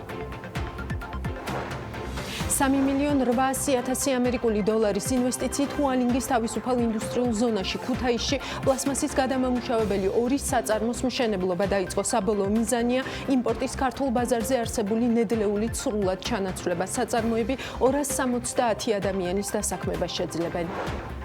საერთაშორისო ჯგუფ ვიონის წევრმა ბილაინმა მომხმარებლის გამოცდილების კვლევა ციფრულ არხებშიც დაამატა. ონლაინ პლატფორმა მედალია უკვე ინტეგრირებულია ბილაინის ვებგვერდსა და My ბილაინის აპლიკაციაში. მომხმარებელს შეუძლია მოკლე კითხვარის შევსებით შეაფასოს ბილაინის ციფრული არხები და კომენტარის სახით გაგზავნოს რჩევა. ეს საქმიანი დილის ანალიტიკა, მე ამ ბლოკის ავტორი ელენე კვანჭილაშვილი ვარ. დავბრუნდი შვედეთიდან. წინა კვირა სტოკჰოლმში გავატარე არასამთავრობო ორგანიზაცია SIDA-ს მიერ ორგანიზებულ სასწავლო ტურში, რომელიც კორპორატიული პასუხისმგებლობის ხებზე კერძო და საჯარო სექტორების ცნობიერების ამაღლებას ისახავდა მიზნად. მედიას ამ პროცესში განსაკუთრებული მნიშვნელობა ენიჭება, რადგან ისიც ბიზნესია და მასაც აქვს საკუთარი პასუხისმგებლობა აუდიტორიის ინფორმირება ისე მოახდინოს, რომ გამოწვევები და შესაძლებლობები რაც შეიძლება მკაფიოდ დაანახოს და ამით ინფორმირებული აზრის ჩამოყალიბების არჩევანი შეუქმნას. შვედეთში საქართველოდან ძალიან საინტერესო დელეგაციის წევრი აღმოჩნდი, ხელისუფლების და მერიის მაღალი რანგის წარმომადგენლები, ბიზნესი, საელჩოების წარმომადგენლები, ორივე მხრიდან და მედია. შეხვედრებით მრავალფეროვანი გამოვიდა ბიზნესი, პარლამენტის ვიცე-სპიკერები, CSR ამბასადორი, მედიის ყველაზე მსხვილი ჯგუფი, ცოდნის და უნარების გაღრმავების შესაძლებლობები, შვედური ინსტიტუტისგან და ბევრი სხვა. სასწავლო ტურის ფარგლებში დაგეგმულმა შეხვედრებმა 5 დღის განმავლობაში 20-ს გადააჭარბა, ასე რომ ნამდვილად ინტენსიური ტური გამოვიდა. ერთადერთი რაც დამაკლდა შვედეთის მთავრობის წარმომადგენლებთან შეხვედრა იყო, მათთან ვინც ძალიან მაღალი გადასახადებით აკრეფილ ფულს განაგებს, რადგან პარლამენტიც კი ამ ქვეყნის მოწყობაში, როგორც აგვიხსნეს, კანონშემოქმედებით პროცესში რეალურად ჩართული არ არის და ის პრაქტიკულად მთავრობის მზა ინიციატივების შემფასებელია. ფაქტია, დღეს შვედეთი გრეტა თუნბერგის სამშობლო მთლიანად არის ორიენტირებული, რომ გაეროს Agenda 2030, ანუ მდგრადი განვითარება და მისი 17 მიზანი წარმატების ისტორია დაქციოს. თუმცა, როგორც შეხვედრების ბოლოსკენ დავწმუნდი, შვედეთის მთავრობასაც არ აქვს იმდენი ფული, რომ გვერდითი ეფექტების გარეშე შეძლოს ამ მიზნების საქმეთ ქცევა. მაგალითად, ერთი ასეთი გვერდითი ეფექტი ისიც არის, რომ მდგრად განვითარებაზე ზრუნვა ძალიან აძვირებს ბინებს. როგორც შეხვედრებზე გვითხრეს, კვადრატული მეტრის საშუალო ფასი დაახლოებით 10,000 ევროა, რაც მოსახლეობის უდიდეს ნაწილს არ უქმნის იმის შესაძლებლობას, რომ ბინები საკუთრებაში ჰქონდეთ. ნუმბეო სტატისტიკურ მონაცემებს თუ დავეყრდნობით, ვნახავთ, რომ მოსახლეობის ხარჯების მიხედვით მეორე ყველაზე მსხვილი კატეგორია სწორედ ბინის ქირაა და ყოველ თვე მთლიანი ხარჯების თითქმის 26% შეადგენს. ამავე სტატისტიკას თუ ვენდობით, შვედეთში ცხოვრება საქართველოზე 121%-ით ძვირია, რაც რა თქმა უნდა დასაფიქრებელია, როცა შვედეთის როგორც როლური მოდელის არჩევანს ეხება საქმე. ამდენად მთავარი, რაც ამ შეხვედრების დროს ჩემთვის მოვინიშნე, ის რჩევა, რაც National Board of Trade Sweden-ისგან მივიღეთ, რომ მდგრადი განვითარების არჩევანი კერძო სექტორისთვის ნებაყოფლობითი გადაწყვეტილება უნდა იყოს. ნამდვილად ლოგიკურია ვიფიქროთ, რომ სახელმწიფოს მხრიდან მდგრადი განვითარების რეგულაციებით თავს მოხვება აბსოლუტურად კონტრპროდუქტიული იქნება, თუ ერთ სულზე შემოსავალი ქვეყანაში არ გაიზრდება და ამასთან არ გაიზრდება მოთხოვნა იმ მიზნების შესრულებაზე, რაც გაერომ Agenda 2030-ის ფარგლებში განურჩევლად ყველა ქვეყნისთვის გაწერა. შვედეთში დიდი წნეხია თავად მომხმარებლის მხრიდან, რომ ბიზნესი ყველა თავის გამოვლინებაში ეკომეგობრული იყოს. განსაკუთრებით ახალგაზრდებს სურთ ისეთ კომპანიებში მუშაობა, რომლებიც გარემოსა და მომავალზე ფიქრობენ. Შეამჩნევდით, რომ ჩემი გამოცდილი და პროფესიონალი ოპერატორები ამ ჯერზე ვერ დამეხმარდნენ, მაგრამ რამდენიმე საინტერესო ინტერვიუს ჩაწერა. მაინც მოვახერხე მადლობა ორგანიზატორებს, თუმცა აქვენ წინასწარ თქვენ ჩემს მაყურებელს ბოდიშ გიხდით რამდენიმე კომენტარის ხარისხის გამო. დაგენს ჯგუფი ყველაზე მსხვილი მედია ჰოლდინგია შვედეთში, საოჯახო ბიზნესია და მას Bonnier Family ათეული წლებია, რაც ფლობს დაგენს ინდუსტრიის ერთ-ერთი გაზეთის აღმასრულებელი რედაქტორი ჯონას ჯონსონი გვეუბნება, რომ ბოლო წლებში ბაზარი ძალიან შეიცვალა და მთავარი რაც მედიას როგორც ბიზნეს დღეს სჭირდება, ეს გამომწერთა მზარდი და სტაბილური ბაზაა და პროდუქტების სწორი კომერციალიზაცია, რაც სტაბილურ შემოსავლებში უნდა ითარგმნოს. ეს ყველაფერი კი აუდიტორიის მხრიდან მაღალი ნდობის გარეშე უბრალოდ ვერ მიიღწევა. სწორედ ამ მთავარი ანალიზიდან გამომდინარე, დაგენს დღეს გაცილებით უფრო მეტად უწევს მდგრადი განვითარების თავის ფოკუსში მოქცევა. რასაც ჩვენ მედია ვაშუქებთ, ამა თუ იმ ხარისხით თითქმის ყოველთვის დაკავშირებულია მდგრად განვითარებასთან. ჩვენი ფოკუსი ბიზნესი და ეკონომიკაა. დღეს მაგალითად ასეთი ახალი მოცემულობა გვაქვს. შვედური კომპანიები მაქსიმალურად ცდილობენ ისეთ კომპანიებთან ივაჭრონ, რომლებიც ასევე სცემენ პატივს მდგრადი განვითარების ძირითად მოთხოვნებს. ამდენად ჩვენც მუდმივად ვეხებით ამ თემებს. რიჩარდ ფრომი, შვედეთის ეკონომიკური და რეგიონული ზრდის სააგენტოდან მეუბნება, რომ დღეს ბიზნესის წარმოება ეკომეგობრულ ღირებულებებზე იმაზე მეტად დგას, ვიდრე ადრე. ყველაზე თვალსაჩინო მაგალითად კი მდგრადი განვითარების კიდევ ერთი მიზანი მოჰყავს, რომელიც ასევე ძალიან მოთხოვნადია. შვედეთში ქალთა ეკონომიკური ჩართულობა და მათი ეკონომიკური გაძლიერება. გენდერული თანასწორობა მნიშვნელოვანი ღირებულებაა ჩვენთვის. არის სექტორები, სადაც ვცდილობთ ჩვენი გრანტებით წავახალისოთ ქალების ჩართულობა. თუმცა ისეთი სექტორებიც არის, სადაც ქალებს დასაქმების ინტერესი პროაქტიულად აქვთ. აქვე უნდა ვთქვა ისიც, რომ ქალების დასაქმებას პრაქტიკული მნიშვნელობაც აქვს. ჩვენი დაკვირვებით ისინი როგორც წესი ნაკლებად რისკიანები არიან, რაც ძალიან სასარგებლოა ზოგიერთი ტიპის საქმიანობისთვის. სხვათა შორის, როგორც გავარკვიე, მსგავსი გრანტებით ქართულ მცირე და საშუალო ზომის კომპანიებსაც შეუძლიათ სარგებლობა. გრანტის სპეციფიკიდან გამომდინარე, სხვადასხვა მოთხოვნები შეიძლება იყოს, მაგრამ ძირითადი მაინც ის არის, რომ მცირე და საშუალო სეგმენტს უნდა მიეკუთვნებოდეს კომპანია, სულ მცირე 3 წლიანი გამოცდილება უნდა ჰქონდეს, ფინანსურად ჯანსაღი და გამართული უნდა იყოს. უნდა ჰქონდეთ პროდუქტი, რომლის ჩვენებასაც ჩვენთვის შეძლებენ და რომელსაც უკვე ყიდიან ბაზარზე. ჩვენ არ ვაფინანსებთ სტარტაპებს, ვაფინანსებთ მათ, ვისაც უკვე შემოსავალი აქვს და ფეხზე დგანან. დღეს ამით დავასრულოთ ეს მოკლე მიმოხილვა სასწავლო ტურის ფარგლებში შეგროვილი ექსკლუზივების მცირე ანონსად ჩავთვალოთ. შემდეგ პარასკევს შემოგთავაზებთ ამონარიდებს შვედეთის პარლამენტის ვიცე-სპიკერთან ჩაწერილი ინტერვიუდან ყველაფერზე, რაც მნიშვნელოვანია საქართველოსთვის. გახსოვთ ალბათ, რომ ბოლო რამდენიმე წელია საზოგადოებრივი აზრის ყველა კვლევა ჯიუტად აჩვენებს იმას, რომ ყველაზე მნიშვნელოვან ეროვნულ საკითხებს შორის ეკონომიკური თემების ჭარბობს. პირველ 3 ადგილს კი როგორც წესი უმუშევრობა, სიგარები და მაღალი ფასები იყოფს ხოლმე. ამიტომ ყველა რიცხვი თუ ტენდენცია, რომელიც ამ სამეულს ეხმიანება, ყოველთვის განსაკუთრებული გამადიდებელი ლუპის ქვეშ ექცევა ხოლმე, ასეთია ჩვენი BMG-ის მიდგომა. ამიტომ გადავწყვიტე ჩემს ბლოგში გავაგრძელო საუბარი იმ რიცხვებზე, რაც ლევან თაღიაშვილმა არც ისე დიდი ხნის წინ დეტალურად წარმოგიდგინა. მთავარი რიცხვი აქ რა თქმა უნდა 10.9%-ია საქართველოს ისტორიაში რეკორდულად დაბალი უმუშევრობის მაჩვენებელი. ექსპერტების ნაწილი ამ მაჩვენებელს ხმამაღლა მიაწერს მთავრობის სწორ და გამართულ ეკონომიკურ პოლიტიკას. დავსვათ პირველი მთავარი კითხვა.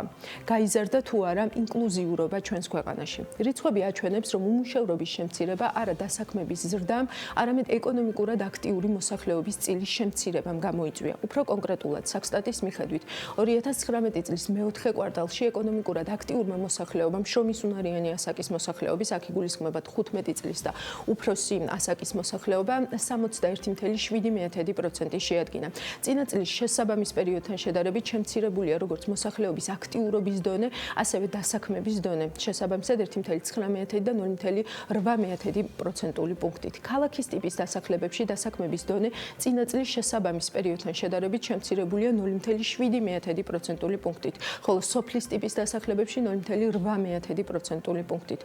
აქტიურობის დონე წინა წლის შესაბამის პერიოდთან შედარებით ქალაქის ტიპის დასახლებებში შემცირდა 2.6% პუნქტით, ხოლო სოფლის ტიპის დასახლებებში 0.9% პუნქტით. ამასთანავე, საქსტატის ანგარიშის მიხედვით 2018 წლის მეოთხე კვარტალთან შედარებით 1.3% პუნქტით არის შემცირებული მათი რაოდენობა, ვინც დაქირავებით არის დასაქმებული, ანუ ხელფას გაფორმებული კონტრაქტის საფუძველზე იღებს. 2019 წლის მეოთხე კვარტალში დაქირავებულთა წილი დასაქმებულთა საერთო რაოდენობის 50% შეადგენდა, რაც 1.3% პუნქტით არის შემცირებული წინა წლის შესაბამის პერიოდთან შედარებით. ეს არის ნათქვამი საქსტატის ანგარიში. ახლა დავსვათ მეორე კითხვა. თუ მათი რაოდენობა შემცირდა, ვინც ხელფას კონტრაქტის საფუძველზე იღებს, მაშინ რატომ იკლო უმუშევრობა? საქსტატის მიხედვით სოფლად მცხოვრებლები, რომლებიც სოფლის მეურნეობაში ანაზღაურების ან სხვა სარგებლის მიღების კვებითი განსამრჯელო და სხვა მიზნით მუშაობდნენ, დასაქმებულებად ითვლებიან. შესაბამისად, სოფლად უმუშევრობის დონე 5.5%, ქალაქად კი ამაზე 3-ჯერ მეტი 16.3% იყო. საქსტატის აღმასრულებელი დირექტორი გოგიტა თოდრაძე დაგვრჩა დღეს ეთერში სტუმრობაზე. დიდი მადლობა მას ამისთვის. მოგესალმებით, ბატონო გოგიტა, ძალიან დიდი მადლობა თქვენი დროისთვის და მოდი პირველ რიგში გითხარით, რას ნიშნავს ეს 10.9% და როგორ უნდა წავიკითხოთ ეს რიცხვი? მოგესალმებით, მივესალმები თქვენს ტელემაყურებელს, მადლობა მოწვევისთვის. როგორც აღნიშნეთ, 2019 წლის მეოთხე კვარტალში 10.9%-ია უმუშევრობის დონე. აქედან გამომდინარე, ჩვენ შეგვიძლია გარკვეულწილად ვიმსჯელოთ 2019 წლის ჯამურ მაჩვენებელზე, სადაც უმუშევრობის მაჩვენებელი 11.6%-ია. როგორც მოგეხსენებათ, ჩვენ ხელმძღვანელობთ შრომის საერთაშორისო ორგანიზაციის განმარტებით, რომლის მიხედვითაც აუცილებელია ხაზი გაუსვათ უმუშევრის კატეგორიას. ანუ გასული კვირის განმავლობაში არ მუშაობდა 1 საათითაც კი, ეძებდა იმავდროულად სამუშაოს გასული თვის განმავლობაში და იმავდროულად მზად იყო მუშაობა დაეწყო მომდევნო 2 კვირის განმავლობაში. სწორედ ესეთი კატეგორიის ადამიანების წილი ეკონომიკურად აქტიურ მოსახლეობაში გახლავთ სწორედ ის 10.9 მაჩვენებელი, რომელიც ქმნის 2019 წლის მეოთხე კვარტალში უმუშევრობის დონეს და 11.6%, რომელიც ქმნის 2019 წლის წლიურ მაჩვენებელს. თუმცა თუ ჩვენ გვაინტერესებს მიზეზების შემცირების, აქ აღსანიშნავია ორი მიმართულება. შემცირებულია უმუშევართა რაოდენობა, რა თქმა უნდა, ამ კრიტერიუმების მიხედვით და გარდა ამისა, როგორც თქვენც აღნიშნეთ, ეკონომიკურად აქტიური მოსახლეობის შემცირებაც გამოვლინდა და გაიზარდა გარკვეულწილად მოსახლეობა სამუშაო ძალის გარეთ. ანუ უმუშევართა გარკვეული რაოდენობის შემცირებით გაიზარდა არა მხოლოდ დასაქმებულთა რაოდენობა, მაგალითად თვით დასაქმებულების კატეგორიას გულისხმობ, არამედ გაიზარდა ასევე მოსახლეობა სამუშაო ძალის გარეთ. რა ტენდენცია ეს? ბატონო გოგიტა, აი თვითონ ტენდენციის არსი რო აგვიხსნათ. ზოგადად ტენდენცია გაუმჯობესების სცენარი, თუ წინა პერიოდის მონაცემებს შევადარებთ, თუმცა აუცილებელია სწორი განმარტება მოვახდინოთ როგორც უმუშევრის ისე დასაქმებულის, მათ შორის თვის დასაქმებულთა კატეგორიის. კი ბატონო, მადლობა. ასევე ვიცით ჩვენ და ეს უკვე გაცხადებული მიზანია, რომ საქსტატი ცulis, ესე ვთქვათ, ამ მეთოდოლოგიას, ხო?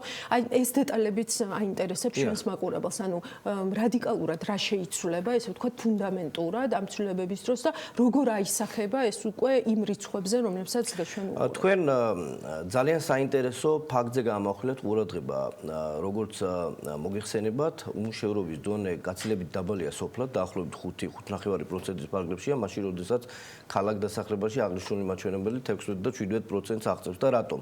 ეს გახლავთ სწორედ თვითდასაქმებულთა რაოდენობის შედარებით მაღალი წილით. თუ ავიღებთ ჩვენ დასაქმებულთა რაოდენობის სტრუქტურას, რომელიც დაახლოებით 1.900.000 ადამიანს აერთიანებს, აქედან თითქმის 50% მოდის თვითდასაქმებულებს, ხო? თვითდასაქმებულებიდან თითქმის 80% მუშაობს სოფლად. მათ შორის გარკვეული ნაწილი საკუთარ მამულში უსასყიდლოდ, რომელიც აწარმოებს სხვადასხვა სახის საქონელს თუ მომსახურებას საკუთარი მოხმარებისთვის და ასევე გასაყიდად. ახალი მეთოდოლოგიის მიხედვით ის პირები, რომლებიც დასაქმებული არიან სოფლის მეურნეობაში და ძირითადად აწარმოებენ პროდუქციას საკუთარი მოხმარებისთვის, ანუ ბაზარზე არ გააქვთ მისი უმთავრესი ნაწილი, ისინი ახალი მიდგომით აღარ ჩაითვლებიან თვითდასაქმებულად და გადაკვალიფიცირდებიან სხვა კატეგორიაში.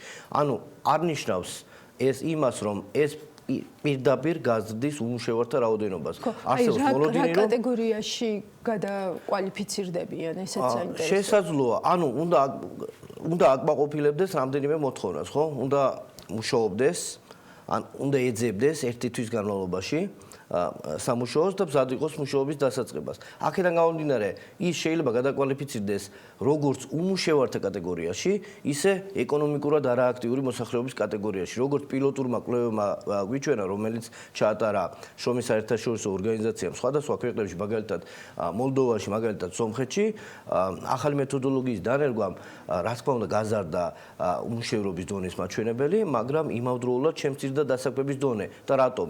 იმიტომ, რომ ის კატეგორია, რომელიც ადრე დასაქმებულად ითვლებოდა სოფლად, თვითდასაქმებულთა კატეგორიას გულისხმობ, გადაკვალიფიცირდა მოსახლეობაში სამუშაო ძალის გარეთ, ანუ ეკონომიკურად არააქტიურ მოსახლეობაში. და ამან გამოიწვია მნიშვნელოვანი ცვლილება. ესეც განმარტოთ ეკონომიკურად არააქტიური კატეგორია და ამის გავლენაც მინდა რომ მითხრათ ზოგადად ეკონომიკაზე, ეკონომიკურ ზრდაზე და ასე შემდეგ. დიახ, რო ავიღოთ დასაქმების და უმუშევრობის სტატისტიკა, ამ შემთხვევაში ჩვენ სამიზნე ერთობლიობას წარმოადგენს მოსახლეობა 15 წლისა და ზემოთ, ხო? ჩვენი მოსახლეობა სულ დაახლოებით 3.720.000. აქედან 15 წლისა და ზემოთ მოსახლეობა არის დაახლოებით 3 მილიონი. ეს 3 მილიონი აერთიანებს ორ კატეგორიას. სამუშაო ძალა, ანუ ეკონომიკურად აქტიური მოსახლეობა და მოსახლეობა სამუშაო ძალის გარეთ. ეკონომიკურად აქტიური მოსახლეობა არის დღეის მდგომარეობით დაახლოებით ამ 3 მილიონიდან 1.900.000, რომელიც აერთიანებს დასაქმებულებს და უმუშევრებს. რა თქმა უნდა, ამ დასაქმებულებში ჩვენ ვთვლით თვითდასაქმებულებს, რომელთა ძალიან დიდი ნაწილი მუშაობს სოფლად, მათი 80% დაახლოებით. ხოლო ის 1,100,000 ადამიანი წარმოდგენილი პენსიონერების, სტუდენტების, დიასახლისების, ასევე იმ ადამიანების სახით, რომლებიც უკვე აღარ ეძებენ, ან მზად არიან მუშაობის დასაწყებად, ქმნიან დაახლოებით ამ კატეგორიას და მათი საერთო რაოდენობა არის 1,100,000. გასაგები, აი მაგ კატეგორიის უფრო დეტალურად ჩაშლა თუ არის შესაძლებელი, რომ რეალურად ჩვენ ხედავდეთ ტენდენციას ეს მოსახლეობის ეგრეთ წოდებული დაბერების საფუძველზე ხდება და ესე ვთქვათ ბუნებრივი პროცესია თუ აქ ჭარბობენ ის ადამიანები, ვინც რეალურად აღარ ეძებენ სამუშაოს სხვადასხვა მიზეზების გამო და ასე შემდეგ, იმიტომ რომ ეს რადიკალურად ცulis შემდგომ დამოკიდებულებას, როდესაც ჩვენ იგივე ბაზარს უყურებთ და დასაქმების შესაძლებლობებს და ასე შემდეგ. რა თქმა უნდა, ჩვენ გვაქვს მონაცემები, რომლის საფუძველზეც საზოგადოებას აქვს და დაინტერესებულ მოხმარებელს აქვს შესაძლებლობა დააკვირდეს ამ კატეგორიაში არსებულ ვითარებას. როგორც გითხარით, მათი ძალიან დიდი ნაწილი წარმოდგენილია პენსიონერების, ასევე დიასახლისების სახით, რომელსაც ან არ შეუძლია, ან უბრალოდ არ სურს მუშაობის დაწყება. საკმაოდ მაღალია უმუშევრობის მაჩვენებელი შედარებით დაბალ ასაკობრივ ჯგუფში, 20-24 ასაკის ჯგუფში, რადგანაც ისინი აქტიურად ეძებენ სამუშაოს, ხოლო 65 წლისა და უფროსი ასაკის მოსახლეობაში შედარებით დაბალი მაჩვენებელია უმუშევრობის, რადგანაც ისინი სხვადასხვა მიზეზის გამო, ან თუნდაც ჯანმრთელობის მდგომარეობის, ასაკის გამო, ან იმის გამო, რომ უნდათ სახლში ყოფნა დიასახლისობის გამო, აქედან გამომდინარე ნაკლებად ეძებენ. ანუ დღეს თქვენ დასაქმებას და უმუშევრობას რომ შევხედოთ, აქ სტრუქტურულ, ესე ვთქვათ, პრობლემებს ვერ ხედავთ, ანუ თავისუფალია ამ ტიპის პრობლემებისგან ეს ბაზარი? პრობლემები რა თქმა უნდა არსებობს, მაგრამ ეს უკვე სახსტატის კომპეტენციას ხდება. ჩვენ სულ ესენ პასუხობთ. არა, ჩვენ რა თქმა უნდა მე მაინც ვცდილობ ხოლმე დავსვა ეს კითხვა, მაგრამ მაინც რა იკვეთება, იმიტომ რომ ამ რიცხვებს რაღაც კი არა ძალიან დიდი შინაარსი აქვს მით უმეტეს ჩვენი პროფილის გადაცემებისთვის. ამიტომ თლად არ ვშორდები იმ კომპეტენციას, რაც სწორედ ეგ არის ჩვენი ამოცანა, რომ ჩვენ მოგცეთ თქვენ და დაინტერესებულ მომხმარებლებს ის დეტალური ციფრები, დეტალური მონაცემები და დანარჩენი პოლიტიკის გატარება იქნება თუ პოლიტიკური შეფასებები თუ ეკონომიკური შეფასებები დანარჩენი უკვე თქვენი და შესაბამისი კომპეტენტური პირების პრეროგატივას. ძალიან დიდი მადლობა ბატონო გოგიტა, რომ იყავით ჩვენთან ერთად, რომ აქტიურად თანამშრომლობთ ჩვენთან ერთად. ჩვენ ვიყენებთ თქვენ რიცხვებს ხშირად, დაღავდით ამას ჩვენს ეთერებში. დიდი მადლობა, რომ მზად ხართ ხოლმე, რომ ეს განმარტებები გააკეთოთ ჩვენთვისაც და მოსახლეობისთვისაც. ეს იყო გოგიტა თოდრაძე, საქსტატის აღმასრულებელი დირექტორი, საქმიანი დილის ანალიტიკის პირდაპირ ეთერში. მადლობა მას კიდევ ერთხელ სტუმრობისთვის. უმუშევრობა იყო ჩვენი აქცენტი და მთავარი რიცხვების პირველი პირისგან მოვისმინეთ, ასევე ის ცვლილებებიც, რაც გველოდება მას შემდეგ, რაც უმუშევრობის აღრიცხვის მეთოდოლოგია შეიცვლება. ამინდის პროგნოზის და რეკლამის შემდეგ საქართველოს ეროვნული ბანკის ინიციატივას გავარჩევთ, რომელსაც ძალიან საინტერესო სახელი აქვს Sandbox-ი. გონებაში თუ ჩემსავით ქვიშის ხუთად თარგმნით, წარმოსაქმისთვის დროს გიტოვებთ და შემდეგ უკვე სებისგან მოვისმენთ რეალურ განმარტებებს თუ რას უნდა ველოდეთ Sandbox-ისგან.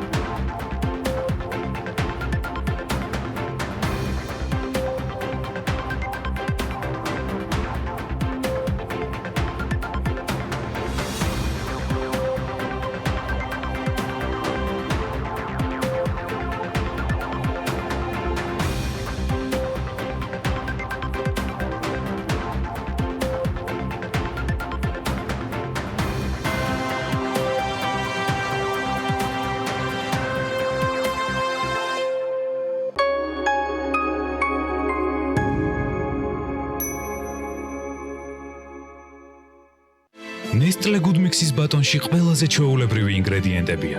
ვერაფრით გაგაოცებთ. თუმცა მოიცა, ის ხომ უგემრიელესია. გინდა მე რა?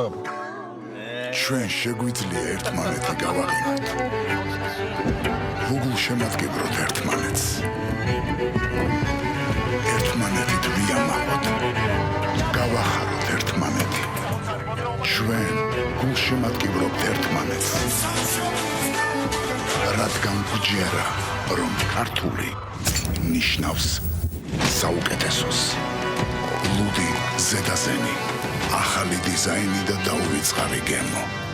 საქართველოს გულშემატკივარი. ზედაზენი, აბარა. გალფში პრიზების სცენა. მხოლოდ გალფ კლუბის ბარათით ყოველი 30 ლარის შენაძენზე მიიღე მომენტალური გათამაშების 1 ბილეთი.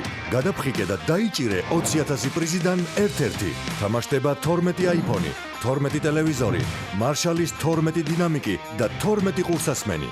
ასევე გათამაშებაშია 1000-ობით სხვა პრიზი, უფასო საწვავი, გალფ კლუბის ქულები, ჰოთ-დოგ მენიუ, ყავა და უამრავი აქსესუარი. აირჩიე გალფი, ჩაიფიქრე და მოიგე.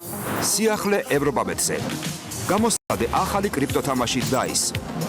აირჩიე რიცხვი, დადებ სონი მეტი ან ნაკლებზე და მოიგე სწრაფი ფული ევროპაბეტზე. გადაწყვიტე დაუბრუნდე ბუნების წიაღს. მაშინ ეს შენი შანსია. ფინური კარკასული ტექნოლოგიით დამზადებულ ეკოლოგიურად სუფთა ხის სახლს ქოხი ჯიშე გიქმნის. აიშენე ოცნების სახლი სრული რემონტით, სულ რაღაც 20 დღეში. კვადრატული მეტრი 600 ლარიდან. ყუდრო და ჯანმრთელი გარემო ჩვენი მთავარი გზავნილია.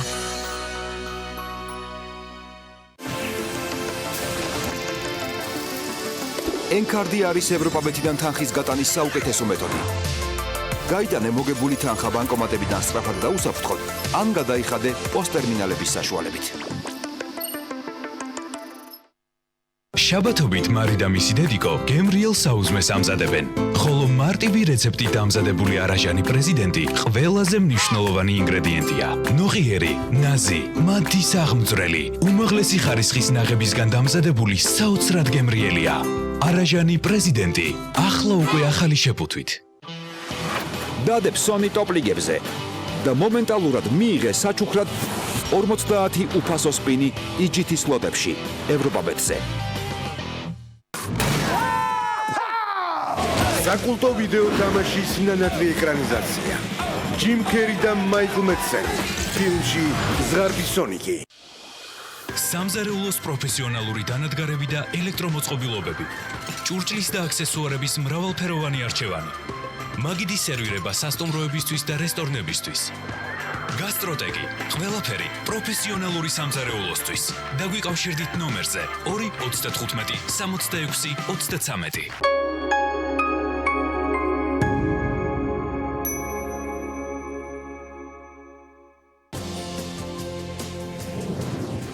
რას სulis ან აკანონებს მშობლების პროფესიები? რაზე გავლენა აქვს ოჯახს შვილებზე? სადაც რამდენიმე თაობა სამედიცინო თუ სახელოვნებო სფეროს ერთგულია. ახალგაზრდები, რომლებმაც ალტერნატიული გზა იპოვეს და საკუთარი პროფესიული არჩევანი გააკეთეს. ინდივიდუალიზმი პროფესიული მემკვიდრეობის პირისპირ, პირველამდე. უბრალო ექსკურსიებიდან სხვადასხვა ტიპის ტურებამდე. სერტიფიცირებული გიდები საქართველოში. როგორია ეთნოგიდების მარშრუტები. საფეხმავლო აუდიო გიდი ქალაქში და ღვინისა და გასტრონომიული ტურები. ნახეთ პირველამდე.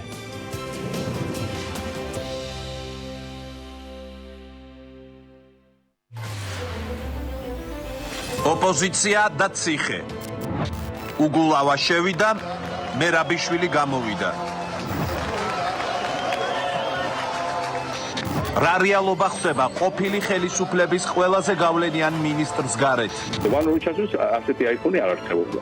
ხო, აი ესეთი iPhone-ები არ არსებობდა, იყო Nokia-ები. მე რო ვანოს ადგილზე ვიყო, დაუბრუნდებოდი ჩემს ოჯახს, დაუტყმებოდი ჩემ შვილებთან ახლოს ყოფნით, ვიმოგზაურებდი ცოტა სოფლიოში, გავახელდი თვალებს. ერთის ნაცვლად ორი პარტია და ხელისუფლებაში კვლავ ქართული ოცნება. თითქმის 7 წლიანი პატიმრობის შემდეგ პირველი განცხადება. მე გაძლევ გარანტიას, რომ ერთ წელიწადში ეს ხელისუფლება დასრულდება. ამ ხელისუფლების დამხობის მერე აემ ციხის კარები ფართოდ გაიგება.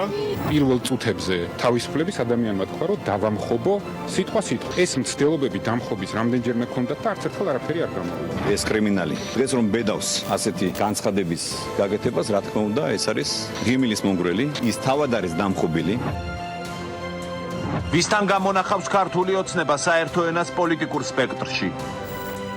რა წინადადებებს ამზადებს მართველი ძალა და შეიტანს თუ არა შეთავაზება განხეთქილებას ოპოზიციაში? ოპოზიცია 4 აპრილის აქციისთვის ემზადება. რა გეგმა აქვს ხელისუფლებას? ოპოზიციის ლიდერები დღეს პირველებში, საღამოს 8-ზე.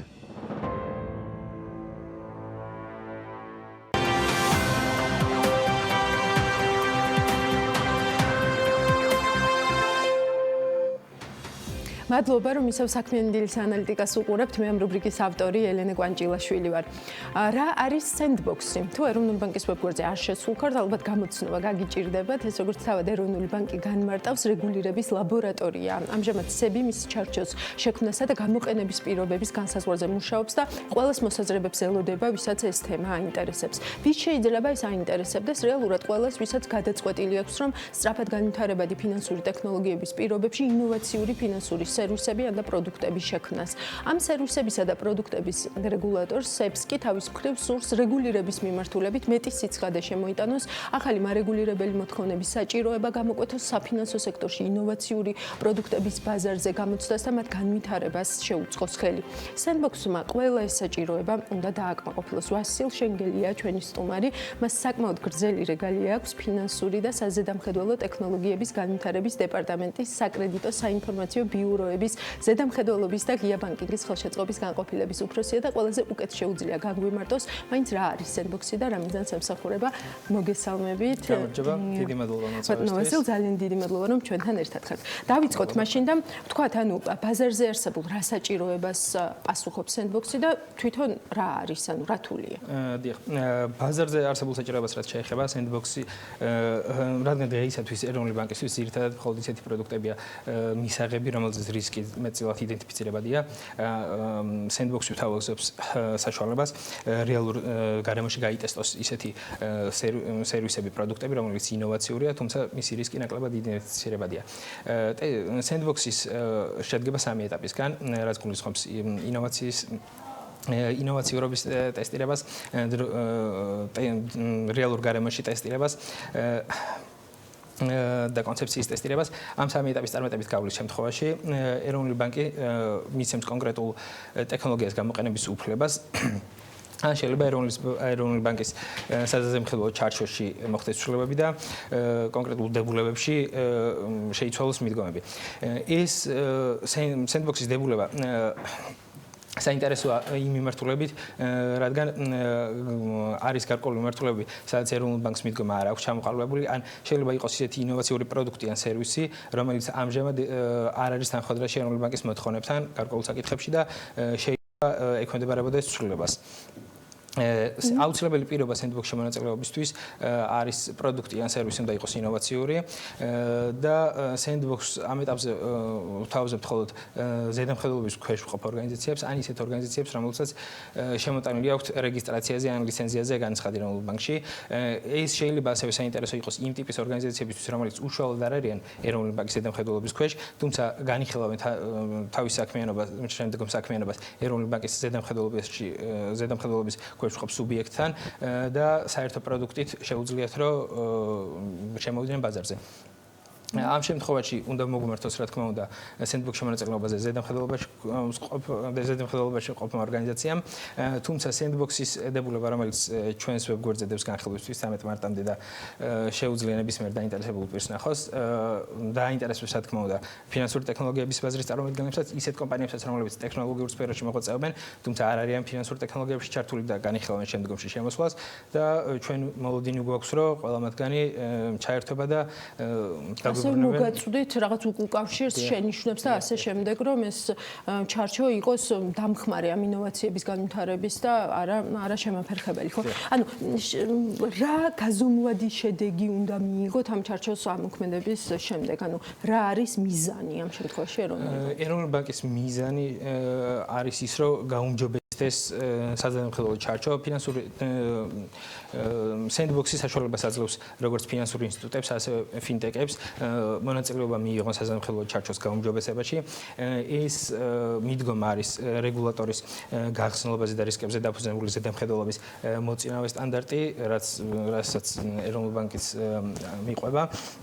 რაც შეეხება დროის ნაწილში მხოლოდ ეროვნულ ბანკზე არ არის დამოკიდებული, როგორც კი პირველი წარმატებული განცხადებელი გვეყოლება, რომელიც გაივლის სამივე ეტაპს და რაღაც შედეგი გვექნება უკვე, შეიძლება უკვე ჩაითვალოს წარმატებულად. ხო, ანუ ეს გავლა, ესე ვთქვათ, ამ ეტაპების პროაქტიულად ხდება კერძო სექტორის მიმართ, ეს მოთხოვნა იქნება და ყველამ უნდა გაიაროს ეს თუ აი აქ მიდგომა როგორია? აუცილებელი მოთხოვნა არა პროდუქტი ან სერვისი იყოს ინოვაციური, როდესაც მოგვართავს ეროვნულ ბანკს განცხადებელი, უნდა გაიაროს სამი ეტაპი. პირველი ეტაპი არის იდეის ტესტირება. იდეის ტესტირება გულისხმობს, რომ იდეა უნდა იყოს ნამდვილად ინოვაციური და არ უნდა ქმნიდეს სისტემურ რისკებს. პირველ ეტაპზე ეროვნულ ბანკს აქვს 30 სამუშაო დღე იმისთვის, რომ განცხადებელს აუბრუნოს პასუხი, ან განსაკუთრებულ შემთხვევაში 30 სამუშაო დღით ასევე შეიძლება გახაგრძელდეს. პირველი ეტაპის წარმატების გავლის შემთხვევაში გადადის იდეა უკვე მეორე ეტაპზე, რაც გულისხმობს კონცეფციის ტესტირებას. კონცეფციის ტესტირების ეტაპზე უკვე კონკრეტულად განისაზღვრება როგორ გაიტესტება კონკრეტული ტექნოლოგია, რა პარამეტრებს უნდა აკმაყოფილებდეს, რა იქნება წარმატების კრიტერიუმები. ასევე შეიძლება იყოს ფოკუს ჯგუფებზე ტესტირება გარკვეული ტექნოლოგიის და მეორე ეტაპის წარმატების გავლის შემთხვევაში უკვე გადადის მესამე ეტაპზე, რაც გულისხმობს ანუ ეს არის რეალურად მოთხოვნა, ხო? მოთხოვნა იქნება. და ასევე ტესტირებას როცა გულისხმობთ, ანუ ეს ტექნიკურად, ანუ რა პროცესია, რას არქმევთ თქვენ ტესტირებას? ტესტირება გულისხმობს როგორც ტექნოლოგიის ტესტირებას, ასევე შედეგების ტესტირებას.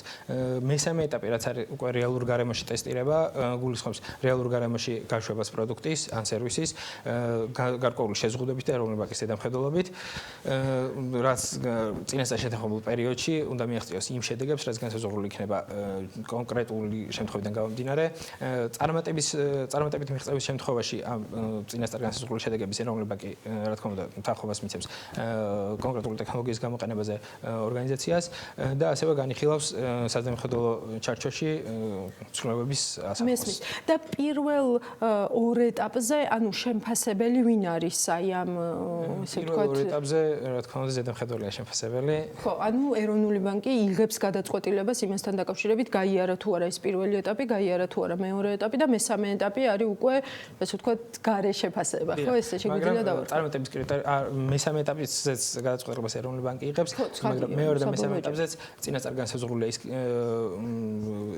ის შედეგები, რასაც უნდა აკმაყოფილებდეს კონკრეტული ტესტირების გავლის შემდეგ პროდუქტი.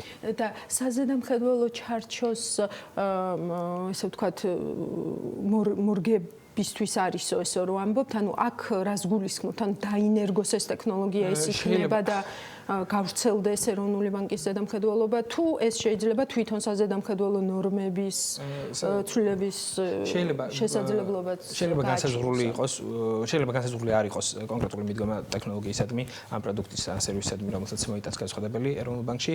ამ შემთხვევაში შეიძლება ახალი დებულება იყოს გამოცემული, რომელიც დაარეგულირებს ამ მიმართულებას. სხვა შემთხვევაში თუ უკვე არსებულ დებულებასთან შეუსაბამობაში მოდის და ცვლილებებია საჭირო, ეროვნული ბანკი განიხილავს, რა თქმა უნდა, ამ ცვლილებებს საჭიროების შემთხვევაში შეცვლის დებულებებში არსებულ პუნქტებს. და სულ ბოლოს, ანუ სურათი რო დაგვანახოთ, ანუ ეს ერთი ცალკე აგებული თულია, რომელმაც უნდა მოიტანოს ეს განვითარება და ის შედეგი თუ ეს რაღაც ეკოსისტემის ნაწილია, რაღაცეებთან ერთად უნდა დაადოს ეს შედეგი. მადლობა ამ კითხვისთვის. ეს სენდბოქსი არ არის მხოლოდ ერთი ნაწილი, ეს არის ეროვნული ბანკის მიდგომის ერთ-ერთი ნაწილი. სენდბოქსი ეხება ძირითადად ზედამხედველობაში მყოფ სუბიექტებს. ამის გარდა ჩვენ გვაქვს დაახლოებით 2 თვის წინ გავხსნით ინოვაციების ოფისი, სადაც შეუძლიათ ფინტეკებს მოგვმართონ, რომლებიც არ არიან ზედამხედველობის ქვეშ, ეროვნული ბანკის ზედამხედველობის ქვეშ, ასევე ისეთ კომპანიებს, რომლებიც არ არიან ჯერ ფინტეკ ბაზარზე შემოსული, ტექნოლოგიების ბაზარზე არიან, ან სტარტაპები არიან, მათთვის საკმაოდ რთულია რეგულირების ჩარჩო და ჭირდება დახმარება. შეუძლია ეროვნული ბანკის ინოვაციების ოფისი მიმართონ. ეროვნული ბანკის ინოვაციების ოფისი მათ დაეხმარება, სწორ მიმართულებას მიცემს. შეუძლია მივაწოდოთ როგორც ზოგადი ინფორმაცია დებულებების შესახებ, კონკრეტულად მათ რა ეხებათ ასევე კერძო შემთხვევებიდან გამომდინარე რა პრობლემაც გამოწვევებიც ექნებათ დავეხმაროთ მათ გადალახვაში და ხელი შეუწყოთ ფინანსურ ბაზარზე ფინტეკების განვითარებას. კი ბატონო და სულ ბოლო კითხვა ელოდებით თუ არა ესე ვთქვათ აქტიურობას კერძო სექტორის მხრიდან და ზოგადად როგორ ფიქრობთ ამ რეგულირებას როგორ შეხვდება კერძო სექტორი? რეგულირებას ვფიქრობთ რომ კარგად შეხვდება რადგან ხელს უწყობს ფინტეკების განვითარებას. ფიდბექს ველოდებით როგორც ზედამხედველობას დაქვემდებარებული სუბიექტებიდან, ბანკებიდან, მიკროსაფინანსო ორგანიზაციებიდან, ცეცხლგამცემი სუბიექტებიდან და ასე შემდეგ. ასევე მოლოდინი გვაქვს რომ დაგვიბრუნდებიან ფინანსური ტექნოლოგიების კომპანიები თავისი შენიშვნებით ისეთი კომპანიები რომლებიც ჯერ არ არიან ფინანსური ტექნოლოგიების სფეროში მაგრამ განიხილავენ შემდგომში შემოსვლას ასევე 2020 წელს ეროვნული ბანკი გახდა GFIN-ის გლობალური სენდბოქსის წევრი და გაუზიარებთ მათაც და მსოფლიო ბანკს რა თქმა უნდა და მათგანაც ველოდებით შენიშვნებს კომენტარებს მოკლედ სამუშაო პროცესში ხართ. ძალიან დიდი მადლობა. იმედი მაქვს, რომ როდესაც უკვე იქნება ეს უკავშირი კერძო სექტორის მხრიდან, კიდევ ერთხელ შევხვდებით და კიდევ ერთხელ დავილაპარაკებთ საბოლოო ჯამში ეს შერჩევა როგორ ჩამოყალიბდა და ორმესი მადლობა რომ იყავით ჩვენთან ერთად. ეს იყო ვასილ შენგელია, რომელმაც დეტალურად განგვიმართა სენდბოქსის არსი და უკვე ჩვენი ეთერიდანაც მოუწოდა კერძო სექტორს, რომ აქტიურად ჩაერთოს განხილვებში და თავისი წვლილი შეიტანოს ჩარჩოს საბოლოო დამტკიცებაში. იმედი მაქვს ჩვენც დაგეხმარეთ თქვენ საქართველოს ეროვნული ბანკის ინიციატივის უკეთ აღქმაში. ამით საქმიანი დილა დღეს დასრულებულია. ჩვენ ერთმანეთს შევხვდებით ანალიტიკაში.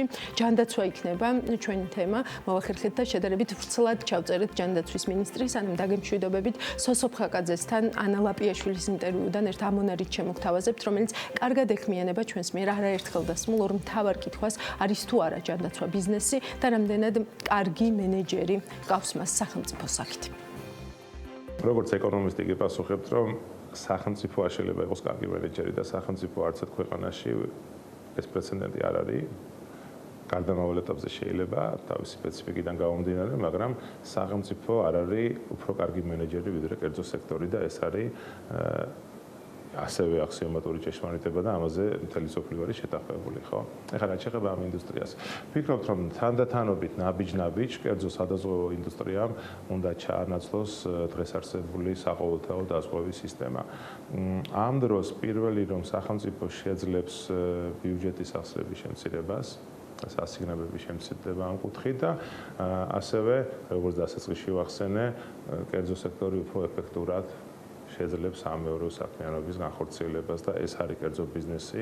აქ არსებობს ძალიან კარგი პრაქტიკები მსოფლიოსი და კერძო ბიზნესი დარწმუნებულია, რომ უფრო მეტად ეფექტურად შეძლებს ამ სექტორის ხელმძღვანელობას და გაწყობას და შრომის ნაყოფიერებაც უფრო მაღალი იქნება და ასე შემდეგ.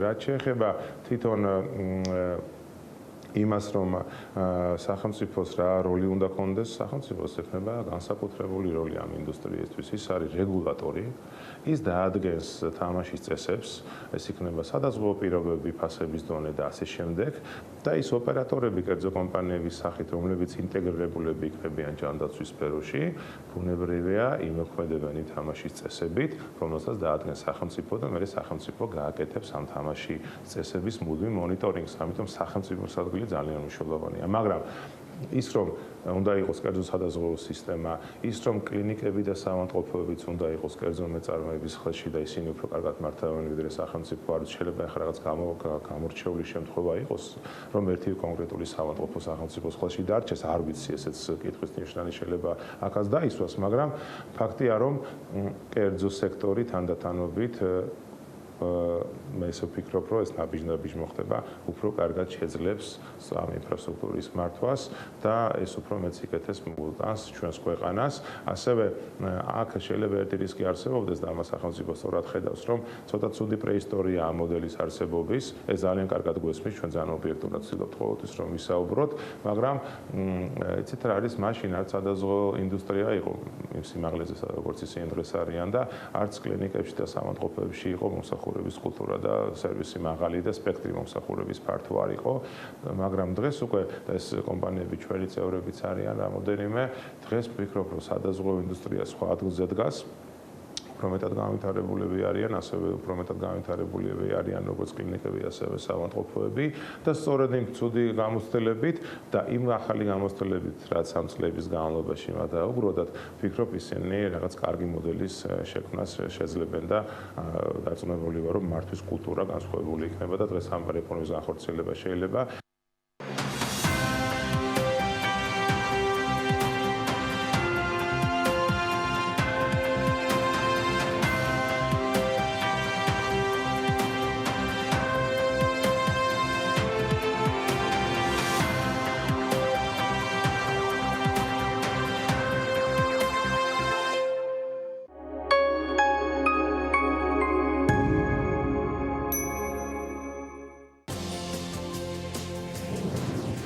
რას